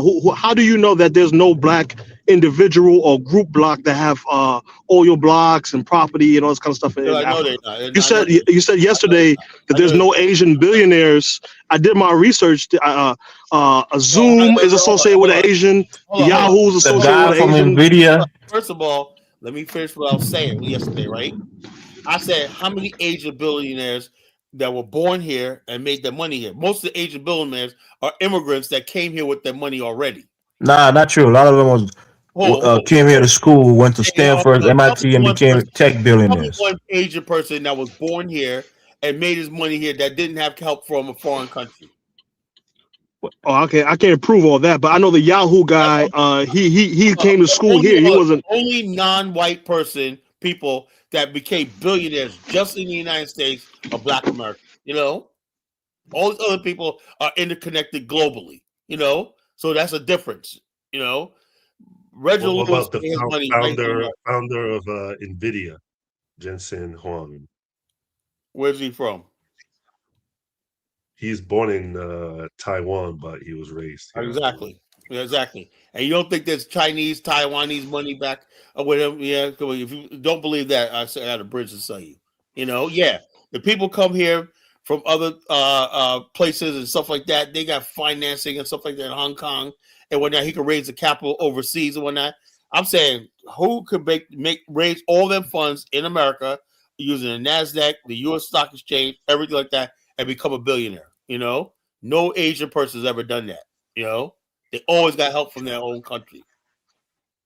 Not true. Not solely, Alexander Wang, not the designer, but a guy from Silicon Valley. He's a American-born Asian billionaire. Is he actually a billionaire? Does he have a billionaire? Yes, he's a billionaire. I was getting another name. Another guy called Jerry Yang. What's his net worth? He's a billionaire, man. Does he have a $1 billion CEO of a $1 billion corporation, or is he an actual billionaire? Oh boy, Colin. There's another guy called Jerry Yang. He's a billionaire. He was born in the United States. Bullshit. Another person called Lucy Gao. G-U. That's what happens when you don't have knowledge. You just go Google shit. You know? Yeah, because everything is down in my brain, Colin. What am I, a supercomputer? Why don't you fucking do your research? No, I'm doing the research and giving the information. That's not research. Elvis, if you make claims that's unsubstantiated, I'm going to check you on it, Colin. Let me just prove Colin one now. Let me go to my chat. Colin, what prevent? Because even some of the very profitable black companies, they utilize other black markets to add to their profit share. What prevents Black America in 2026 from seeking out other black markets? Principe, what we call worldwide technology is not in Haiti. You know, we're talking about Nigeria. The Ebonies and all this kind of stuff. They have investments in Nigeria. What's the name? Serena Williams have investments in Nigeria. They're not in these African countries, bro. They're not. So Serena Williams doesn't have investments in Nigeria, bro. Serena Williams, she's a freaking tennis player, bro. Yeah, but I'm saying, if she's a tennis player, what about the people that's in finance, dude? Are you being sensible? The black individuals that's in finance and banking, what's preventing them from going and investing in Africa? Between what Kyla is saying is that they got rich in America off of he's trying to minimize the accomplishment of the Asian ones while they just simply utilize the other markets that exist around the world to add onto their profit. Okay. What's preventing African Americans from doing that rather than praising Lebanese like Kala? They could go out there and do the same exact shit. Top 20 black businesses, they made 100% of their money inside the United States. That's not my point. My point is why they're not seeking out other markets to grow their market shares. Not big enough. They remember that their money. You know, they're gonna go someplace and lose money. There's literally African nations inviting African Americans to come over the same way you played that Russian thing earlier. Yeah, not Russian, the Soviet Union. They did exact the same thing. They're not gonna come to Africa and lose money, bro. All right. That sound like excuses. There's a lot of emerging markets. There's a lot of European white companies going there. The Lebanese are there. The Indians are there. No, The no, no, Chinese no, are no, there. no, no. I understand what Kyla's saying. If a black company goes to Africa, they already established in America before they left. No, nobody's saying that's nothing wrong with that. I think that's a beautiful thing. I'm just trying to say there's other markets. It's the same way if a Chinese person has a company here, he seek out other Asian companies to grow his market. These Chinese companies are backed up by the CPP, Chinese Communist Party. You know, they got billions of dollars to waste and whatnot. We don't have that sort of resources. The American government is not backing black companies to go in Africa, bro. But black people have a $1 trillion spending power, Carl. Well, we don't have a government. That's the difference. You guys don't fucking stand that. It's not just that. It's not really useful to invest in Africa like that. It's not. You know, those other countries, they do it, but also their currencies ain't shit. So what's more impressive? What is his name? Aliko Dangote becoming a billionaire in a place like Nigeria, being the richest black man on the planet, or somebody who's in America? He became a billionaire through graft. He had connections with the government. Yeah, connections is a monopoly. You know. Nah, he comes from a wealthy family who's been selling ground nuts and trading in the Ivory Coast and Ghana. Abacha signed the thing where he basically said we're going to make commodities, and young Aliko Dangote. Elvis, in order for him to sell cement and all of these other natural resources that they create, you got to have access to that shit. And the only way you can get access to that shit is you got connection to the politicians or the government, which he has had. You think making cement? He has protection, you know. Oh boy! And what I hear, Dangote cement's not that good, you know. To tell you the truth, a lot of Nigerians basically say it's poor quality. That's what they say, you know. You think any guy with money could open a refinery in Nigeria? Are you kidding me? No, he didn't just open a refinery. He got to that point where he could open a refinery. You know, and he bought a lot of money to open that refinery. So yeah, he couldn't do it. Most refineries are not even privately owned. They're either owned by a conglomerate or they're owned by the state. I know this, but that Dangote refinery is not owned by Dangote. He has so many partners, like 100 different partners that put that. It's mostly owned by him, Kyle. He's a majority shareholder. No, it's not. You know, He's the majority shareholder. If everything was owned by him, then show. I didn't say everything is owned by him. I said it's mostly owned by him. Hold up, he didn't control none of the supply chain. That's where the money's at. There's a building of it, you know. A thing called Elvis called EPCOM. You know what EPCOM stands for? It's an acronym. It means engineering. One of his neighbors, he has a lot of Indian partners running. Right. Let me explain the EPCOM. Let me explain how EPCOM works. Right. So we do like this. EPCOM is like how you build infrastructure, logistics. Right. You have engineering. You have procurement. That's the supply chain. How you get products, stuff like that. Construction, the actual building, operations, the day-to-day operations, the workforce, everything, and then you have maintenance. That's how things flow. Maintenance, right? Now, a country when they first start out in developing countries, right? When they want to go to full industrialization, right? They could start off with 2% of their EPCOM as in-source, right? 2%, that's good, right? Over the time period, they set benchmarks and time to educating the population where they get up to like 40% EPCOM. That means 40% of your engineering, procurement, everything is supplied by you, construction by you. A fully developed country has 80 to 100% EPCOM controlled domestically. Nigeria, its EPCOM is probably not even 5%. Well, who's making that argument, Carla? No, I'm just trying to tell you, you know. Yeah, it's a straw man. Nobody was making that argument. You're just making a point I didn't make. No, what I'm trying to say, when you say, oh, he owns the refinery, but he lost, like, to build that thing, he didn't control none of that, so he lost all that money. You know. What do you mean lost all the money? What do you mean by that? Because all that money was outsourced. Everything to build that thing was outsourced. You know. To like. Yeah, when you're building a house, you don't pay yourself to build your own house. Hold on. There's two types of integration when building, Elvis. Logistic. There's horizontal integration, which they use, and there's vertical integration. Vertical integration means the supply chain, everything like that, the construction, the manufacturing, the finances you own, like Mitsubishi. That's vertical. Yeah, that has to do with government. Dangote is an individual. Mitsubishi, Tomo, Hitachi, all these people, Hyundai, They're vertically integrated corporations. You know, Yeah, what I got to do with Dangote, Carla? what I'm saying is, Dangote could, in order for Dangote to get to that point, he has to enfranchise and build a supply chain in Nigeria. He has to put many millions of Nigerians in business to do that. Other than that, he's going to be outsourcing forever. He built the refinery. A lot of Nigerians work on the refinery. A lot of technical work was outsourced to people who had the capacity to do it. Nigerians were part of the supply chain, DK. You know? Do you know any, DK? Did anybody supply anything, a pipe or anything like that to that? No, the workers, the construction workers, are the one Nigerians. Workforce, you A know. lot of the machineries imported. Yeah. Yeah. What are you saying? You faulted him for doing that? No, I'm just saying it's Right. So what's the criticism of him? He built it. The structure is there. It's in Nigeria right now. He pushes gold. So what I'm saying is, and the reason why it's there is because you know, it's like this. Wait. I just are we hating on the richest black person on the planet? No, that's how it looks like to me. No, I'm not hating. No. No. God bless Dangote. If you have a country, what we doing here? If you have Jonathan, if you have a country, right?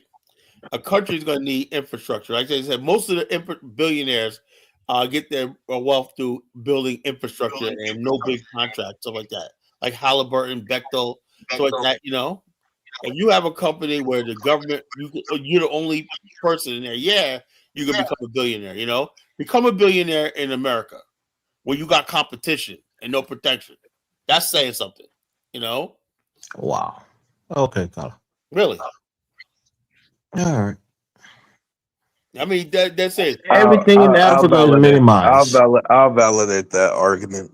It's a lot more difficult to become a billionaire in America. You got too many people to compete with, but in that case, he didn't really have nobody to compete with. You guys, yeah. But God bless him being a billionaire.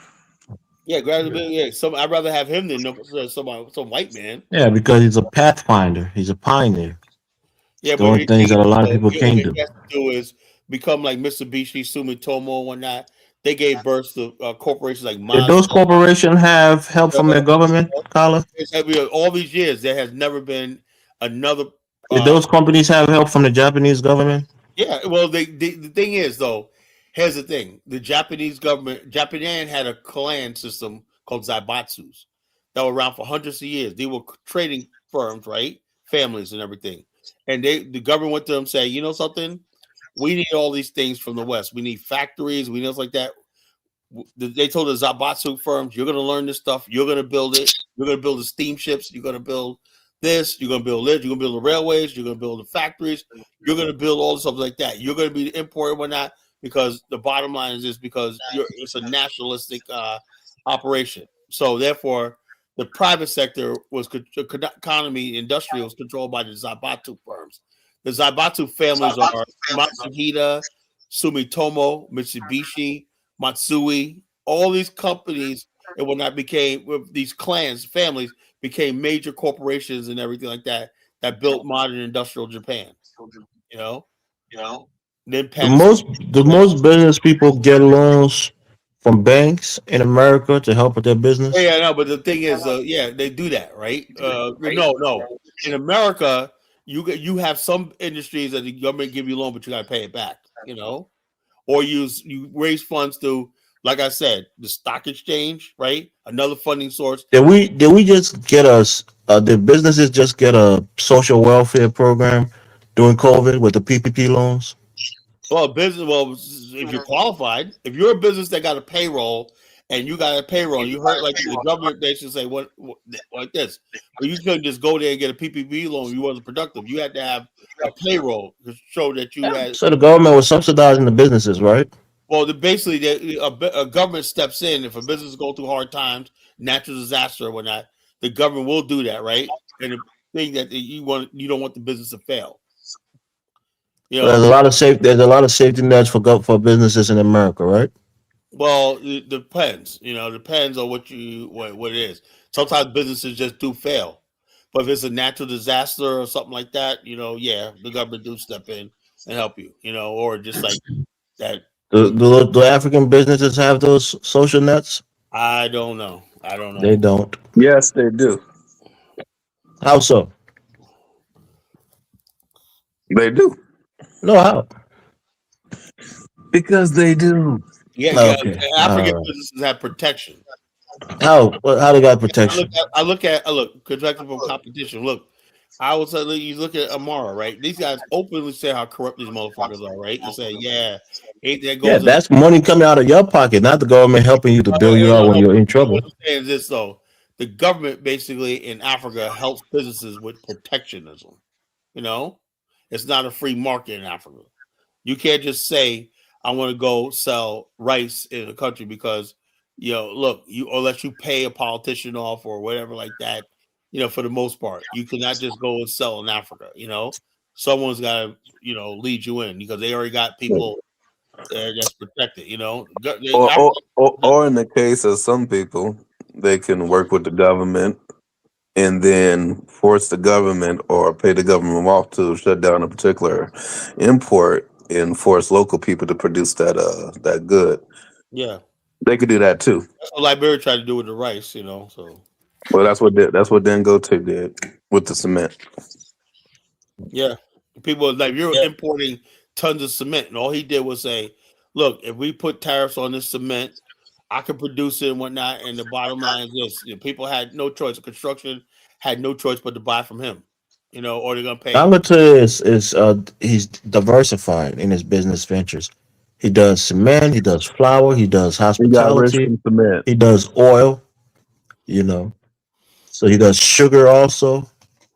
Yeah, You have companies in different countries in East Africa. he's benefited because he has a $200 million protected market called Nigeria. He has Okay. he made most of his money in Nigeria.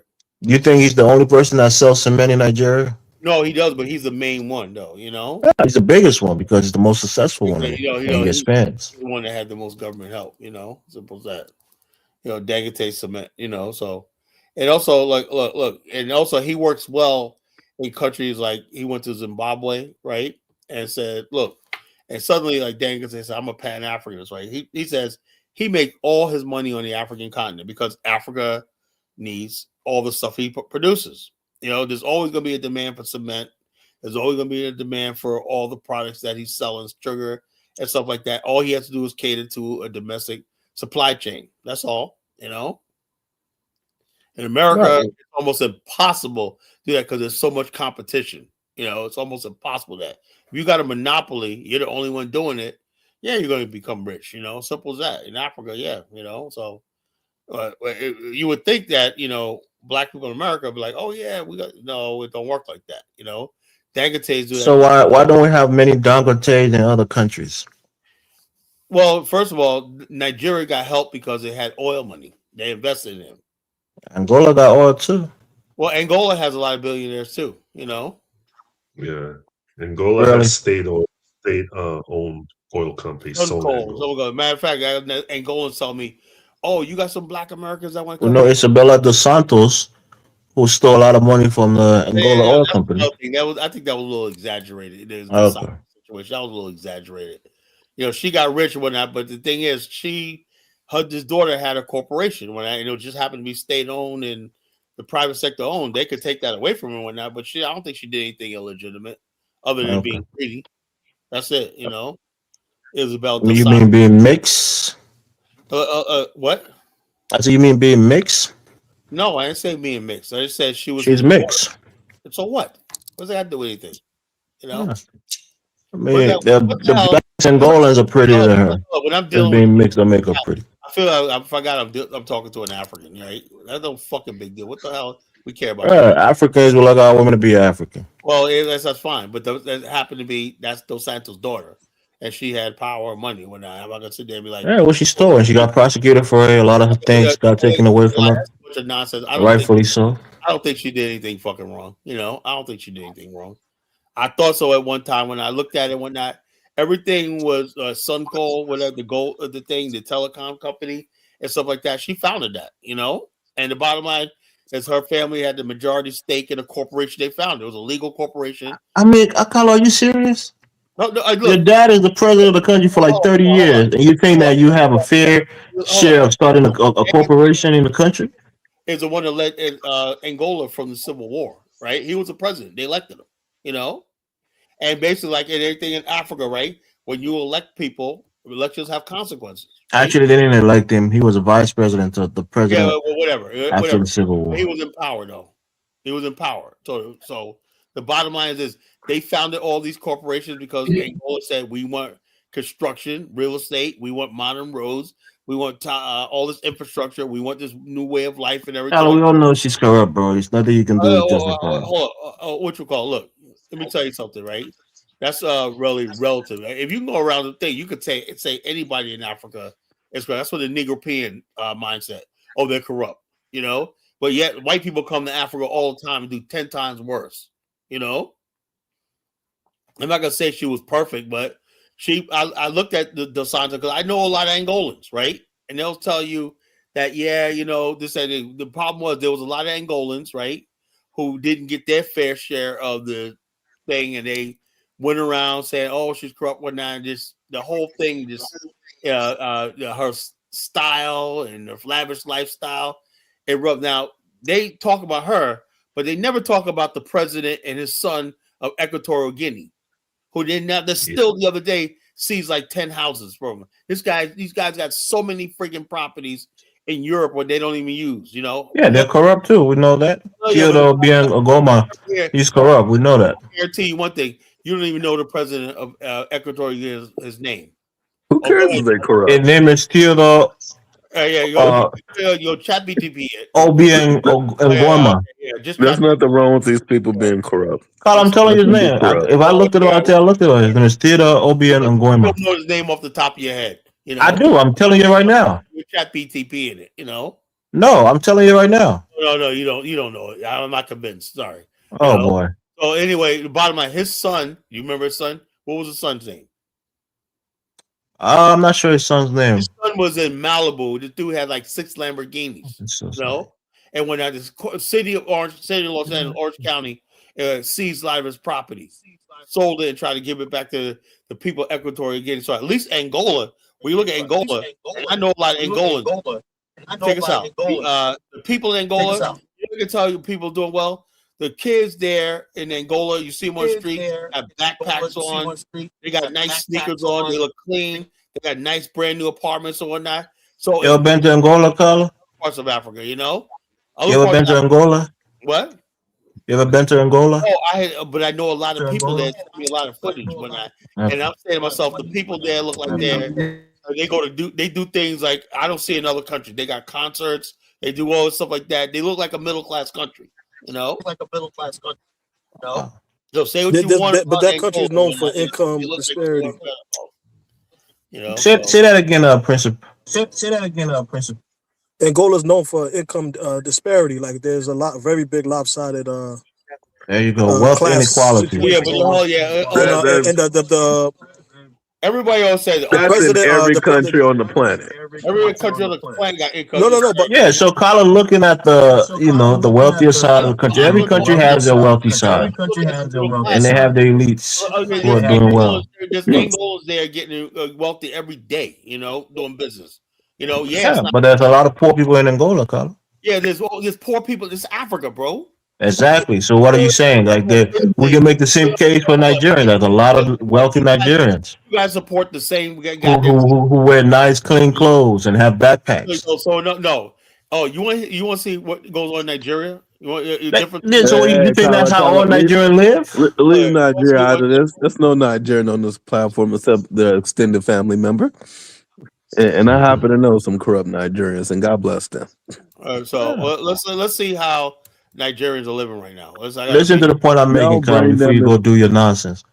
They are wealthy Nigerians. Just how you said they got clean kids wearing backpack and going to school looking clean. No. They also have clean Nigerian kids with backpack going to school looking clean I too. look at Angolans and whatnot. I swear to God, I thought I was looking at somewhere in a suburb in America, black people in a suburb in America. I was like, damn. Well, were the kids also mixed with Portuguese? That's why you thought. I don't know. Why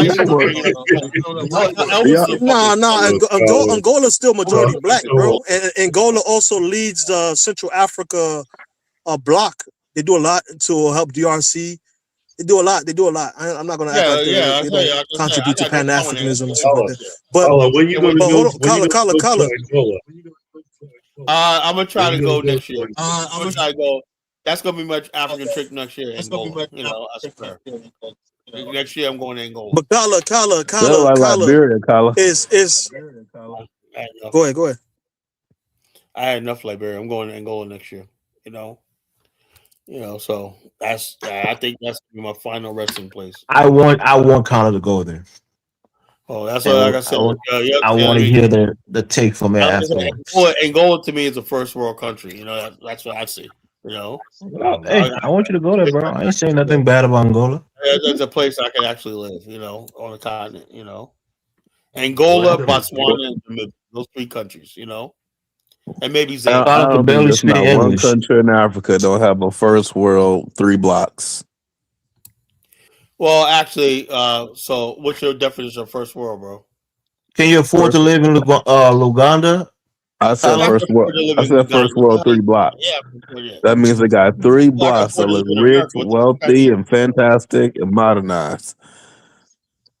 Well, I would say like this. I go to look. Okay, let's watch Luanda. Let's look at Luanda. And That's just the capital of. That's one city, Colin. A country is not one city. Look, I only live in one fucking city in Virginia. I don't need to go every place. No, but you can move to a city in New Jersey, in New York. I don't need to go any place. But you're stuck in that one city because then there's not another city like it again after you leave it. What's the name of the city in Luanda? Luanda. Luganda. Yeah, Luanda. That's the capital of Angola. What you argue me about? I said I go to Angola. So Colin, there's no Makoko in Luanda.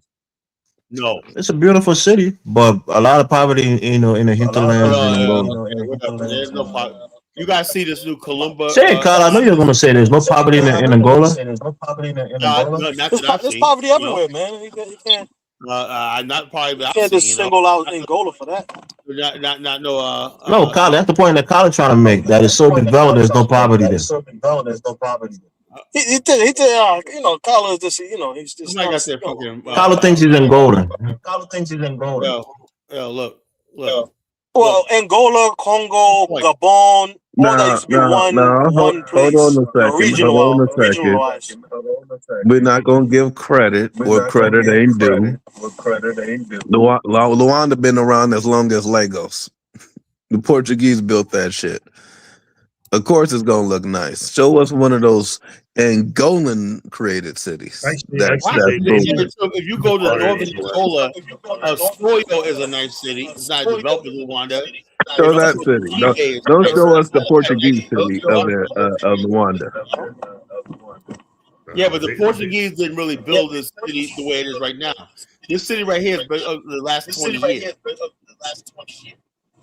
They've been devastated by war. So Portuguese pulled out in the 70s, bro.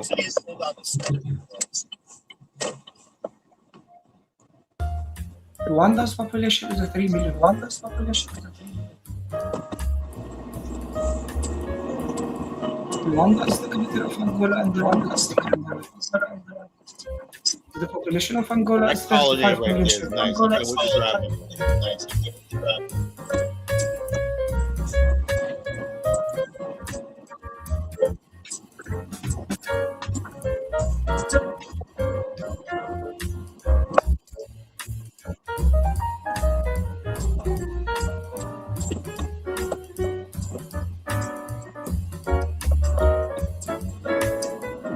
Yeah, also my handler in Angola, I got access to if I wanted to, like a couple of properties in Luanda that I could rent if I wanted to.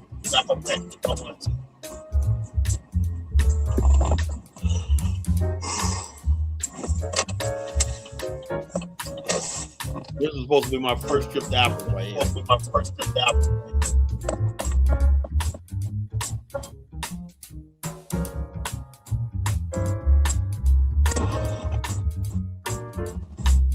Tyler, this said the average rent for a 2-bedroom in Angola, the average, right, is $6,700 United States dollars a month. That's the average, though. I'm sure they got cheaper ones. We know who don't live in Rwanda. A lot of black people.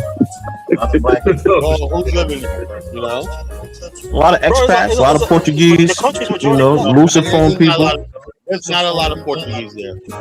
Carla, something tells me all this infrastructure was not built by the Angolans, Carla. This Why you say that? right here was built by the Chinese. Oh, they got a lot of money, man. They got a lot of oil money. They probably outsourced it.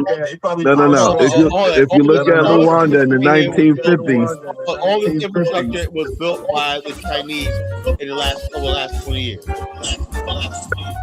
nah. Yeah, So why you getting out? They got the money to build it. Why can't they? Carla, show They got a lot of those money. You gotta keep in mind that Angola, when the Portuguese No, arrived, they got a lot of money. cities. They got a lot of money. Mombasa is one of the most esteemed cities that they found when they came. And that city is genuinely beautiful and developed. It's a beautiful city.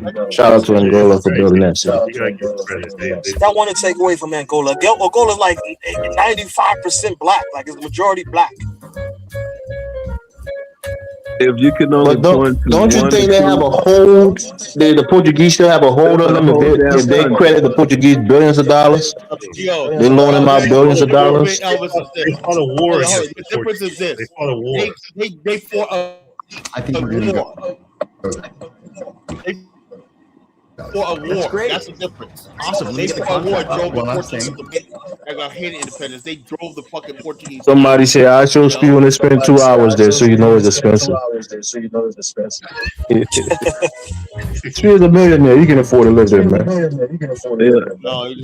I'm not trying to take credit. If you look at Rwanda in the 1940s, the 1950s, it looked exactly like this. Come on, Jonathan. It didn't look like this. Go look at it. Go look at it. All these modern buildings. No, bro. They got whole abandoned cities. Carla showed them the abandoned cities in Angola, man.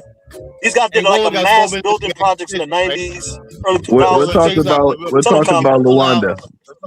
Hold up. Everybody chill. The Portuguese pulled out. There's probably in Namibe, there's like 20 abandoned cities I was checking out, right? I was talking about in Afghanistan, in southern part and the northern part of Angola. There's like 20 abandoned cities in the northern part of Angola too. You know, the Portuguese had, and it is. But that's not a flex. They just wasted money. The Portuguese. That's not a flex. They just wasted their money building those cities that they didn't complete. So the bottom, they built it, and the Angola's got it now. So, and Angola's tell me that you guys, Black Americans, y'all want to come. We got cities. We got empty cities here. You know.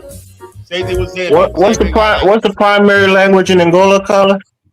Portuguese. Portuguese. They also learn how to speak English. You know. Okay. They're learning how to speak English so they can talk to you. Right now, Angola. Look, I can get anybody a job in Angola if they was an English teacher. That's the number one touch right now. Is teaching English. Yeah, but teaching English, you gotta be able to speak. You gotta be able to speak Portuguese too. Do you know any Black Americans? Do you know any Black Americans in Angola? Well, I had Mr. Rosenthal that was on my show. He's been in Angola. I sent him to Angola. I introduced him to Angola years ago. He goes to Angola all the time. Mr. Rosenthal Group, you know. He's been on my show. Mr. Rosenthal Gold Bullion Group. He's been in Angola many times, you know, over the last 12, 13 years. You know, I've been knowing him, you know. He's been in Angola. And he got an apartment there, stuff like that, you know. So he does gold bullion. Matter of fact, I'm going to tell you right now, one of my partners in there, Celeste and Rosenthal, they created the African Gold Bullion Bank of Angola, and they also created the Natural Resource Bank. If you want to see that, go to my website. You know, look up the pictures. You can see the Natural Resource Bank that was built in 2014. The Natural Resource called Natra Bank. It's Portuguese, Natra. So the bottom line, so this is where I was supposed to be at, you know. And of course, COVID, then I just took Liberia, you know. So this is where I was supposed to go to. This is supposed to be my first trip to Africa. You know, I had That's nice. It's definitely nice. I think Abuja should be the pride of Africa at the moment because at least that was built after the colonials left. Yeah, well, who cares? Who cares? You know. This was still after colonial. That's the only thing Africa can claim. And so yeah, Abuja. well, it doesn't matter. I don't care about that claim. I look at what's now. You go to Luanda, that is a fucking nice. But then look at Abuja now. I don't want to go to Abuja. Not the outskirts of Abuja. I don't even want to go to Nigeria, to tell you the truth, ever. You know. So you don't want to go home, Colin. Colin, I think the Nigerian government's been listening to your show. I think the Nigerian government's been listening to your show because they're getting rid of Makoko. So I think you'll want to go now. What? Yeah, I think Nigerians wish we would all come back to Nigeria and they could put all Black Americans in Makoko. That's what they think about us. You know, y'all can have Makoko. Okay, you know. Well, we giving y'all Makoko. Yeah, but this is my ancestral homeland right here, Angola. This is my ancestral homeland. You know. What percentage of your ancestral homeland? Like 15%? No, about half. You know. Tyler is more Congolese than he's Angola, but he won't put him in Congolese. It's not as developed. You gotta come home. No. Look. The northern Angola coast right there on the Congo River, right there, and the southern part of Congo. That's where like 90% of my DNA comes from. You know. So the southern part of Congo. The southern part of Congo, and the northern part of Angola. Or mostly the Congo. So, Kyle, you're 70% Central African. Yeah, I'm Central African. They say no, so you're 70%. So we don't even claim Colin in West Africa, man. We're gonna ban you from coming to West Africa. You're foreign. Yeah, you can't ban nobody because you can't stop me from going. We'll ban you, man. You're not a West African. Man. You ain't got no authority, no power, man. Only West Africans for West Africans, man. Ali Jonathan is a West African. They ain't got no kind of authority, man. You know. Go stay in Congo, man. Stay away from West Africa, Colin. Chesekedi is doing a lot in the Congo too. Chesekedi. No, this is a beautiful city, man. That's what money takes, man. Nigeria could look like this if they didn't squander their money to these corrupt politicians, man. I think Angola is the second largest oil producing country in Africa. They got diamonds. They got a whole bunch of. If you see Angola's infrastructure, they got so many hydro dams, suspension bridges all throughout the country. It's unfucking real. Highway systems, the infrastructure is off the chain. You know. But they have a mining issue. The from the wars, the what they call them, landmines. Landmines in the southern little explosive things. Yeah, they got. They have that issue. Landmine. They got landmine issues. That's a Portuguese planted those things and whatnot. You know. Yeah, but they still. Yeah, they got landmine issues in the southern part. Angola is the third largest oil producing country in Africa. You know what the first one is? Nigeria. Algeria is the second. Algeria is like the fourth. It's Nigeria, Libya, Angola, and then Algeria, and then the Republic of Congo. Not Democratic Republic, just the Republic of Congo, Brazzaville. Well, they say only less than 50% of the people in Angola got access to water and electricity. Access to water and to electricity. Yeah, it's a lot of poverty here. So the city is beautiful. That means outside of Luanda. All the people that live in Rwanda, they got access. Everyone outside, fuck them. Well, it's like that everywhere in Africa. Right? Oh boy! So you can't say a country is first world if only one city is at that level, Tyler. All I know is if I go to Luanda, I'm going to either Namibia, Koyo, or Luanda. You know, that's where I'm gonna be at. It's gonna be good. You know, so that don't even matter. Yeah, but that don't make the country developed. Then if only one city is developed. There's not one country in Africa that's fucking except for. So why do you say it's the first world country then? Well, Elvis, I'm about to fucking get you out of here, man. Oh God! All right, ask me one more stupid question. You're gone. You know, hey, listen, all night, man. It's like you're like a little fucking female. Not damn, man. It's like a little girl.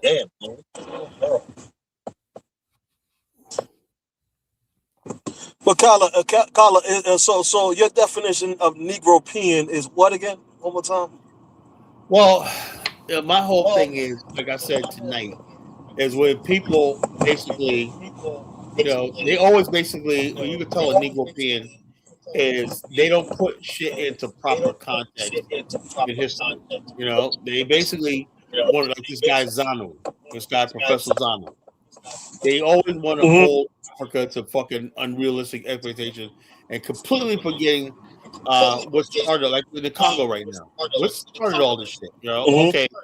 Let's take Rwanda for example, in Eastern Congo, right? In Eastern Congo. So who's let me mute Jonathan. Eastern Congo. Eastern Congo, right? Now I'll say to myself, there's that area is unstable. Paul Kagame is going there because he's trying to create a citadel of hope and his little experiment called Rwanda. He says Rwanda is all he's got, right? Now, the eastern part of Congo has been destabilized since the Europeans came there with King Leopold. That's the root of it, the root of it, right?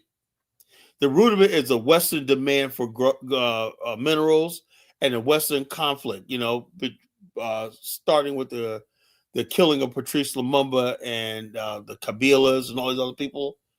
So therefore, the Negropean will look at it as, although there's rebels from Rwanda in Eastern Congo that Paul Kagame trying to hunt down, I'm going to hold Kagame responsible for everything that's going on in the Eastern region, even though the fact that there's rebels there, right, who are trying to sabotage Rwanda because they want to get back to Rwanda to kill, burn, and loot. Both Hutus and Tutsi rebels are in the Eastern Congo. And Paul Kagame is keeping that place under control to protect his country. Me as an African nationalist, I understand that. It's not perfect, but I understand that. The Negropean will look at it and say, I'm gonna forget all the stuff that happened. Like the French, I'm not gonna even blame the Hutus for what happened, and I hold them responsible for what happened to the Tutsis, right? But it was the French and the Belgium who came there and started that nonsense about dividing people based on what they look like and stuff like that. Even though both those people had the same culture for hundreds of years and got along, it was the Europeans that came there and separated people and caused hatred and division. The Negropean won't say that. He'll think that there's something intrinsically wrong with two black people. Same thing they do in Liberia. That's the Negropean. So that's what I mean by Negropean. But the Tutsis went along with it, though. The Tutsis went along with it. I don't know. And Kagame refused. Look, there's no evidence of that. There's no evidence of that whatsoever, right? No, it was a lie, but I'm saying the Tutsis went along with it. That's what I'm trying to say. At the end of the day, they're complicit.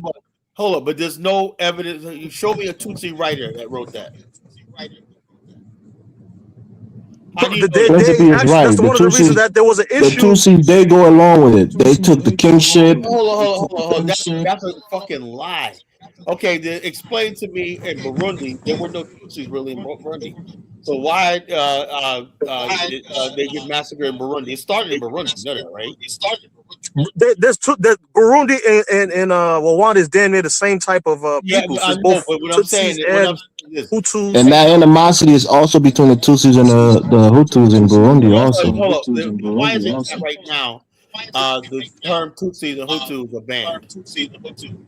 Yeah, because all the people that got the power are Tutsis. So why? Because Paul Kagame knew that if you start separating people, he knew that they had more. Because his government is overrun with Tutsis, Colin. No.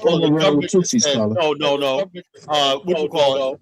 Paul Kagame has a huge support among Tutsis and Hutus in the country. There's a multicultural thing. They don't see themselves as Rwanda.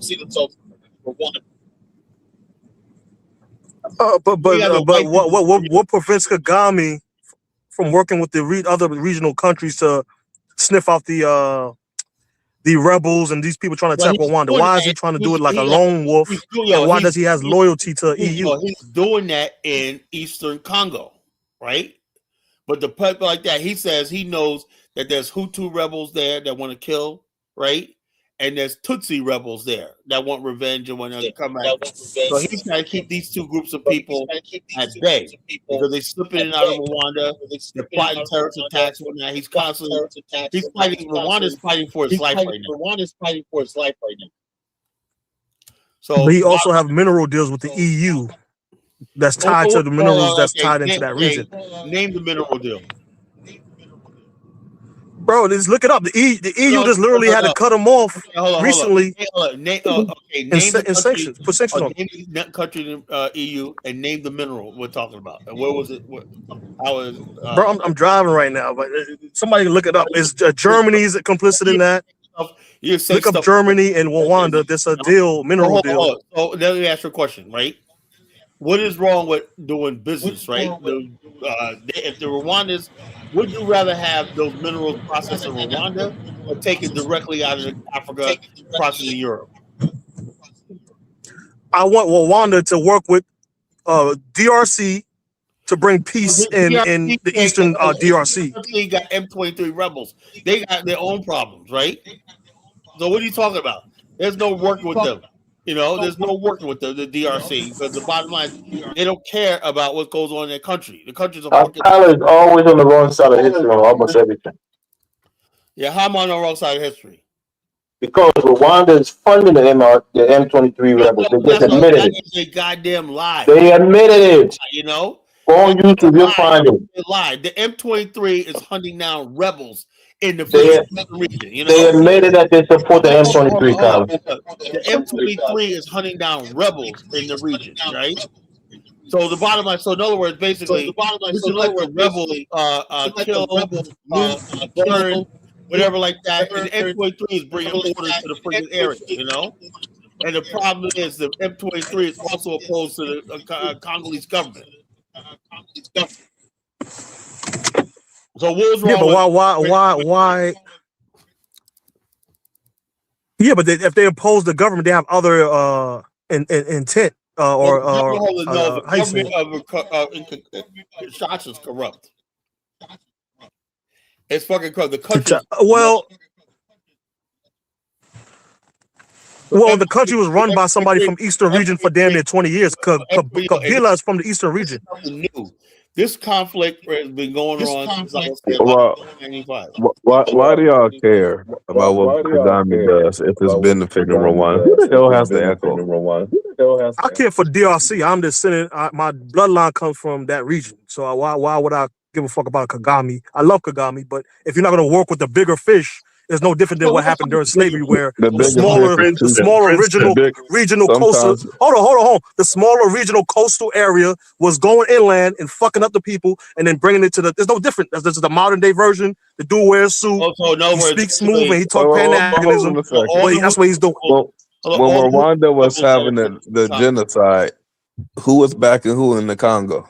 Did the Congo play a role in the genocide in Rwanda? Yeah, they gave safe haven to the Hutus. Nah, they didn't play any role. No, they didn't play a role. Some people fled into that region. People fled, right? Just like the war in Liberia, rebels fled to Guinea, fled to the Ivory Coast, and then came back into Liberia.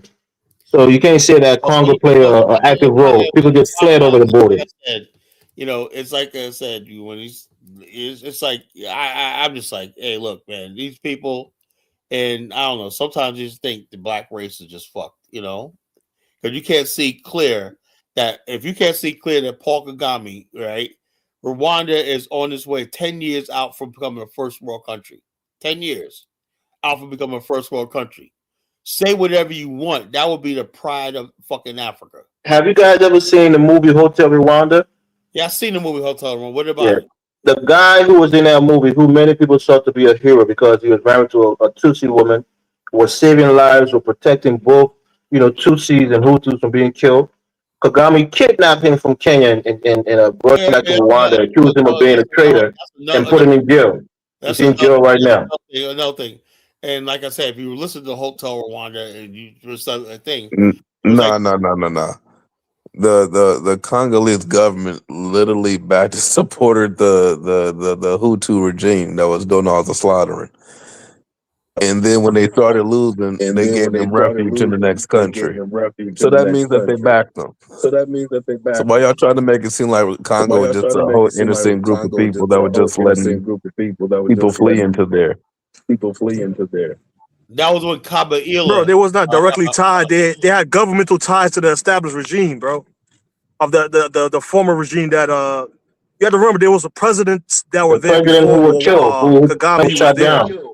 Yeah, Yeah, but we don't they know. shot down the plane. There's all types of shit that going on. So he Hold on. wasn't You a don't know who lawless state. shot that plane down, that helicopter down, or what. All they do is say, "Look, it's time to slaughter Tutsis." So 1 million Tutsis died. The plane went down and whatnot with no evidence, no nothing like that. You The know. Tutsis were prejudiced against the Hutus because they had Negro features. They didn't have those elongated heads and narrow nose and slender build. They look more West African. Shut the They were hell up. prejudiced against them. Yeah, you're right about that, but that was like As under the someone that's false seen pretenses of the Tutsis in Europeans preaching person, that. they look just as African as the rest Yeah, of them. exactly. It's like all that Hutu. I don't know what the Nobody's Have fuck you saying y'all seen? talking there's a about. Have you distinction, seen but I'm Paul saying that Kagame? That was all Have you made. seen his wife? That Have was you all seen his made up kids? They by look them. West African to you? Hutu, Tutsi. That was not made up by them. all Africa's not West Africa though, bro. I'm talking about There's different Tutsis features. without So talking what about I'm regular saying, ass people. they think that their phenotype is superior to those of the Hutus who look more West African like you and I. You think No, that's what the European was preaching though. That's not And they that's what bought into that, but that's not the the Tutsi original. The propagated also. Europeans lied. No. That's what the Unfortunately, Tutsi they propagated fell But for also. the you guys got to bullshit, admit that the but the Europeans Tutsis lied. bought into that lie though. The How Tutsis they bought into buy that lie. that? You and Kala want to. How they Are buy y'all aware the Tutsis is not a tribe? It's not an ethnic group. Y'all know that, right? It doesn't matter. They bought into the Well, you lie. can say it's a True or class of false? They people bought into the lie. who own cows, but they're Nilotic people, Cushitic Nilotic people who think that they're better than the West African looking Bantus in that I just region. think a lot of They're Africans the have low self-esteem. That's all that is. You know. Africans have low self-esteem. That's why they think everybody think they're better than them. You know. That's all. That's what I gather. You know.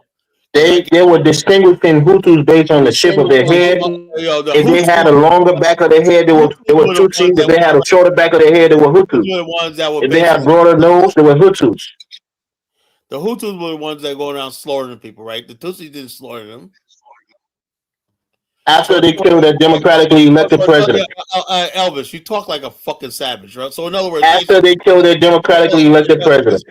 Check us out. According to you, you fucking savage, that if somebody thinks they're better Colin, you consider the disrespect me, Kala, Colin. You always go there. if you don't mind, can you just show images of regular Tutsis? All right, Now well, we can get over this thing that they don't look West African. They look pretty damn West African to me. And what you call it? None of that. What you call it? It's okay if somebody feels like they're better than you, whatever like that. It's perfectly justified to fucking kill them, murder them, and all this kind of stupid shit like that. That's that fucking savage mentality. You know, somebody feel like they're better than me. So Colin, you can eat a whole bag of dicks, Colin. You can shut the fuck up. You can eat a whole bag of dicks. All right, whatever. Let me see. Goodbye, Elvis. Say good night. Fuck you. You know. Fuck you. You know. Or you fucking. There was that Hutu Tutsi shit. That was made up by Europeans. Yeah, well, like I said, Elvis traffics in this stupid shit. You know. Somebody feel like they're better. That's Elvis' low self fucking esteem. That's Elvis' low self fucking esteem. We don't even know. Is this a Tutsi and Hutu? That's a husband and wife team. Hutu. So do they look at that much different? That somebody could talk about genocide, you know? That's a Hutu man. Bro, they didn't target them. Bro, they was living for hundreds of thousands of years together, right? The Europeans showed up, quote unquote, find distinctions among them and divided them, and the Tutsis brought into that bullshit logic. Europeans find dividing, but the fucking Negropean again, the Tutsis brought into that bullshit logic. I'm not trying to say that you're wrong. You're wrong only because you're trying to downplay the fact that they brought into that logic. Hold on. Was there any? Did Tutsis have power to discriminate against Hutus? They joined the Europeans, and yes, they did add on to their gain power through that. Actually, the Europeans basically gave most of the power in the region to the fucking Hutus. You know, most of the administration was given for the Hutus. You know, so when he was there independence or during when he was there. Hold up, these are Tutsis. Do they look like they're fucking different than the Hutus? Bro, I don't have no problem with these people. They all look black to me, but I'm trying to say there's different distinctions in their features. The Europeans tried to make a distinction between the groups, and he created the division. And the Tutsis brought into the bullshit. The Tutsis brought into the bullshit. You're dancing around my point. The Tutsis brought into the bullshit.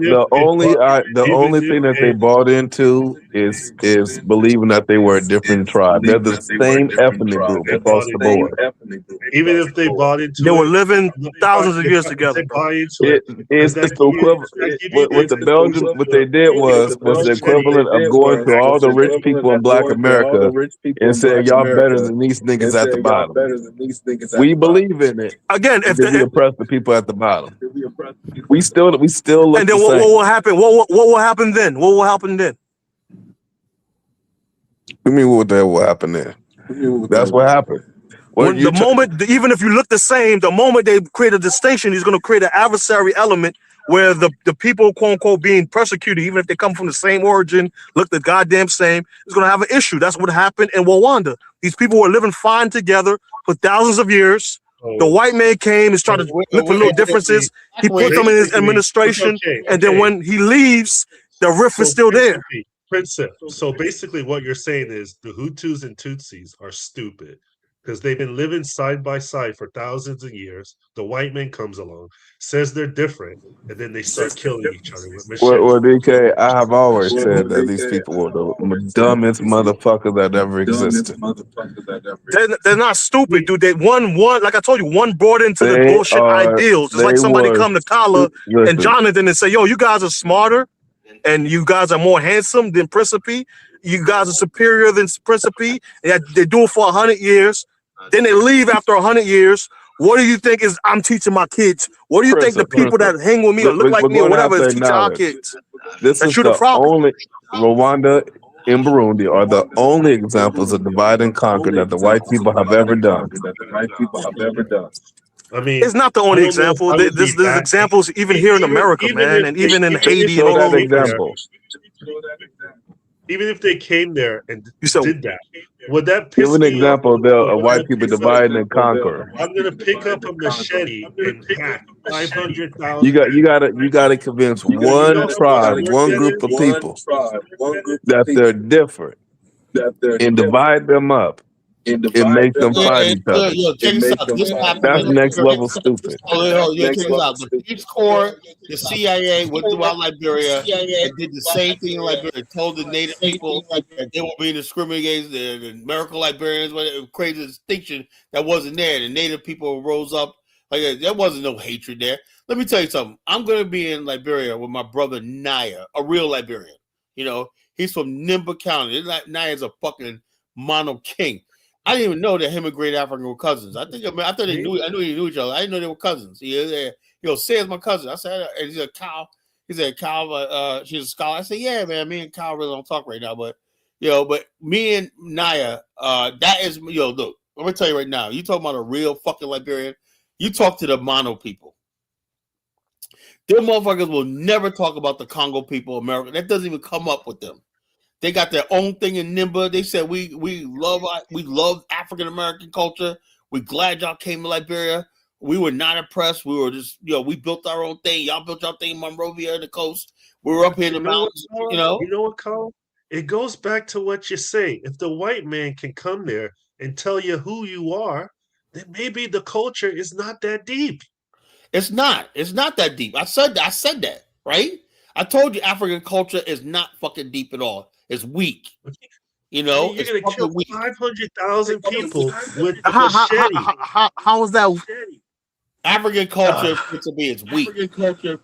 Person. That's not true, bro. If you tell me you got strong family values, then I come into your family, I say, you're stupid, you're better than this person, Y'all way better than this person, and then y'all start killing each other off of what I said. Don't tell me that your family values are strong. Does that make sense, Principal? Unmute yourself, Principal. You know, he got an echo, man. It's annoying. But that's what I said. African culture is very fucking weak, you know? But like I like the Mono people in Nigeria, Nimba. They're strong, you know? They know who they are. I mean, these guys know who they are. They tell the story of Benjamin Anderson, an African-American explorer, to the Musadu. That's the kingdom of Musadu and the Mono kingdom in the interior, right? He went there to find the source of the St. John's River. Now get this. This was in the 1840s, right? He was a middle-class African-American young man from Baltimore, right? Families had education, everything.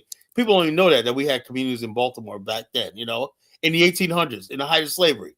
So he went to Liberia, right, as an adventurer. And when he went to Musadu, he had the stuff that Europeans wear at the time, like the khakis and everything like that. And they said, you know, normally they saw white men that dressed like that. He said, here's a black man. They're like, this is a black man. And he's coming up here and with his maps and his surveying equipment and stuff like that, taking notes and whatnot. They were like, who the heck is these? Who are these people, you know? But the Mono people are great fucking people. They're great Liberian people, man. You know, they know, get this, DK. Now, Great African, Naya, and all these people. Oh, come on, Prince B, man. You're killing me with that freaking thing. They basically have family on the other two sides of the border, Guinea and Liberia. Guess what side of when the boundaries were finalized, right? Half the whole region was divided in half, right? Guess what side most of the Mono people want to live on? Take a guess. Liberia. Of course, right? Of course. They want to live on Liberia side. They Why? want to live on Liberia side. You're Prince, you're killing me. So they want to live on Liberia side because the French were so brutal in their treatment. To this day, they got relatives that be sneaking across the border and get papers and become Liberians, you know. But even right now, even Guinea right now, it can't compare to Liberia. The liberty, the freedom. Nimba is like probably the freest place on the freaking planet. You know, they got all that land. Oh, with Naya, man, he got ancestral land there, man. He's building a big house. He said, man, he got my house gonna be done next year, man. He's gonna have. He said the whole upstairs is gonna be for him. The downstairs, all the rooms downstairs are gonna be Airbnbs. You know, on this property. These people up there got all that land. Now they're turning into private property, and they're freaking getting rich off of that shit. You know, taking loans out, investing in whatnot. They're the freest people. I mean, you just gotta know these people. The Mono tribe, the Mono people, they're nothing like fucking Elvis, you know, and nothing like Elvis. Elvis unfortunately got a sad story about Liberia, you know, like you talk about Dave's mother. Can I ask you a question, Colin? I don't know, my audio messed up. I wanted to ask you a question. Do you think it's because you yourself always talk about there's different communities and different groups of settlers? It wasn't just one numerical group, right? So maybe the Monos encountered a more favorable, kinder group from whatever region of America that they came from, while Elvis people encountered a more aggressive kind of group. You see what I'm saying? So it might be different dynamics. I would say this is what I would say, right? The problem was Elvis is from the Crew tribe, right? The Crew tribe. They've always been troublemakers on the coast. The Crew tribe were always in alliance with the Europeans, and they were the main tribe helping with the slave trade, you know? The people in Nimba County weren't involved with the slave trade. They were in the interior. And also they were like this, you know. Yeah, we know they were part of the coup, but the bottom line is we could look past that shit, you know. They were part of the coup. I don't know why. But Prince Johnson turned on the fucking Samuel Doe you know, and killed him. So anyway, the Mono people, right, were up there doing their own thing. I think in Ganta there might have been it's called America. Gabanga might have had some, and Mono, there'll be in Ganta. I don't think there was any American Liberians or Congo people in Ganta. I think there was some in Yakapa in the Lamco. It might have been, you know, But for the most part, the whole county of Nimba is devoid of Americo-Liberian influence. Really.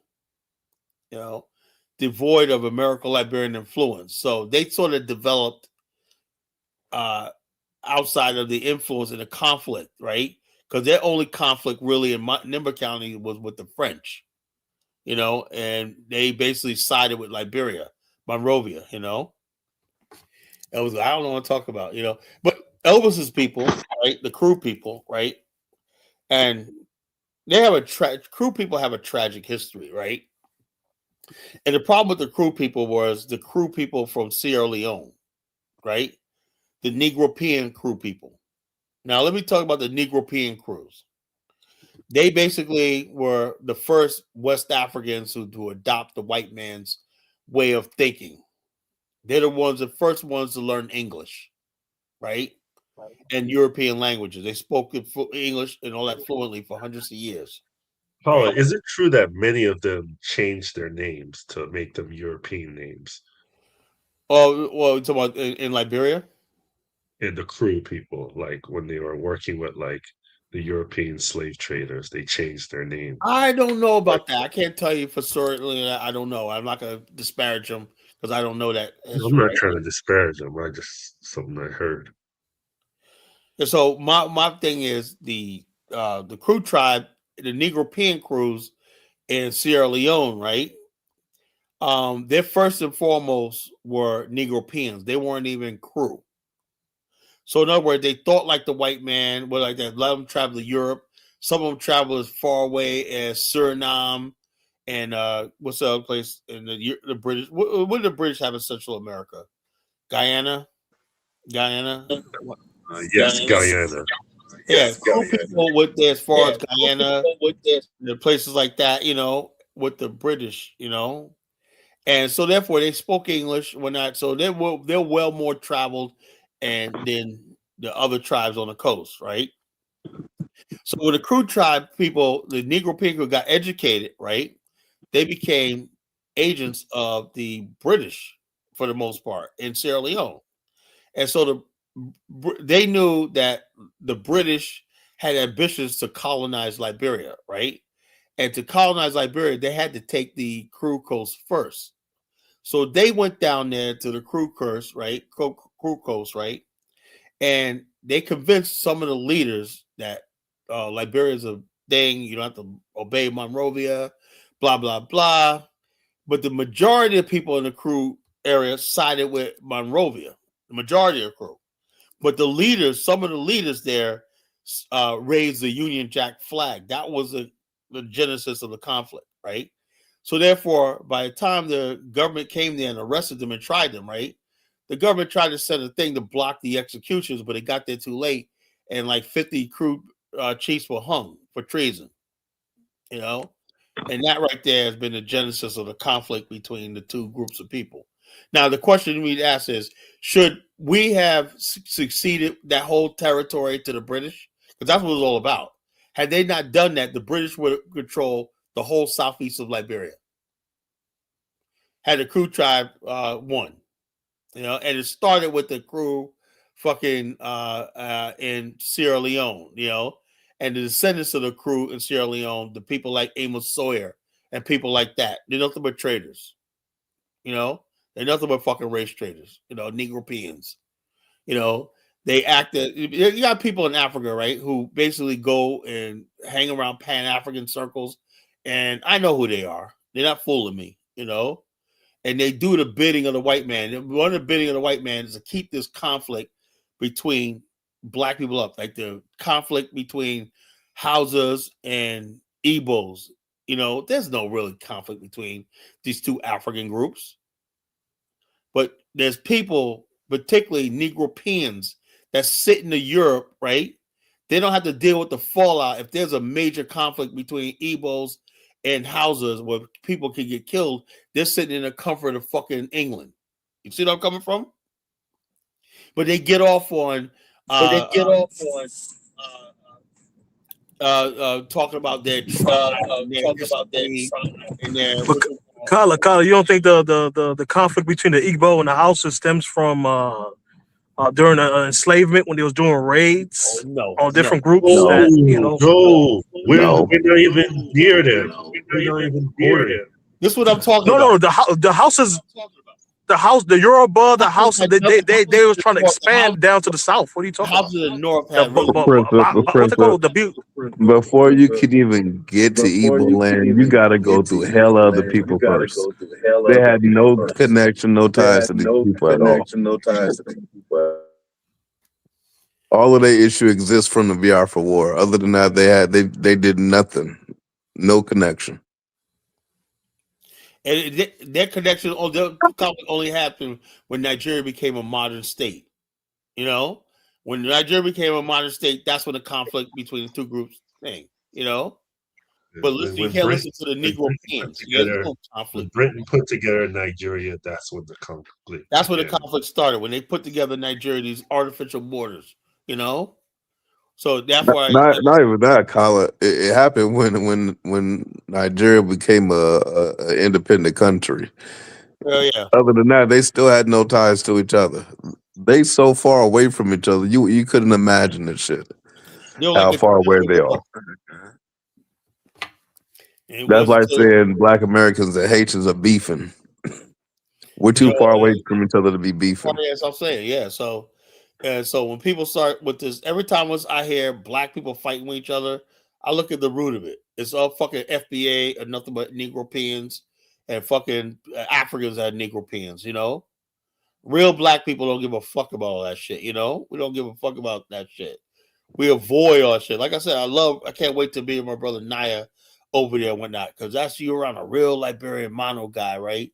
And he never talks about the Congo, American Liberian, blah, blah, blah, blah, blah, blah. He's just so busy enjoying his history, his culture, his land, everything like that. His beautiful life around. So, like I said, it's just a different perspective, man. You know, not everybody. Look, anytime somebody always brings up conflict, right? The Negropean mentality. They're not real Black people. Real Black people don't look for fucking conflict with other Black people. You know, like you go to South Africa, right? And you're like, oh, what about the beef between the Xhosas and Zulus? Man, they live in two different parts of South Africa. There's no conflict, you know. No, but there was a time where there was an expansionary. Even when you talk about the expansionary element of Islam, the expansionary element of oil, that they was attacking other regions nearby. Like even there was a group called even Haitian oil culture. They tell you that the Igbo area ain't close to none of those people. So there was no what they call them oil people, or the people they nowhere close to none of those people. Nowhere close. Oh, okay. So is it closer to Benin then? Because there's stories of that in Benin, like traditional. No.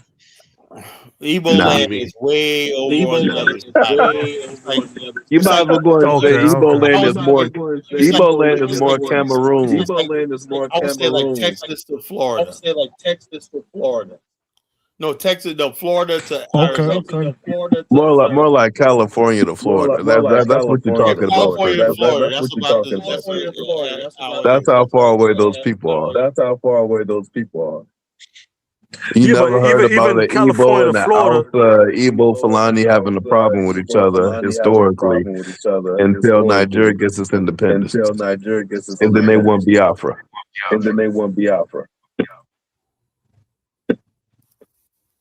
And they only wanted Biafra. Who sold the Igbo into slavery? The Fulani people didn't want there to be a pro-Nigerian government. They wanted one thing. You know who sold Igbos into slavery? Prince. You know who sold Igbos into slavery? It was other Igbos. Other Igbos sold Igbos into slavery. That's what happened. See, like I said, no tribe. We have to look. Let me tell you right now.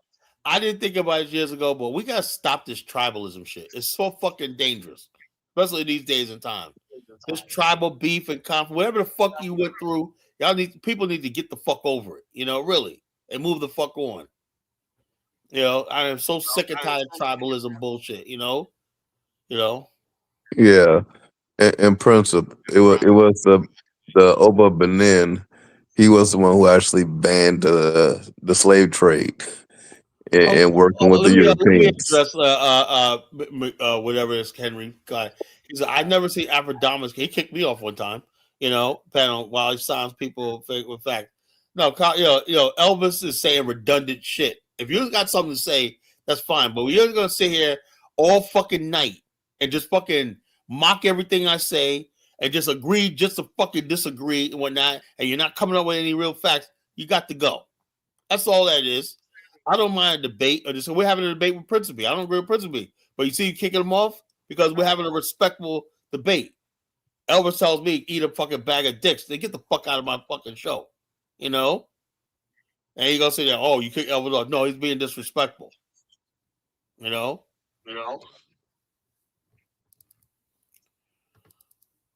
Into my Afrodamas. Where's Afrodamas show right now? I'm not getting emotional. It's just like I draw a line in the sand when it comes to bullshit and disrespect. We're trying to have a conversation about Hutus and Tutsis. We're trying to have a conversation. Why did 1 million people? Nobody think about this, right? Us black race, the whole world looks at us, right? And if we can't even sit here on a conversation and say what went wrong, and we're not even allowed to say that, there's something fucking wrong. What went wrong? How the fucking a radio? You know what started with the whole massacre? A radio show. People said it was a popular radio show that said, "Yeah, it's time to kill these people," and people began acting and started killing people. And next thing you know, within a matter of a few days, a million people were dead out of hatred. So let me tell you something. In other places, people can talk about blah blah blah. In Africa, when you start talking about hatred and differences, it could lead to genocide.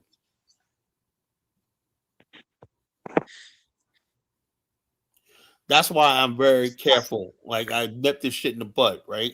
Because I got black people from America going to Liberia and going these places and whatnot. And people start putting in their heads misinformation about who we were and our ancestors and whatnot. We could have people right now in grave danger. Yeah. That's why I fight the way I do. To clear up misconceptions and whatnot and lies. Because I know there's black people, and that's just not Liberia, it's also in Ghana. We got black people in Nigeria, Ghana, all these countries, Benin, and we don't want people thinking we're a certain way. So people have this idea that black Americans are this or black America that, they did this to the native Liberians. Look out when they say stupid stuff like, oh, Liberia 2.0, blah, blah, blah. You got people just want to go to their ancestral motherland and just visit and have a good time one night. You got people online. Oh, Liberia, they're going to pull Liberia 2.0. Oh, ignorant fucking shit. But it stops on my show. I'm not going to have that shit. I can't do anything about any other platform or not. When it comes across my platform, I'm going to deal with people. You're going to get blocked for good. So I don't play that shit because you're talking about people. You're talking about life and death here, Right. Has Elvis gone? I don't know where Elvis is at. Fuck him, Yeah, it's crazy. All this tribalism, man, doesn't lead to anything. Yeah, everybody got a everybody got a goddamn tribal grievance. The Negropean never has a grievance with a white man. You ever notice that, DK? They never say nothing about the white man. But Kala, shouldn't the grievance be addressed and put to rest? What grievance? There is no damn grievance. There is no damn grievance. All right, but the people are whatever little frustration that they're showing, it should be addressed and put to rest. Grievance they fucking have, they need to get the fuck over it. Well, here comes Elvis. Oh no, he wants to come back. Should I let Elvis back on? Does he got anything to say? Yeah, whatever disagreements y'all have, y'all can talk about it. Yeah, I don't think so. But y'all can just go at it like me and Flex up. Principe, you got to log out and come back in. You're echoing, bro. I don't understand you, man. I don't. I've said on your platform, I'm gonna start respecting you because you're older. Hold on, Kyla. You start disrespecting me, and you're gonna keep pushing it. I was talking about 1 second, caller. I was talking about what happened in Rwanda. This is something that's publicly known. This is not me making up shit. But anytime I say something, you want to tie it back to Liberia and think that there's some kind of enemy shit between you and I. It's nothing. The people that you're talking about, they participated in the coup, right? But you think that saying that they're this and they're that, they're nothing like me is gonna be hurtful. Those are my people. We intermarried. We lived next to each other for centuries. Those are my people. They'll tell you the same thing. When Kato was on the show, on Dynasty show, he told you the same thing. The people from Nimba and the people from Guernsey, we're family. We intermarry. We have similar culture. They're not petty like you are. You know, they don't It's not about being petty. I mean, really, You know, they're not really petty. no, it's not about being petty. You expect us to let you insult us and be quiet about it. And who are you, Carla? Who are you? You're nobody. You don't have any power. Nobody. You don't have any power. Yeah. Carla, you don't think your language sometimes struck the tension between the native, former tension between the native and the Americo kind of people by constantly trying to. The point I was trying to make was this. Let's say I just showed you pictures of the friggin' Hutus. There's no difference between the two. And I'm saying that let's say there is like different. There's black people in America. Some people are Jack and Jill, bougie, whatever like that. Some people are stuck up and they high and mighty, whatnot.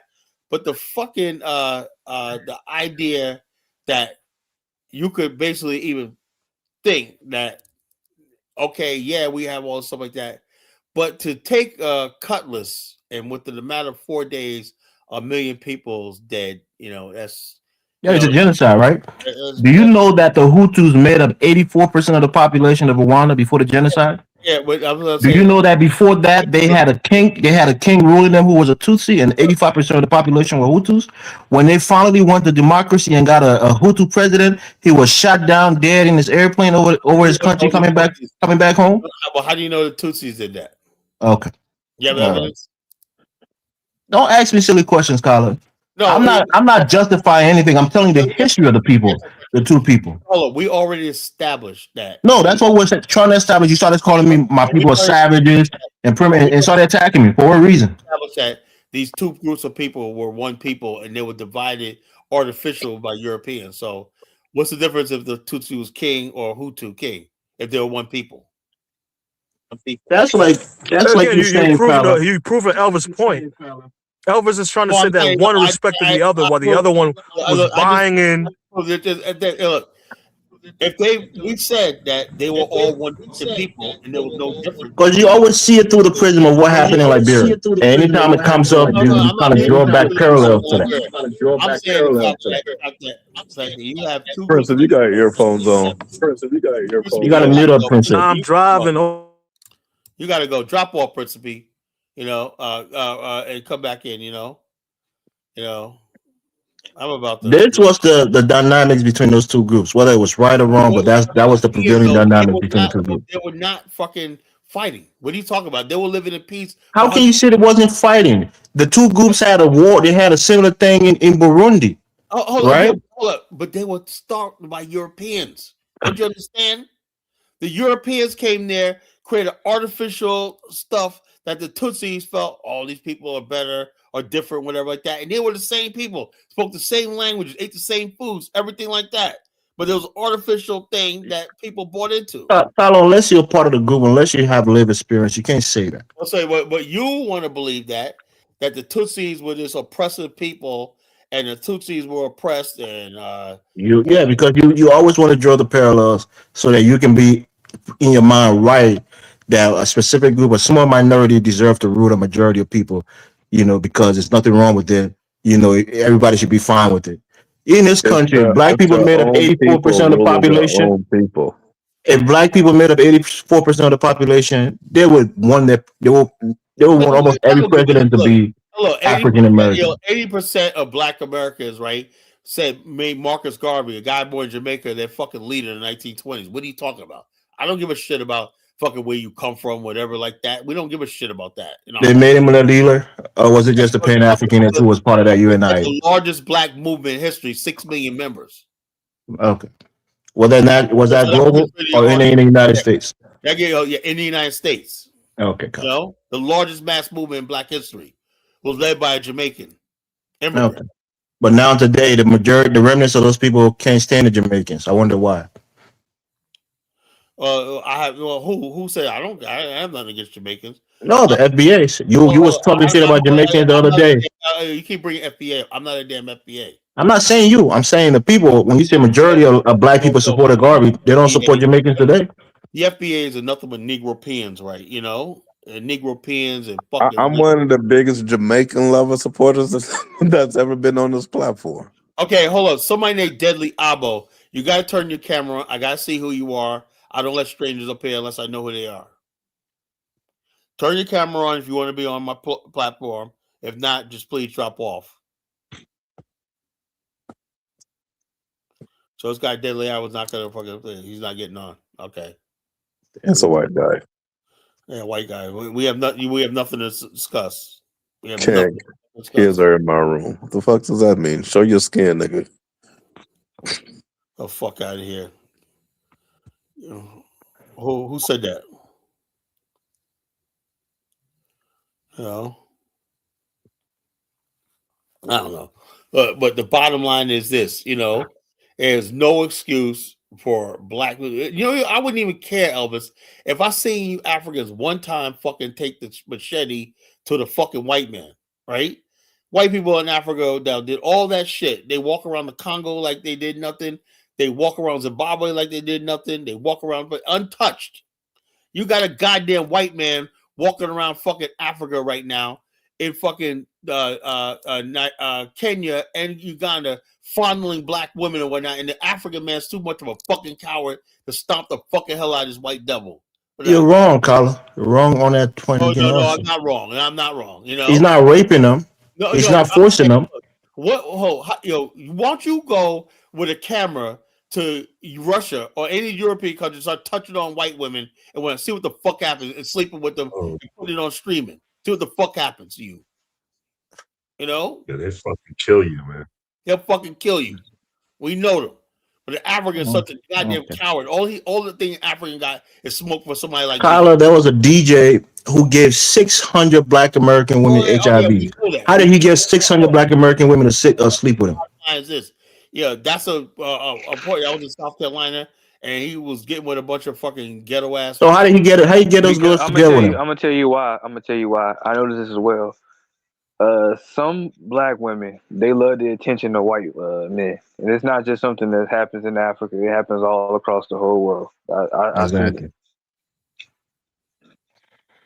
It was, a matter of fact, it was a YouTube video. Let me say, hold on, Carla, hold on. If I was in Africa, I'm gonna be there in 2 weeks. If I see this motherfucker do that shit, that's gonna be on. You know, if I see the shit. You know, there's only this motherfucker coming there. There was this white dude, right? It was on YouTube. It basically like he was like playing a character, right? You know, he was acting like B-Rad. If you ever seen that movie, Malibu Most Wanted. Yeah, Malibu Most Wanted. And you should be surprised how many black women gave him their phone number. It was crazy. Wow. So this is global. But Carla always like to throw the Africans on the bus. I said to say your people don't exhibit some of the same behavior. No, the difference is you come on your show and complain about black women wanting white men all the time. The difference is in America we can't really touch them, you know, because they got the police, the courts, everything like that. Well, you're in your own land. You're the majority. You control the police. You control stuff like that. How the hell does a white man walk around that freely and could get away with that in Africa? What is the white guy doing? What is he doing exactly? Okay, he's talking to these African women. Almost like, you know, what you call game. He's throwing game at them. And then they're agreeing to go back to his place to pretty much sleep with him. The guy's not raping them. He's streaming it for views on a pay-per-view. They sleeping with all these Africans. He did the thing in the Philippines.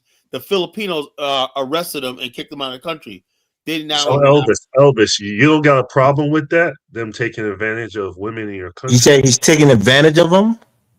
Yeah. Have you seen the videos, DK? I mean, that's what I'm being told. Right, he didn't take advantage of them. He goes up to them, he talks to them, he introduces himself, he's talking to them like he's flirting with them, and then he invites some of them to his place. And usually on those videos, there's probably 20 other women who turned him down. He's only showing the ones who accepted him. That's how it works. So to say that all the African women that he spoke to accepted him, it's not true. Probably a lot of them turned him down. Yeah, I don't know. He's videotaping them without their consent, and I even heard, but it's not true that he could be HIV positive. I don't know. If it's what, yeah, if that part is without their consent, then yeah, he can be prosecuted, right? But just somebody talking to a woman and that woman agreeing to go with them. As a black man, should women reject you simply because you're black? If you're talking to a Hispanic woman or Asian woman, I mean, we have this different set of rules for other people. If you go to if a black man like Filipino woman, he goes to the Philippines, right? Should they reject him simply because he's black? We only talk about the white guy because white people are the enemy. Right.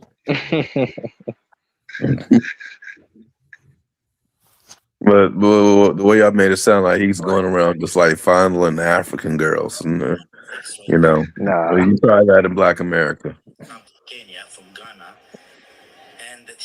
We're gonna knock your ass down, Whitey. All right, I'm gonna share this video. I report you guys decide.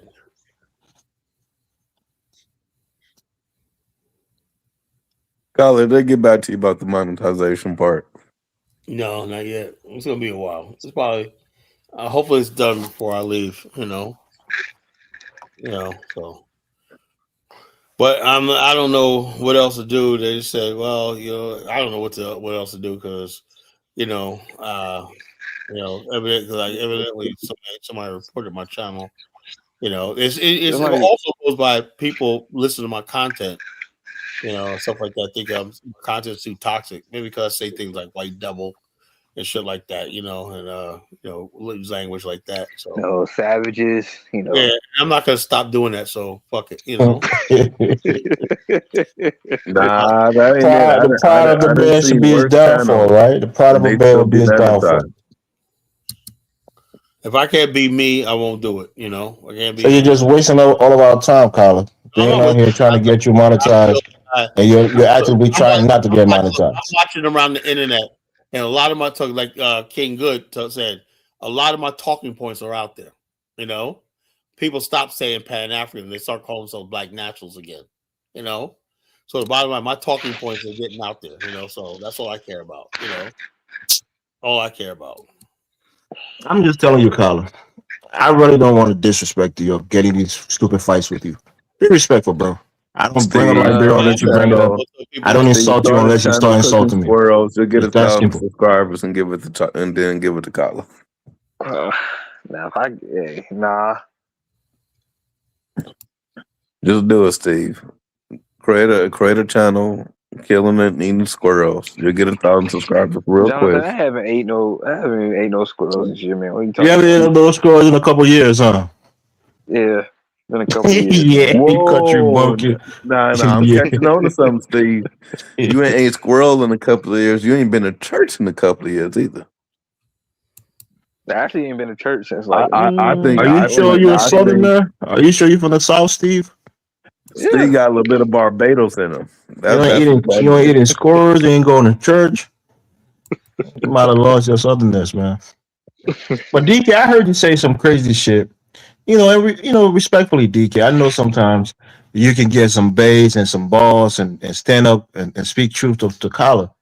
But when you say people have to get rid of this tribalism, your people are suffering in Nigeria due to tribalism and sectionalism. And you're staying here and talking to like you don't know that your people is suffering from that same shit in Nigeria and marginalized. Here's a video. Once we get our own nation, we'll be straight. No, why do you want your nation if there's no tribalism there? That's a good point. We'll be a nation. But the problem is, right? Somebody says that if you give one person a nation, everybody gonna want their own nation. What tribe is suffering in Nigeria due to tribalism? I guess he's talking about the Igbo people. That's his people, ain't it? He can say that they should get their own nation. So I'm saying, why did he want them to get a nation if they're not suffering at the hands of others in Nigeria? They have an identity, a national identity. What? If they have a national identity. Oh no. Igbo land look better than the rest of the damn country. They ain't suffering that much, bro. So why do you want your own country then, Well, what's his name? DK. Me If you personally, guys are doing so well. if I was in Of course, we're doing better than I would want stupid ass Fulani people. So I want your own country. Be happy with what you got. Get away from these dirtbags. You want to get away from these scumbags. Okay. How about That's autonomy? right. Something like the Vatican, you know? We Something want like our own that. autonomy. Autonomy. Man, So what's the leave problem these with this alone, thing, man. Carla? They've been there for generations. Leave them people alone. All right, well, okay, here's the video. Here's this guy. You guys asked for it, right? I'm not sure if the rumors are true, but what caught my attention was that he's banging meat. He has come all the way from Russia for banging meat. My friend, let me tell you, it's not about banging meat. It's about how easy it is. And why? Let me tell you, Kenya, take any chick, you talk nicely to her, she's yours. Let's say you are like me. You don't look around, you are focused on your purpose, you are focused on your business. Where the amount of babes coming to me, if you are a Muzungu here, wow, you are hot cake. Carla, you said the same thing. You said when African Americans go somewhere, all the women flock to them, the women desire them. I never said that, you know? I never Okay. fucking said that, you know? Hey. I never fucking said that. So First of all, basically, he's a passport, bro. look, if he goes to Europe and says that's fine. Well, basically what he's doing, he's making a mockery. He said he's a Bazungo. He's white, you know? I never said because He said I'm it's black. easy. He said it's easy over there. Yeah, because he's white. He's a Bazungo. Passport bro said the same thing. Carla, African American passport. They go to Brazil, Colombia. They say, the women love them. Hold on. That's they not don't say the women are easy. No one says the women are fucking easy, bro. No, because it's not easy for a black person. You remember what happened? Why is that, Steve? Why are the women easy for black people? This guy says you just go there, mind your business. No, he said if you talk nice to them. If you talk nice to them. Elvis, you trying to spin every fucking thing. Play it again, Carla. I mean, why are you arguing with me? I'm just saying it. Play it again. Now, bro, man does got a point. He does look like Jesus. Okay, Jonathan. I guess we know how Jesus works. I think that's what it is. That's exactly what it looks is. like a Walmart Jesus. Exactly. They jump all over him. That's what happened. That's Kenya, though, right? Kenya has a certain dynamic when it comes to their social. But yeah, that's structure. East Africa, like well, Kenya, because I mean they do that over there. Yeah, but No, it's all East Africa, not just Kenya. There are some black women who don't like white men. They probably will never go with a white man. There's some women who want to experience. You know, some black dudes want to sleep with a white girl just because it's different, right? Elvis, you are copping pleas for this white dudes. I don't know why. Listen to what I'm saying, DK. Jonathan on this panel has fucked a white girl. Elvis Right? is a Negropean. Most definitely. Yeah, there you go. The time. You know? Have you been with a white girl before, DK? Sure. What? Okay. Why not? Yeah. I mean, say yes or no, bro. Yeah. What about Steve, have you been with a white girl? Nope. Steve ain't never been with a girl before. But Okay. Colin say he hasn't been with a white girl. Prince, have you ever been with a white girl? No. Yeah, I've never been with a white girl. So people out here, you know, sometimes they want to try different things because it's different. You know, so should what? What should white people want to kill every black man? I know they did. Doing it. If you sleep outside the race, you have no right to talk about any issues in the black community. Carla, You got three people on the panel who slept outside of the race. Carla, Jonathan slept outside of the race. What is his name? DK slept outside of the race. In the past. You continue to do it, right? No, ain't no pass for me. Sleep outside the race and marry within the race. That's the rule for me. Yeah, exactly. Married in the race. Malcolm X with white women. Before he came in, yeah. So, but I'm saying, shouldn't people like you guys who former dated out them, you know, shouldn't you guys be more accepting to women who dated out too? Because you guys are the same type people. Like a person like me, I ain't never dated out. So if you see me take a hard stand, that makes sense. You guys don't make sense. Black woman, and she opened her body up and accepted the white man's spirit, his estrogen. She's Oh boy. But so did you. You accepted the Chinese woman or white woman's spirit when you slept with them. Like there's Kyle ain't never sleep with no white person. That's what he said. But I've never even. Yeah, I had white girls throw this up on me when I was young, but I never even had a desire to sleep with white women. You know. They're the same. Dr. Umar will call her his Kenyan queen. She's a queen. Dr. Umar's the clown. But hold on. Can I ask you That's guys? my How favorite how comedian. can Bottom line is, I'm saying like this. You see what our bro man is saying? Bro man said the white man is entitled to African women as long as he uses protection and does not get any of them pregnant. I've had over 60 white women before I got married. All women are my birthright, which is technically true, right? This guy, Bro, man. A black man can go and sleep with Filipinos, Chinese, hold white. up. Yo, the bottom line is this, man. The bottom line is this. Roman is a Negropean. I knew he was a guy that white girls. And so he got Okay. things around these platforms and whatnot out of guilt. He told us He's this into white already, women though, and guys. whatnot. He says he's married to a white woman. We know that. Yeah. Oh, he I is? think the biggest, Oh, the wow. biggest Yeah, he's married difference to a is white that woman. why would you marry him and He's then a have fucking children Negropean. with him? Bro man said he never been attracted to black And women. That's what he said. Mufasa says men and women are the Our same. our very own friend Kadola, who's a blackity black nigga living in Africa, he's married to a white woman. And he lives in Check this Africa. out. He's an African. Kadola. The reason why I did the show tonight because Kadola's full of shit. You know why? You know what? You know why Kadola's full of shit? He said yesterday, I'm taking my notes, that Africans love their culture, Nigeria love their culture. We love it. When's the last time you seen a Burna Boy concert or any African artist with traditional garb when they do a concert? I mean, there's African artists that wear traditional garbs. You just don't know them. Artists like Nice. I look at Singer.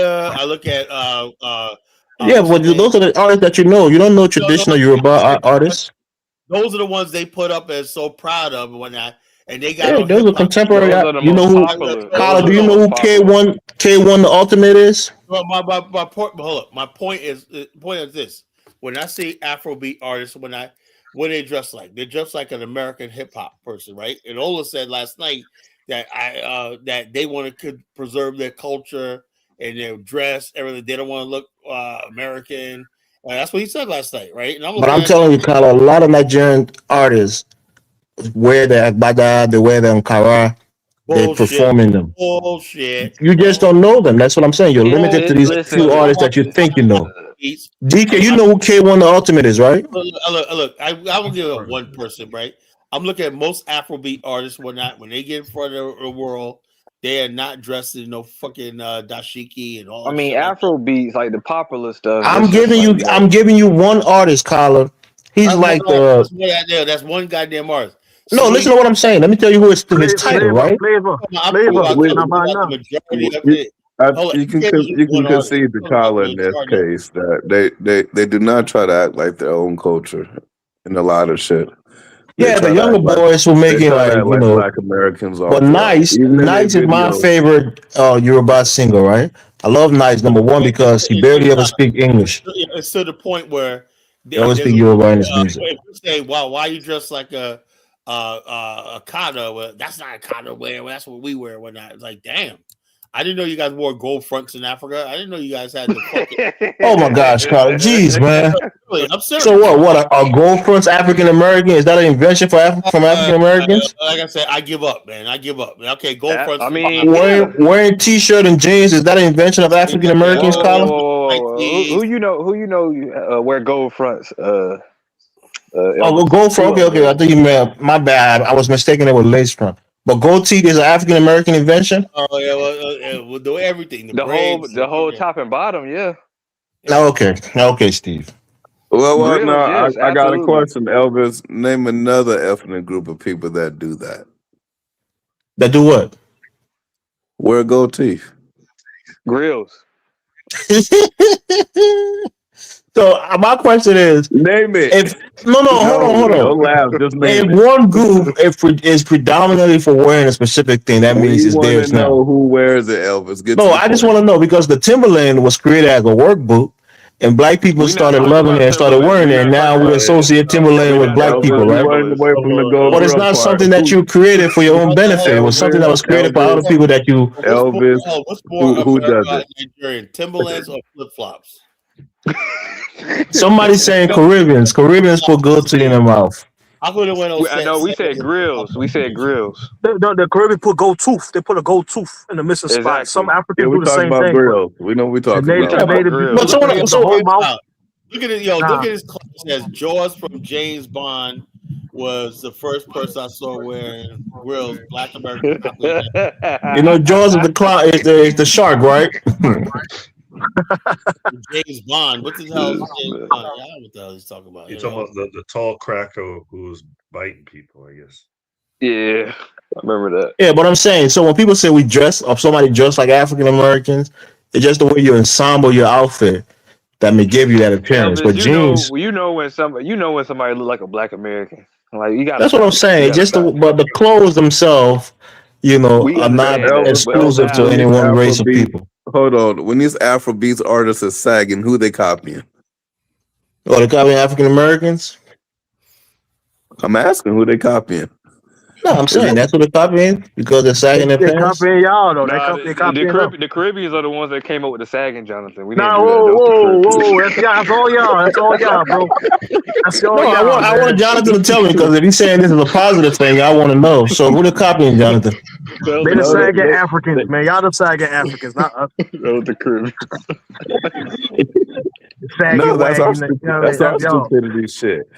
And that's stupidity. So wearing gold teeth now is a flex. Grills is a flex. Not the gold tooth. People used to do the tooth, not the whole mouth. They're the ones who started doing the whole mouth and grill. And What did we say when you see Steve? If you go to a store or if you go to a decent meeting and you see a black man, black as hell, right, walk in that place and starts talking, and he got a mouthful of gold. What's your first thought?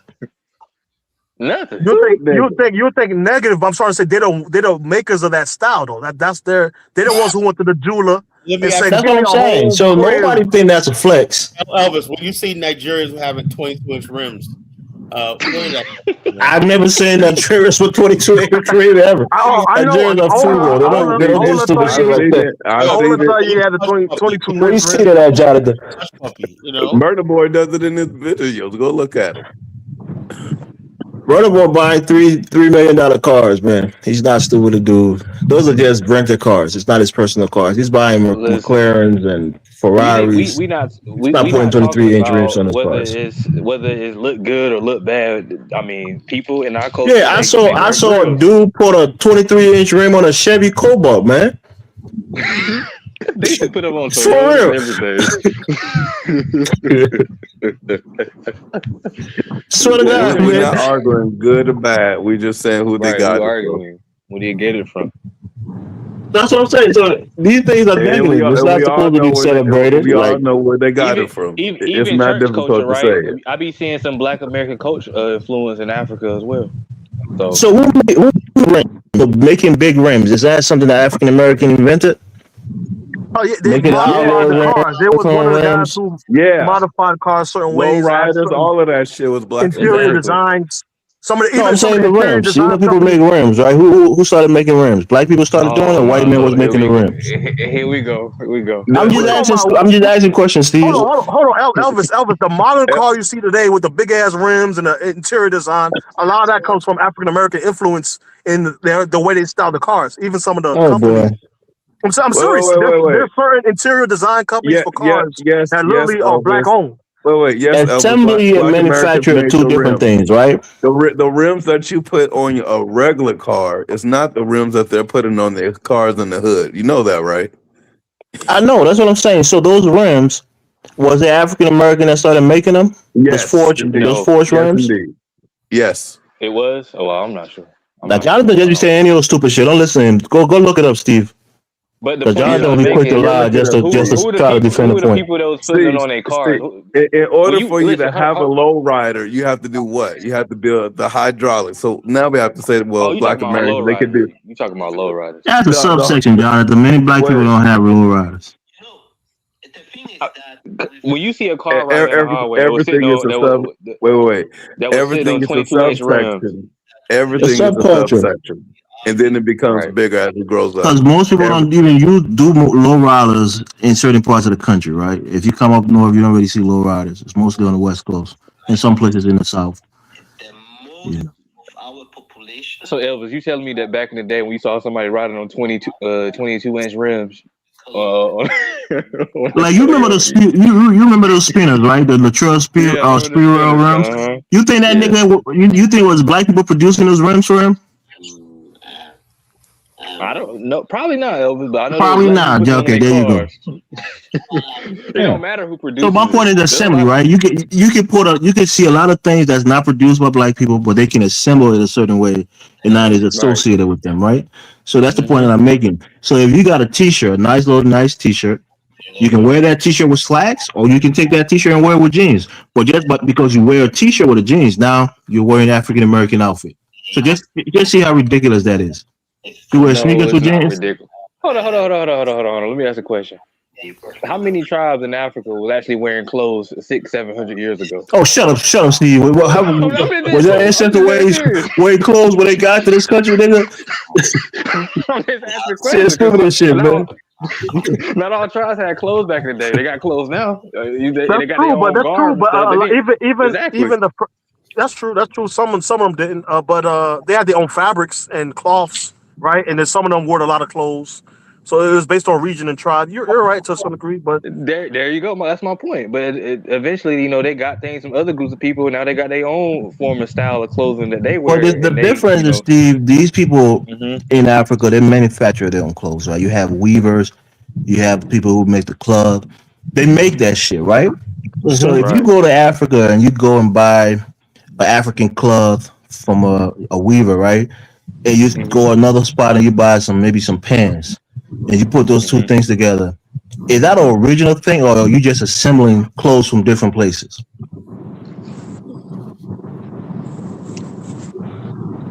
Say it again.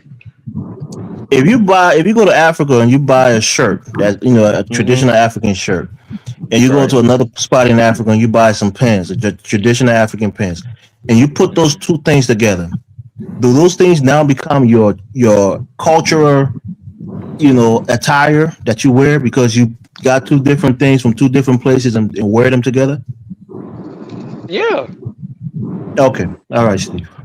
If I could recognize, if you could recognize somebody's style and whatnot, it doesn't matter where they If got you it go from. to if you get a shirt from China, you get a T-shirt from China and you wear, and you get a pants from Russia and you wear, that's your cultural outfit. If everybody looks at you and recognize, hey, that's those group of people and that's how they dress, yes. So now, if a Russian, a Chinese person wears the shirt that comes from China and the pants that come from Russia, he's culture appropriating, right? Oh Lord, what are we talking about right now? No, you understand what I'm saying. The shirts that African American wear and the jeans that they wear, it's not theirs. They didn't. Elvis is a style. It's a style. That's what I'm saying. So styling can be culturally appropriated because the people that make these things, we're not talking about cultural they're appropriation Europeans right now. But what I'm saying is, if you see a European boy wearing a nice jeans and a nice T-shirt, you think he's culturally appropriating black culture, quote unquote. They had him called Kanai. And we had Fubu on. Even though the people that make the clothes is his people, but if you wear the jeans and you wear the T-shirt, listen, hold on. I never heard nobody in real life talk about cultural appropriation. That's some internet stuff. no, people say that. Say, look at that white boy dressing like he black. He wearing, he dressing like he black. On the internet. On the internet. Elvis, you got to be realistic. There's some designers, stylists, even though the jean or quote unquote is a quote unquote Western design or whatever, but some of it is fused together from different cultures, including African, the dye, etc. There were styles that were uniquely created by black fashion designers tailored toward the black market. So certain styles are unique to the African American community. You see what I'm saying? That's why they What say, kind of jeans do you think black people wear the most? You said what kind of jeans? Yeah, right now you got the Chrome Hearts. I know they got hoodies and jeans. You think that's a black-owned company? Nah, but some of the styles are influenced by former styles that happened, throughout the years, from the 90s to 2000s. With some of the cuts, some of the way they style it is influenced. They have their own styles and flares. That's what I'm saying. Tell me one of the popular clothing style right now, the black American I'm not a name wear. brand kind of guy, but I could tell you there's certain cuts that's unique to them that they influence. Even certain sneaker designs that was created. Who made Jabos? Jabot jeans. Who made them? Yeah, I know. I heard of the jeans. I don't know. It's probably somebhere in Europe. Who made academic, clothing? LRG. Those are shit that I used to wear when I was growing up in school, right, in high school and shit. Yeah, but who made those? Would those clothes be considered black clothing? Wait. Are you arguing that jeans is not a black invention or something? You talking about the design? Oh, go ahead. Let y'all have that convo. Right. So black people make jeans. They manufacture jeans. Slaves made that shit, not white Right people. now, Jonathan, black people manufacturing and producing jeans. Yeah, you It don't matter who made it, who invented it. Oh boy. FUBU. Now, wait a minute. You said earlier it was the invention part that mattered. That shit started on the slave plantation. Now you want to say who manufactures the shit? Jeans is like it's from different segments. It's like it's influenced by different cultures, but I think it's European fused with different clothing styles from like Africa and stuff like that. Because you gotta remember, there's the cotton, there's different elements, different cloths coming together. But what I'm talking about is the styles. That's what I'm talking about. The styles, the cuts. You see what I'm saying? Like you gotta admit that there's certain cuts. I'm gonna say something that Jonathan's probably gonna say. Dapper Dan used to take. Prince of Peace. I'm gonna say something that Jonathan is probably gonna say African American invented it, right? So when a black man like Collar, right, goes on put on a nice suit and a white shirt with a tie, is that culture appropriating white people, traditional outfits?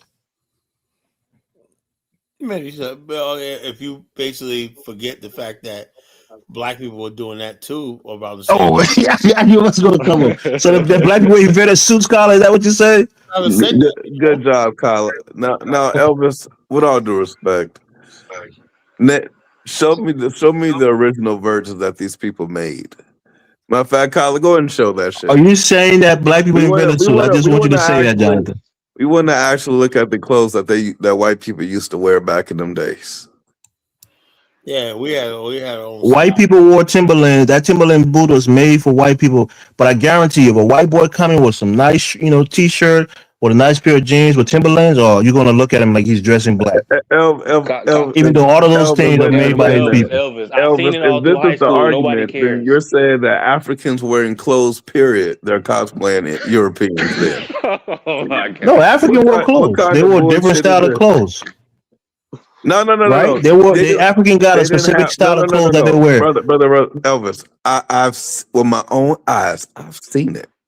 I've seen the clothes that they wear indigenously. Right, and it's different. Bro. It's different than the clothes that the Europeans wear. Clothes at all. So hold on, Jonathan. Even when Africans come here, right, on a Sunday, you might see an African lady wearing her traditional African print, what we call the lapa or the rapa. They sew into different styles and they wear it. That's their attire, right? That's not indigenous to Africa. The lapa, for example, right, that they wear. That's a style of clothing that they wear traditionally, right? And then other people wear what we call the African cloth. Hold on, Carla. Let me say, Carla. Hold on, Jonathan. And then Carla knows the country cloth. Those things are made right there in the villages, in the towns. They make the country cloths, and Africans will wear that too.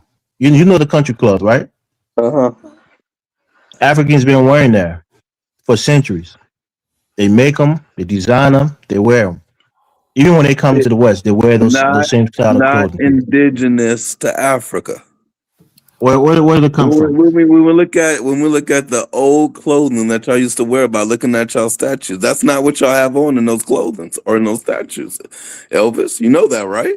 Our traditional style of clothing, I can show it because I can share my screen. But we've been wearing that style of clothing for like 400 or 500 years. What were you wearing before that? 400 or 500 years ago, white people came.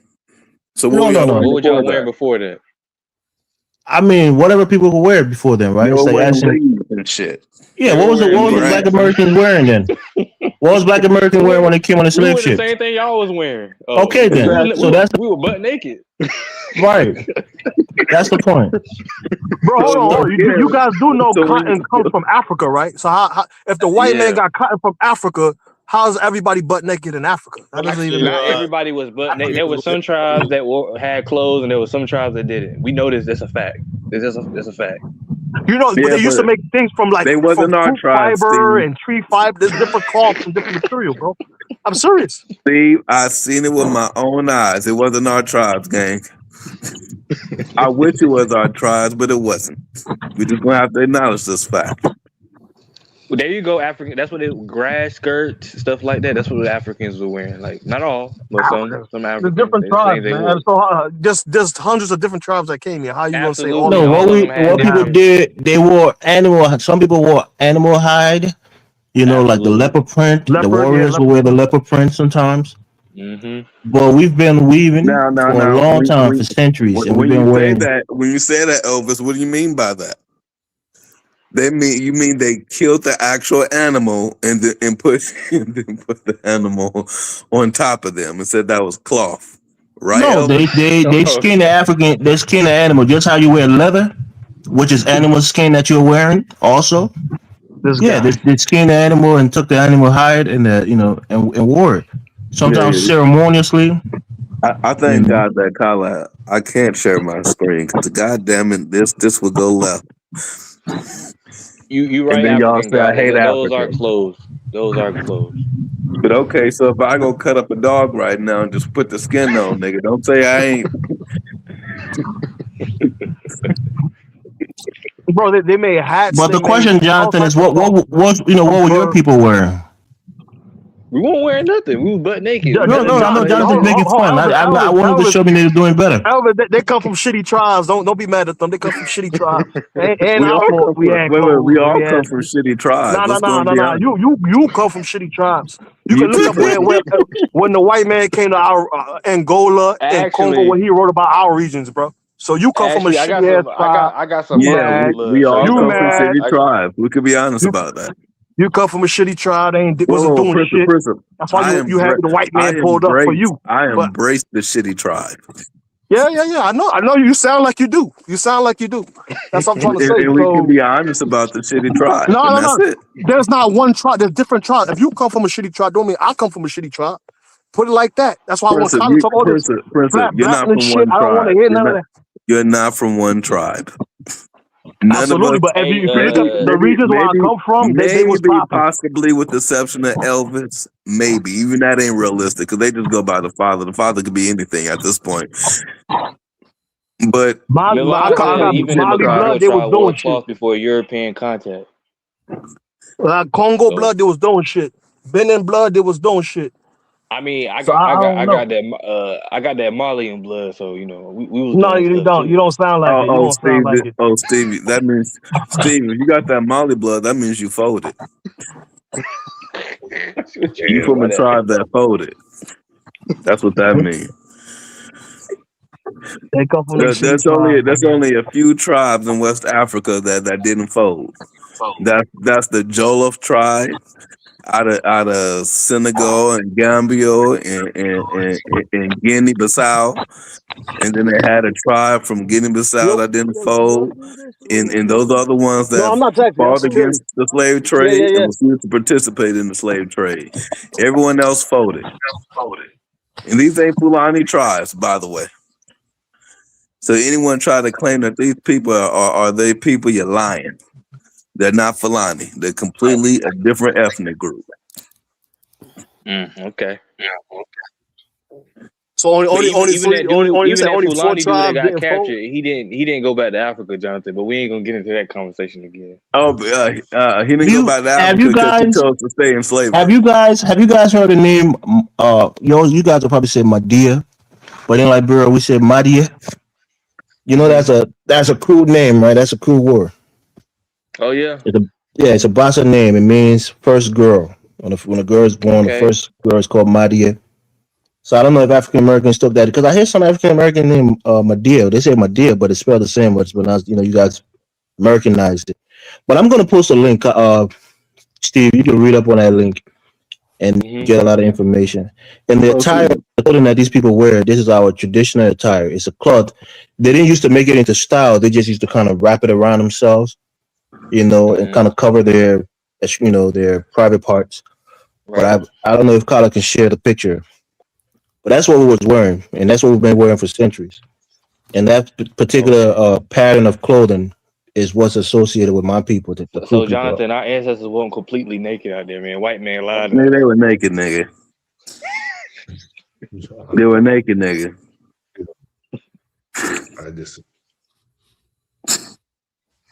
Matter of fact, DK quiet. What were the Igbo people wearing? 765. That's a traditional cloth. That's Why a is there a real. white? Oh God. Oh What do you say, God. Colin? Hold on, Colin. Colin, click the link. Click the Every link. time I say stuff like this, people get angry. They think I'm. Look, okay. I had this conversation with somebody a while ago, right? And African American, right?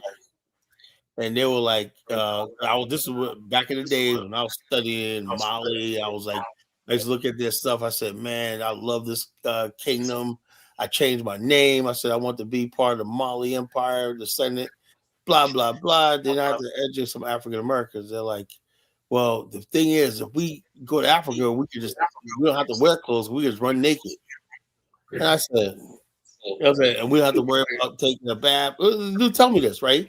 He said Africans don't take baths, whatnot. You know, we can run naked, whatnot. We have all this white man stuff, whatnot. You know, bath, fucking wearing clothes and whatnot. You know, I'm like, man, we're just so fucking far gone, man. That's what they think. They think Africans are running naked. You know, said we didn't have clothes in Africa. You know. And I tried to show them pictures. I said, nah, man, that's how people look, man. And I was showing them pictures of Muslims in West Africa in their garb, and they were like, oh, wow, you know, they didn't know, you know. So I was showing them the Kano, people from Kano and whatnot, you know, finely dressed. So you were basically talking to a bunch of 1776s, because that's how he was when he first came on the show. Nah, Steve, because 1776 would be right. Kala, where they get them clothes from? That when they got Islam, they got clothed up. You know that, right, Kala? Yeah, but the thing is, this is what I want to say, right? And therefore, it ain't indigenous. So Steve, you open the link I sent, you'll learn a lot of stuff on that link. I seen it. You're mistaken, right? There's two streams of people in West Africa. It was nice. Right? Look, let me say this. Look, there was an ancient civilization called the Nook civilization. It was highly developed. Whether they had clothes or not, I don't know. Anyway, the god of West Africa created like 5 different things, 5 different skills in the Nyamakala. The first one was weaving. The second one was goldsmithing, blacksmithing, drum making, and all these basic skills were in West Africa for thousands of years. So weaving was definitely a part of African culture for thousands of years. You know, that don't mean all the tribes were. There were some tribes that had a lot of elaborate patterns weaving, and there were some tribes who were not clothed, you know, for the most part. These two. Kala, I looked up Nook civilization. These niggas have on like a hat, and then the rest of them, they're naked. But I'm talking about, I've said the culture I practice in West Africa, these people, Africans, were highly clothed, you know, they were civilized, you know, it was highly civilized, you know. And these are the people that founded cities like Timbuktu, Jenne, and Bamako. This is a highly developed civilization, you know, right alongside the indigenous population that may have been hunters and gatherers, you know. Yeah. West African culture. I mean, there was always everywhere in the world, there was always people that were more advanced and those that were more hate to use the word. It's like West Africa had the same thing. You had Igbos that were highly advanced and the Igbos that were indigenous, you know. Same thing with the Yorubas. Everybody like this. Colin, can you check out that link I sent? Yeah, check that out. Why would you tell Colin to look at it? And you know, you got a white man dressed in that shit. I see. Oh, Jonathan, we're not talking about the white man. We're talking about the clothing, man. Damn. Now, Colin about to say y'all culture. That's cultural appropriation. That's cultural appropriation. Yeah, we wear the white man's suit and tie also, man. Shit. Yeah, they wear our cloth. Colin, go and look at that white man hugged up with this crew woman. Colin, you can learn a lot about the crew people. You can learn our names, our personality. You see what it said about the personality there? This makes sense. This is a crew tribe, right? We're impatient and we're intolerant people. So that's one of our characteristics. People know us. They know who we are. Now, Elvis, I need you to explain this, man, that this guy has like a sheet on, then the rest of his body is naked. And then when you go down, there's a sheet, and then the rest of the body is naked.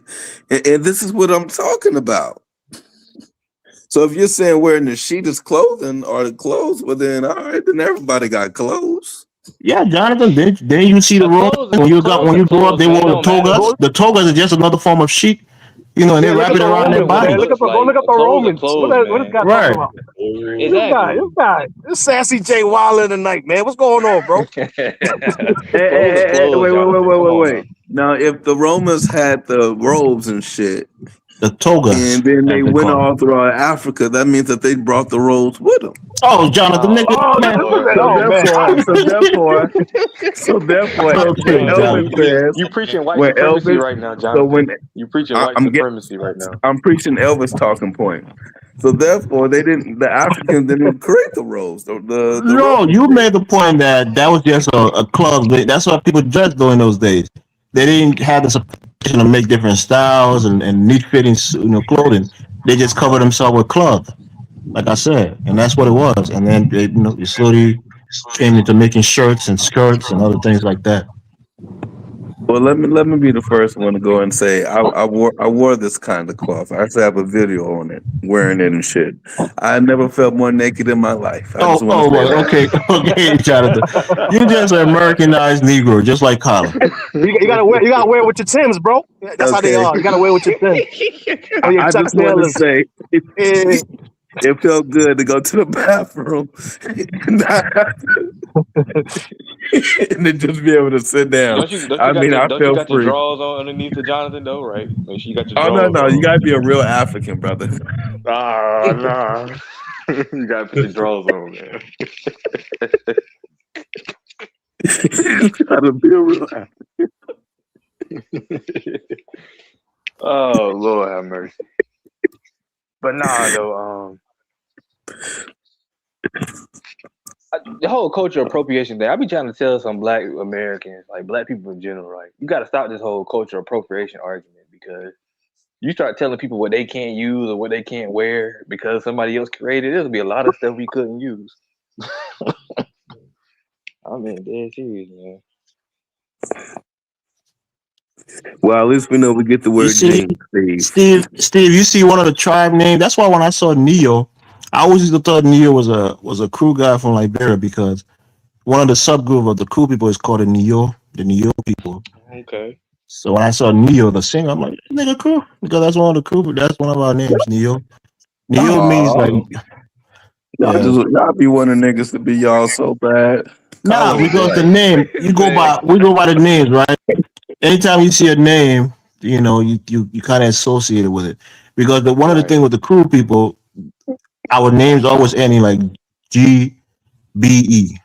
The GBE, in Liberia, Kala would know, like the Tukbas, the Drogbas, a lot of GBE in your name. That's a sign. Just how the Oh no, Yorubas are, right? African goddess, I love it when females wear the cloth in the bed sheet. I mean, don't wear nothing else. That's In the perfect. bed sheets. Okay, Jonathan. Okay, Those are called rappers. Those are things that women wrap around Nigga, I know themselves. what it's called. All right, then so why you call it bed sheets, nigga? Because I use it as a Jonathan bed trying to sheet. clown right now. You trying to clown, man. I mean, it's just Trying to hold on, Steve. I'm about this.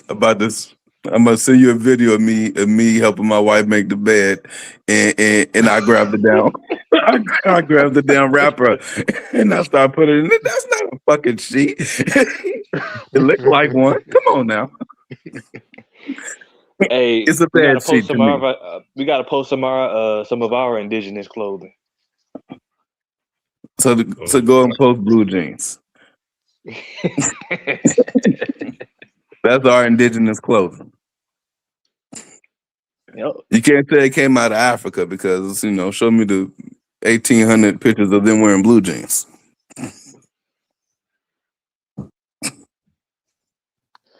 Drogba he was famous, man. Was Drogba? How you say his name? yeah, Drogba. Women used to love him. Who is Dogba? Let me look it up. He was a football player. It's the second most. So maybe I can do a side by side, and I mean this is kind of true, right? Some of our characteristics. We're generous people.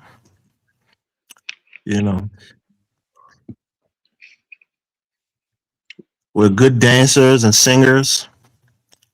Mm. We're athletic. I told you that. Mm-hmm.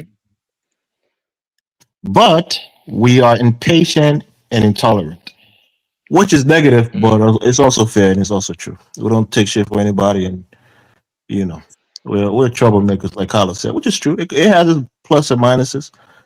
You talking That about your means that we're your not. specific people?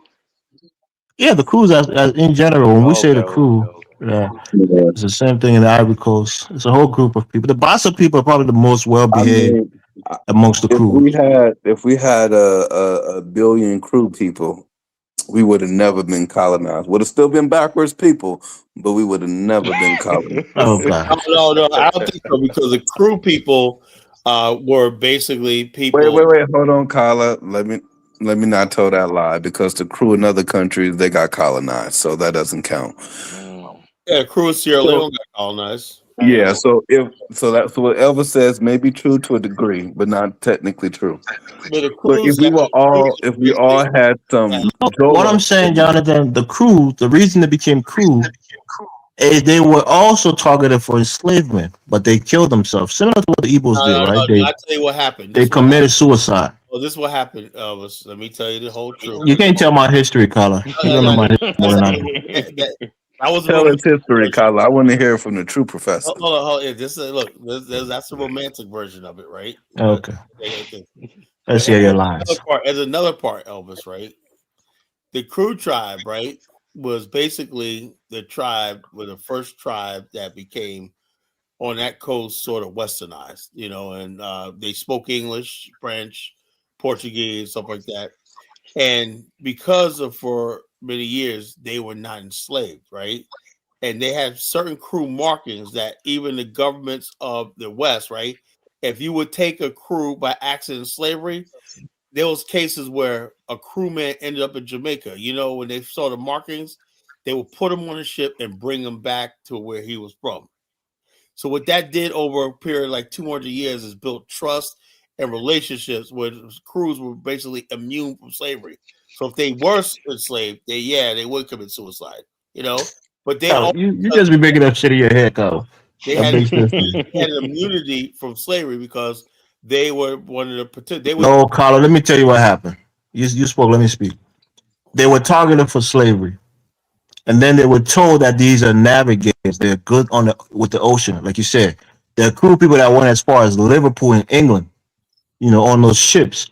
So they couldn't build their own ship, like you said, Carla, to travel across the ocean, but they traveled with like the Portuguese, and they helped them navigate the currents of West Africa.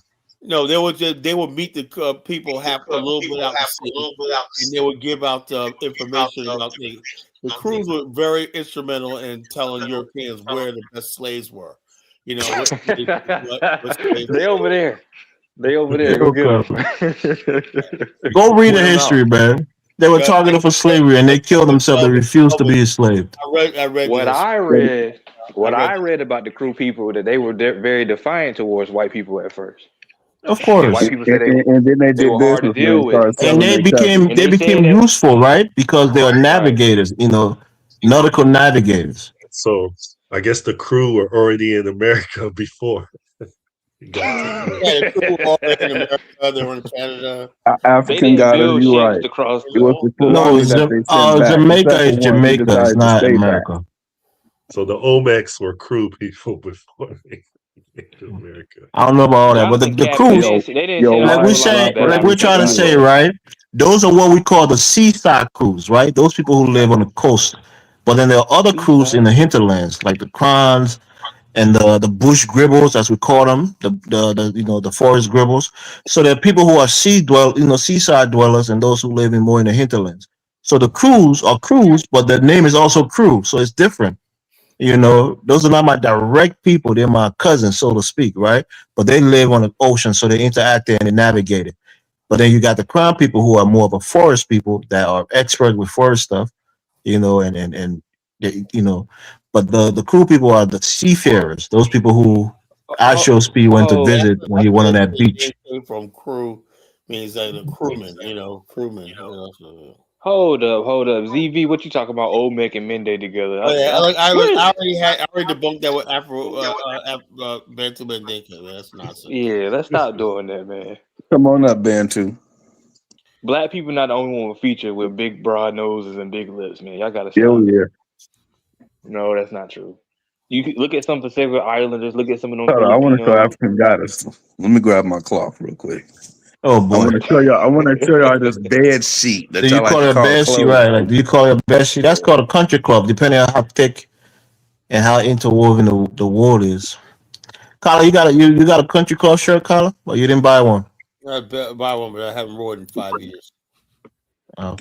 Hold on, y'all. You scared of wear your African attire, Carla? Ashamed of your Africanness? No, you know, it got. certified sheet. Let me see. It's a certified sheet, nigga. It was Don't good. stop lying like you say I no wore the sheet. hell out of it the first year I got back from And Liberia. then nigga put the hat on. You stupid nigga, Jonathan. What is it used look for? nice, Jonathan. Hey, It's a nice design on Prime it. Minister of it BBO Afghanistan. gang. It BBO gang.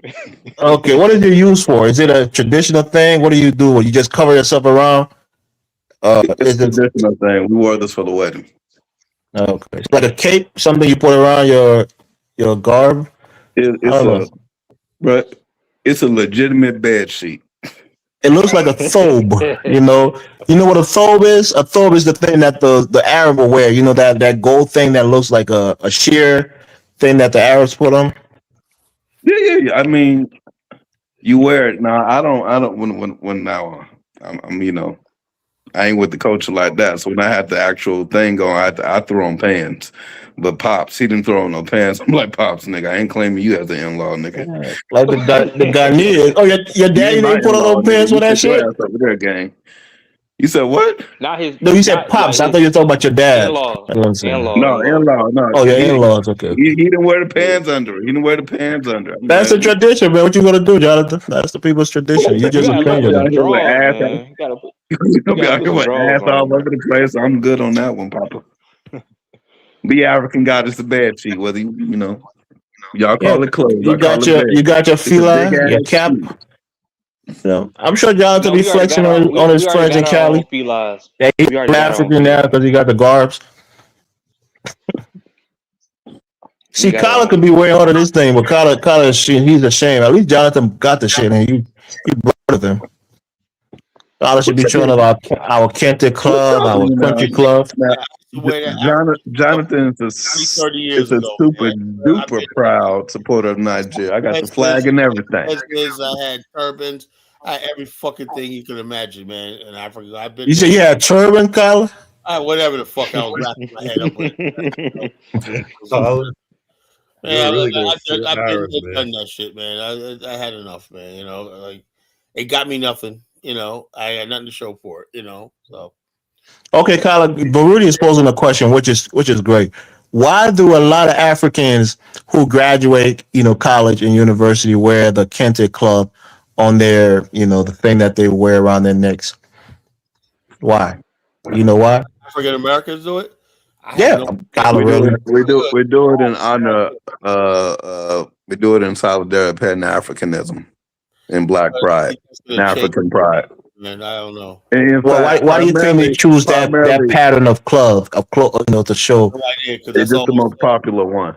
Because it's Yeah, I'm about to say it's the associated with most popular. Africa. It's the Yeah, most popular. it's the most popular Yeah. one.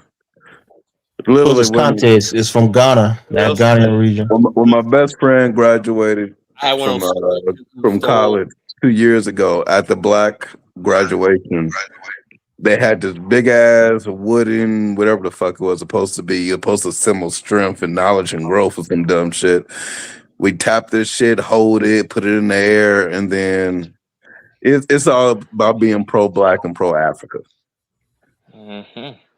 And that's been a part of our tradition for years. When I graduated from high school, we had that shit on. And we did the same damn thing.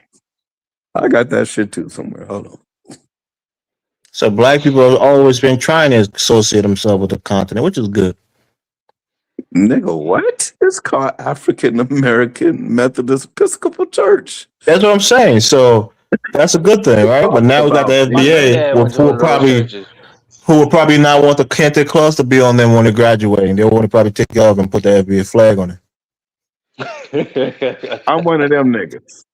Of course. We need to put the King's cloth FBA down, flag. I and we see an got FBA flag. I'm burning Black Heritage flag, shackles and shit. It's Bantu when we need them. We ain't gotta have that shit on. We can wear both. Wear both. ethnic pride and then Pan African pride. You can wear both. We love Screw Africa. ethnic. Africa is the motherland, nigga. Africa is the motherland. America is the fatherland. And who's greater? There you go, Right Mufasa. now, We the are Africa. fatherland We are born is. associated with Africa. Look at that. Oh, that's a good statement, Mufasa. We are born associated with Africa. That's profound. Now, most of us don't want to go back, but we That is Most people now trying to disassociate themselves, Mufasa. Mufasa, come up here, explain that bullshit. What do you mean? That's an insightful, profound statement. What do you mean bullshit? You're born associated with Africa, Jonathan, by virtue of your big old head, your big old nose and lips and black skin. You're associated with the continent. By default, then by default, since everyone came out of Africa, and that's the theory, Oh everyone's no, Nah, associated. don't go on I'm some not gonna stupid get shit, into this Jonathan. again. I'm Don't not start gonna on get that into it shit. again. Listen. At Because the I end of the cooked you day, last time. I cooked you last who time cooks about me that, on that? Jonathan. But we not gonna get into that again. They're going back all the way into antiquity, talking about by virtue of the out of Africa movement. By virtue The of people that the left Africa movement, Africa 90,000 years ago is not the same as people that lived 400 years ago. It's not the same, Jonathan. You know that. it's to say, don't try to separate them Okay. from their motherland. All right. Okay. You know what? See, Lewis got a point. We were enslaved by other Africans, technically. Oh, Louis is a Hebrew. Oh. That was a curse that God put on him for not listening to this commandment. So Africans sold Lewis other believes Africans to other Africans, but those Africans doesn't lost their Lewis skin believe color, our homeland unfortunately. is But for Louis, it was a curse. The curse of Deuteronomy, right? Because they didn't listen to God, and they, Lewis smoke yeah. crack. I don't listen to Louis Lewis. be cooking, man, when he get up here, man. They ain't gonna cap. Stop that nonsense, man. It makes sense when Lewis, you read Lewis it and smokes all the straight little up things that they crack. try to tie together.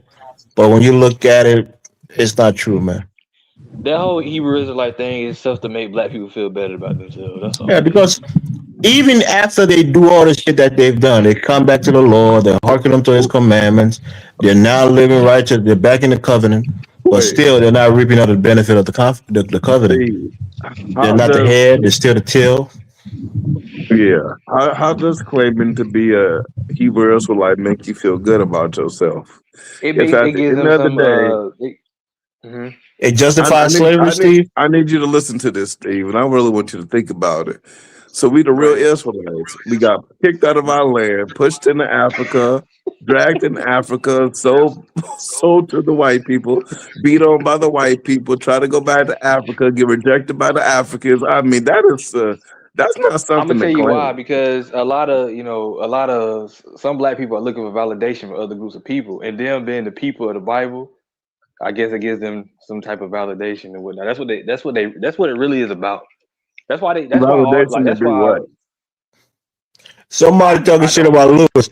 He said Lewis became a Jew after his political family let that Negro drive white people on the bus for a living. Come on, man, you gotta go that low. Come on. Because It's like the same Lewis need to reason. stop doing that shit. Always talking about his family. Your family's successful, nigga, not you. My family, my family. Listen, it's the same reason people claim to be Native Americans. They claim to be the Black Vikings. They claim all the people that that white Steve, people brag about. I'm what just saying. in the fuck is there? Listen, and I remember I had a conversation with someone about this. If we claim to be African, we broke and dusty. If we claim to be Hebrew Israelites, they stole our land and kicked us out. If we claim to be Native Americans, they took over our land and whooped our ass. If we claim to be the Moors, well, look at Morocco today. We literally If you claiming claim to be everything that ain't to FBA, go claim. ahead. Go ahead. If you claim to be FBA, what? At least Nothing. we can claim betrayal. Oh boy. Nigga brain has been diluted and poisoned by We FBA can slop, claim man. betrayal. We I can claim noticed this. betrayal. FBA. Listen, I noticed this with some Black Americans. Right? They claim everything that that people like. What's the word I'm looking for? Let me give you an example. Right? We see Native American like the name of teams and stuff like that. You got the Blackhawks. You got it used to be the Washington Redskins. You got the Vikings. Look. All of these things. Right. African Go ahead. goddess said some funny stuff. She said, I heard Lewis on Diners saying that UFO was coming to get him and the other Hebrew Israelites. That sound like I ain't Umar never Johnson heard that that one time. before, African goddess. You That's remember? hilarious.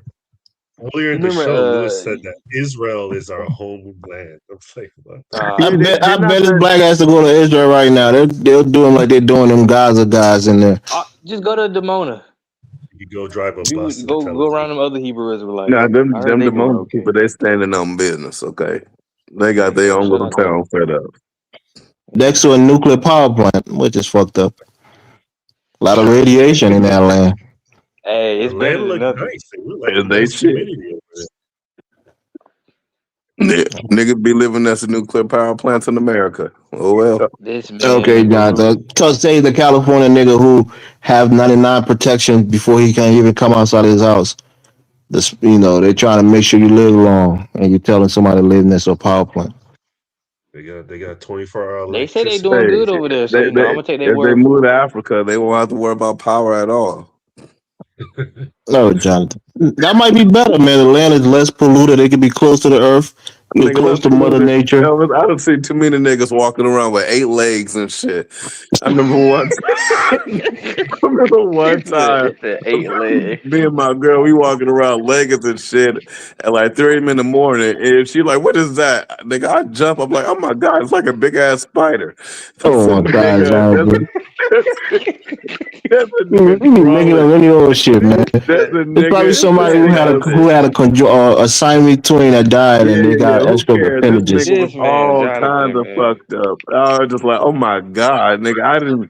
I wanted to run / just stare at it. I feel like how white people be in their movies and shit. They just be curious. That was me. That was me. Somebody said Lewis is a very passionate person. He always sounds like he's But on the but edge. Rudy wanted to know if FBA stands for foolish black assholes. That's all he wanted to know. That's what it stands for, Baruti. Exactly what it stands for. It stands for standing on business, nigga. Okay. Where's How does that correlate, Jonathan? Where's Bantu Mendick at? Well, when FBA. we FBA need a all random day. nigga to be like FBA. FBA, nigga. Bitch. I can't tell if Bantu is ever serious or he just always in a playing a joking mood, man. Because That's why you sometimes gotta get he that would snap for like FBA a half a scholar. second and then come back to himself. This dude, like they claim FBA like it's a game, man. Yeah. Gangbangers love that shit. Bantu's a retired gangbanger, so he love that shit. Jonathan That's FBA. too. funny. He's reformed a FBA, little bit, but he's motherfucker. still a gangbanger at heart.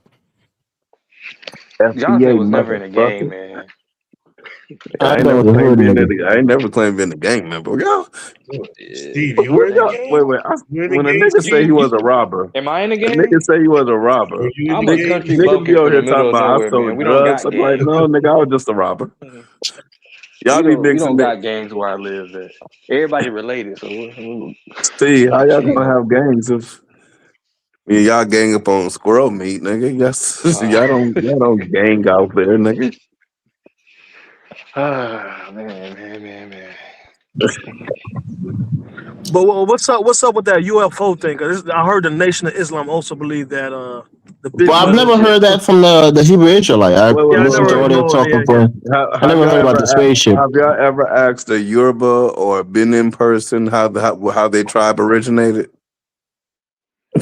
Yeah, the Oh yeah. Yoruba, I heard. Yeah. Go ahead. Obatala They all think with the chicken. motherfucker aliens came to the damn world and boom boom boom. No, that's not the same thing. Those are gods, They right? say Those it's are gods. The Orishas. gods. The The Orishas that gods came came to, down. The to God's create the alien. The Yorubas. God is alien.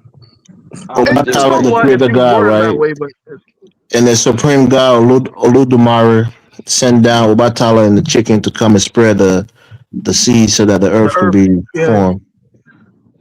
But don't the Dogon believe in And, aliens and therefore as well? Yeah. alien. The Dogon believers a fish. Some kind of fish came from the star Sirius, and he came and taught. He's like a Jesus, and he He's What taught like a them. religion they Jesus. got over there in the Yeah, East? he did. Like that's what they believe. The Don't Dogon. blaspheme the Lord. Ain't no damn like Jesus. Well, again, Jesus was for the for the Hebrews and those kind of people. What about the rest of the people of the world? They don't have their own story. They don't have their own way that they came into principle, knowledge, and God. Jesus is You for never think of everybody, that? Prince P. You know that. No. According to the Bible, hold No, on. he ain't. According to the Bible, God was only primarily for the people of the covenant, right? It's not into the New Testament and Jesus and all this kind of stuff that he's for the world. So what were the people believing in before Jesus? They were heathens. Oh, see, that's what you believe. I don't believe. That's why I could never be, quote unquote, in your eyes, a full Christian. But I believe in Jesus. But I know that my people had their own culture. They had their own So you a understanding of partial principle. Christian?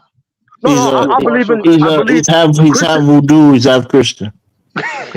No. Christianity means a follower of Christ, right? But before Christ, I was not a part of no covenant. So why would I abandon my God that was the one who protected my people from inception to follow some God of What Israel? did your people have to do to get the protection of your God? There was never a What did you covenant. have to do to get the protection of Abraham? Abraham didn't damn near sacrifice his fucking son, man. Hold up. There was never a covenant between God None and of them any guys in specific group of None of them people. guys in Go read Africa the Old protected. Testament. Yeah, you read the None Old of them Testament. guys. Name the group of people that's always getting their ass whooped around throughout the whole There the you Old go. Because them Testament. But them they were guys, them doing worse. African They were guys know where disobeying Jesus God. from. So Go they ahead. God's I'm sorry. favorite people, but their temples get burned down. Their shit gets knocked over. They get taken over so many Yeah, times. because it's a covenant, The Jonathan. definition of It's God's like an favorite people, automatic boy, thing. When they we turn might be their God's back favorite against people after God, when all. they don't listen to him, that's what come upon them. Destruction, death, pain, suffering, Yeah, but slavery. at the very same time, God had a covenant with other groups of people too. Oh, we had a covenant with. According to The the Bible, rainbow he was didn't. wait. What does the rainbow represent, Elvis? So that God promised he would never destroy the earth again through water. That was a symbol of it. Right. Who he made that promise to? To the earth as a whole. The earth, The earth will Elvis. never be destroyed The again earth is through the water. But people. and The now the earth Bible is said the next time the earth is destroyed will be through fire, not water. Fire and brimstone. Right. the earth. God didn't make a promise to earth. He made a It was promise a to the people covenant on to the earth. people on earth. Maybe you can say Noah. Says Noah was the one that came on the earth. He said he would never destroy the earth again with water. And the rainbow was supposed to symbolize that. With the bird, Milan with the said that none acacia of branch in African his mouth. cultures, people believe in one creator. Are these people heathens? That was a question to you, Elvis.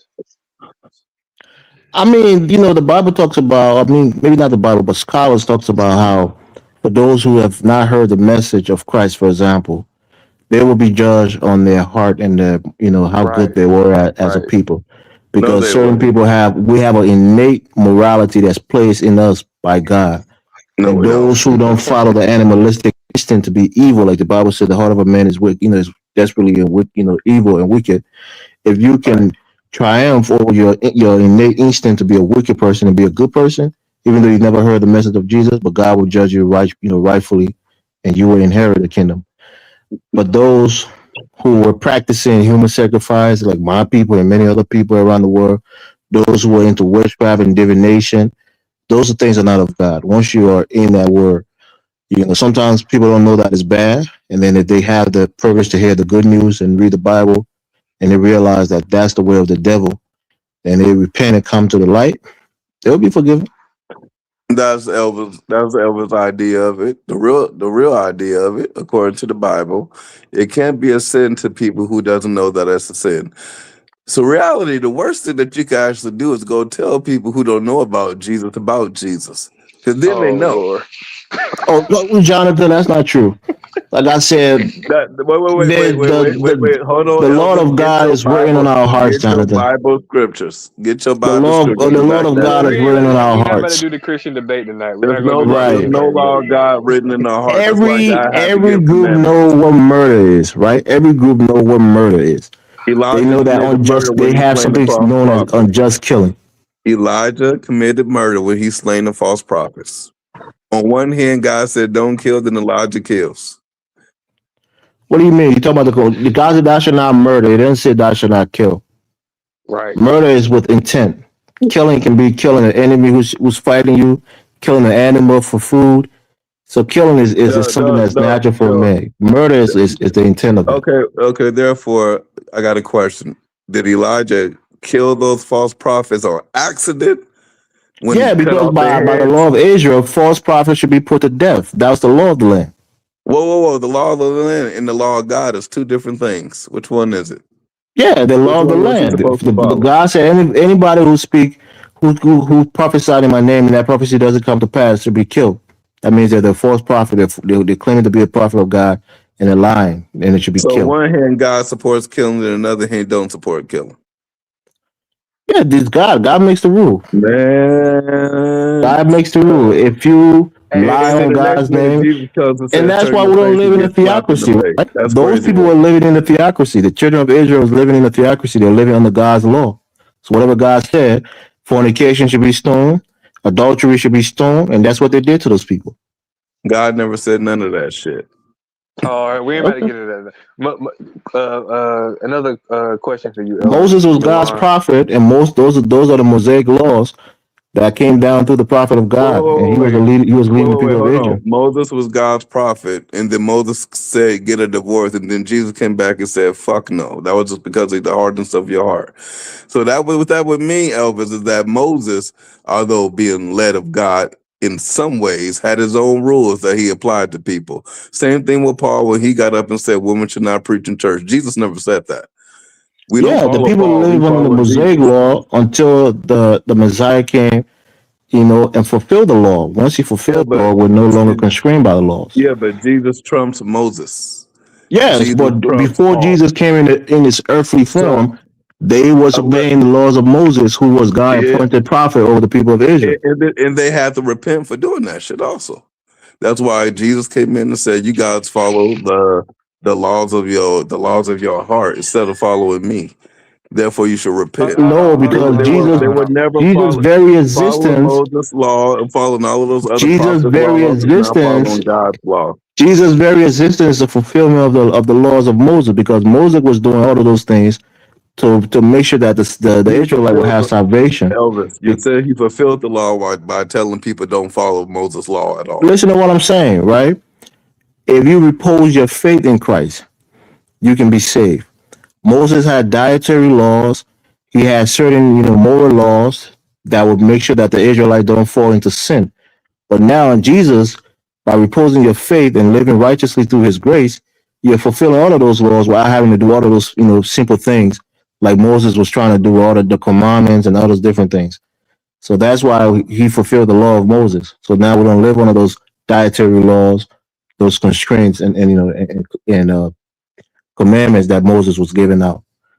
That ain't true, because when you go to the book of Galatians, it tells you that if you still believe in those laws and still are under those laws, you're bound by the law and made just That's by what law. that's the point. So most Christians don't follow those laws because everything now is in Christ. If you believe in Christ, you're now under the laws of Moses.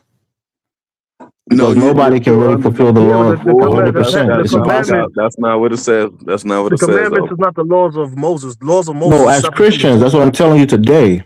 What we Christians believe, that we don't live by the Old Testament law because Christ has fulfilled those laws by being the sacrificial lamb. That now, if you believe in him, you know the thing, Jonathan. Yeah, but You don't have to go Jesus through. said, "Take your cross and follow." If you could just do whatever you want, then what about the Ten Commandments? No, you're not hearing what I'm saying. When you're in Christ, what does it mean to be in Christ? Does that mean you're in sin? You're just born again, and you're picking up a cross and following Jesus in the Ten Commandments. And Right.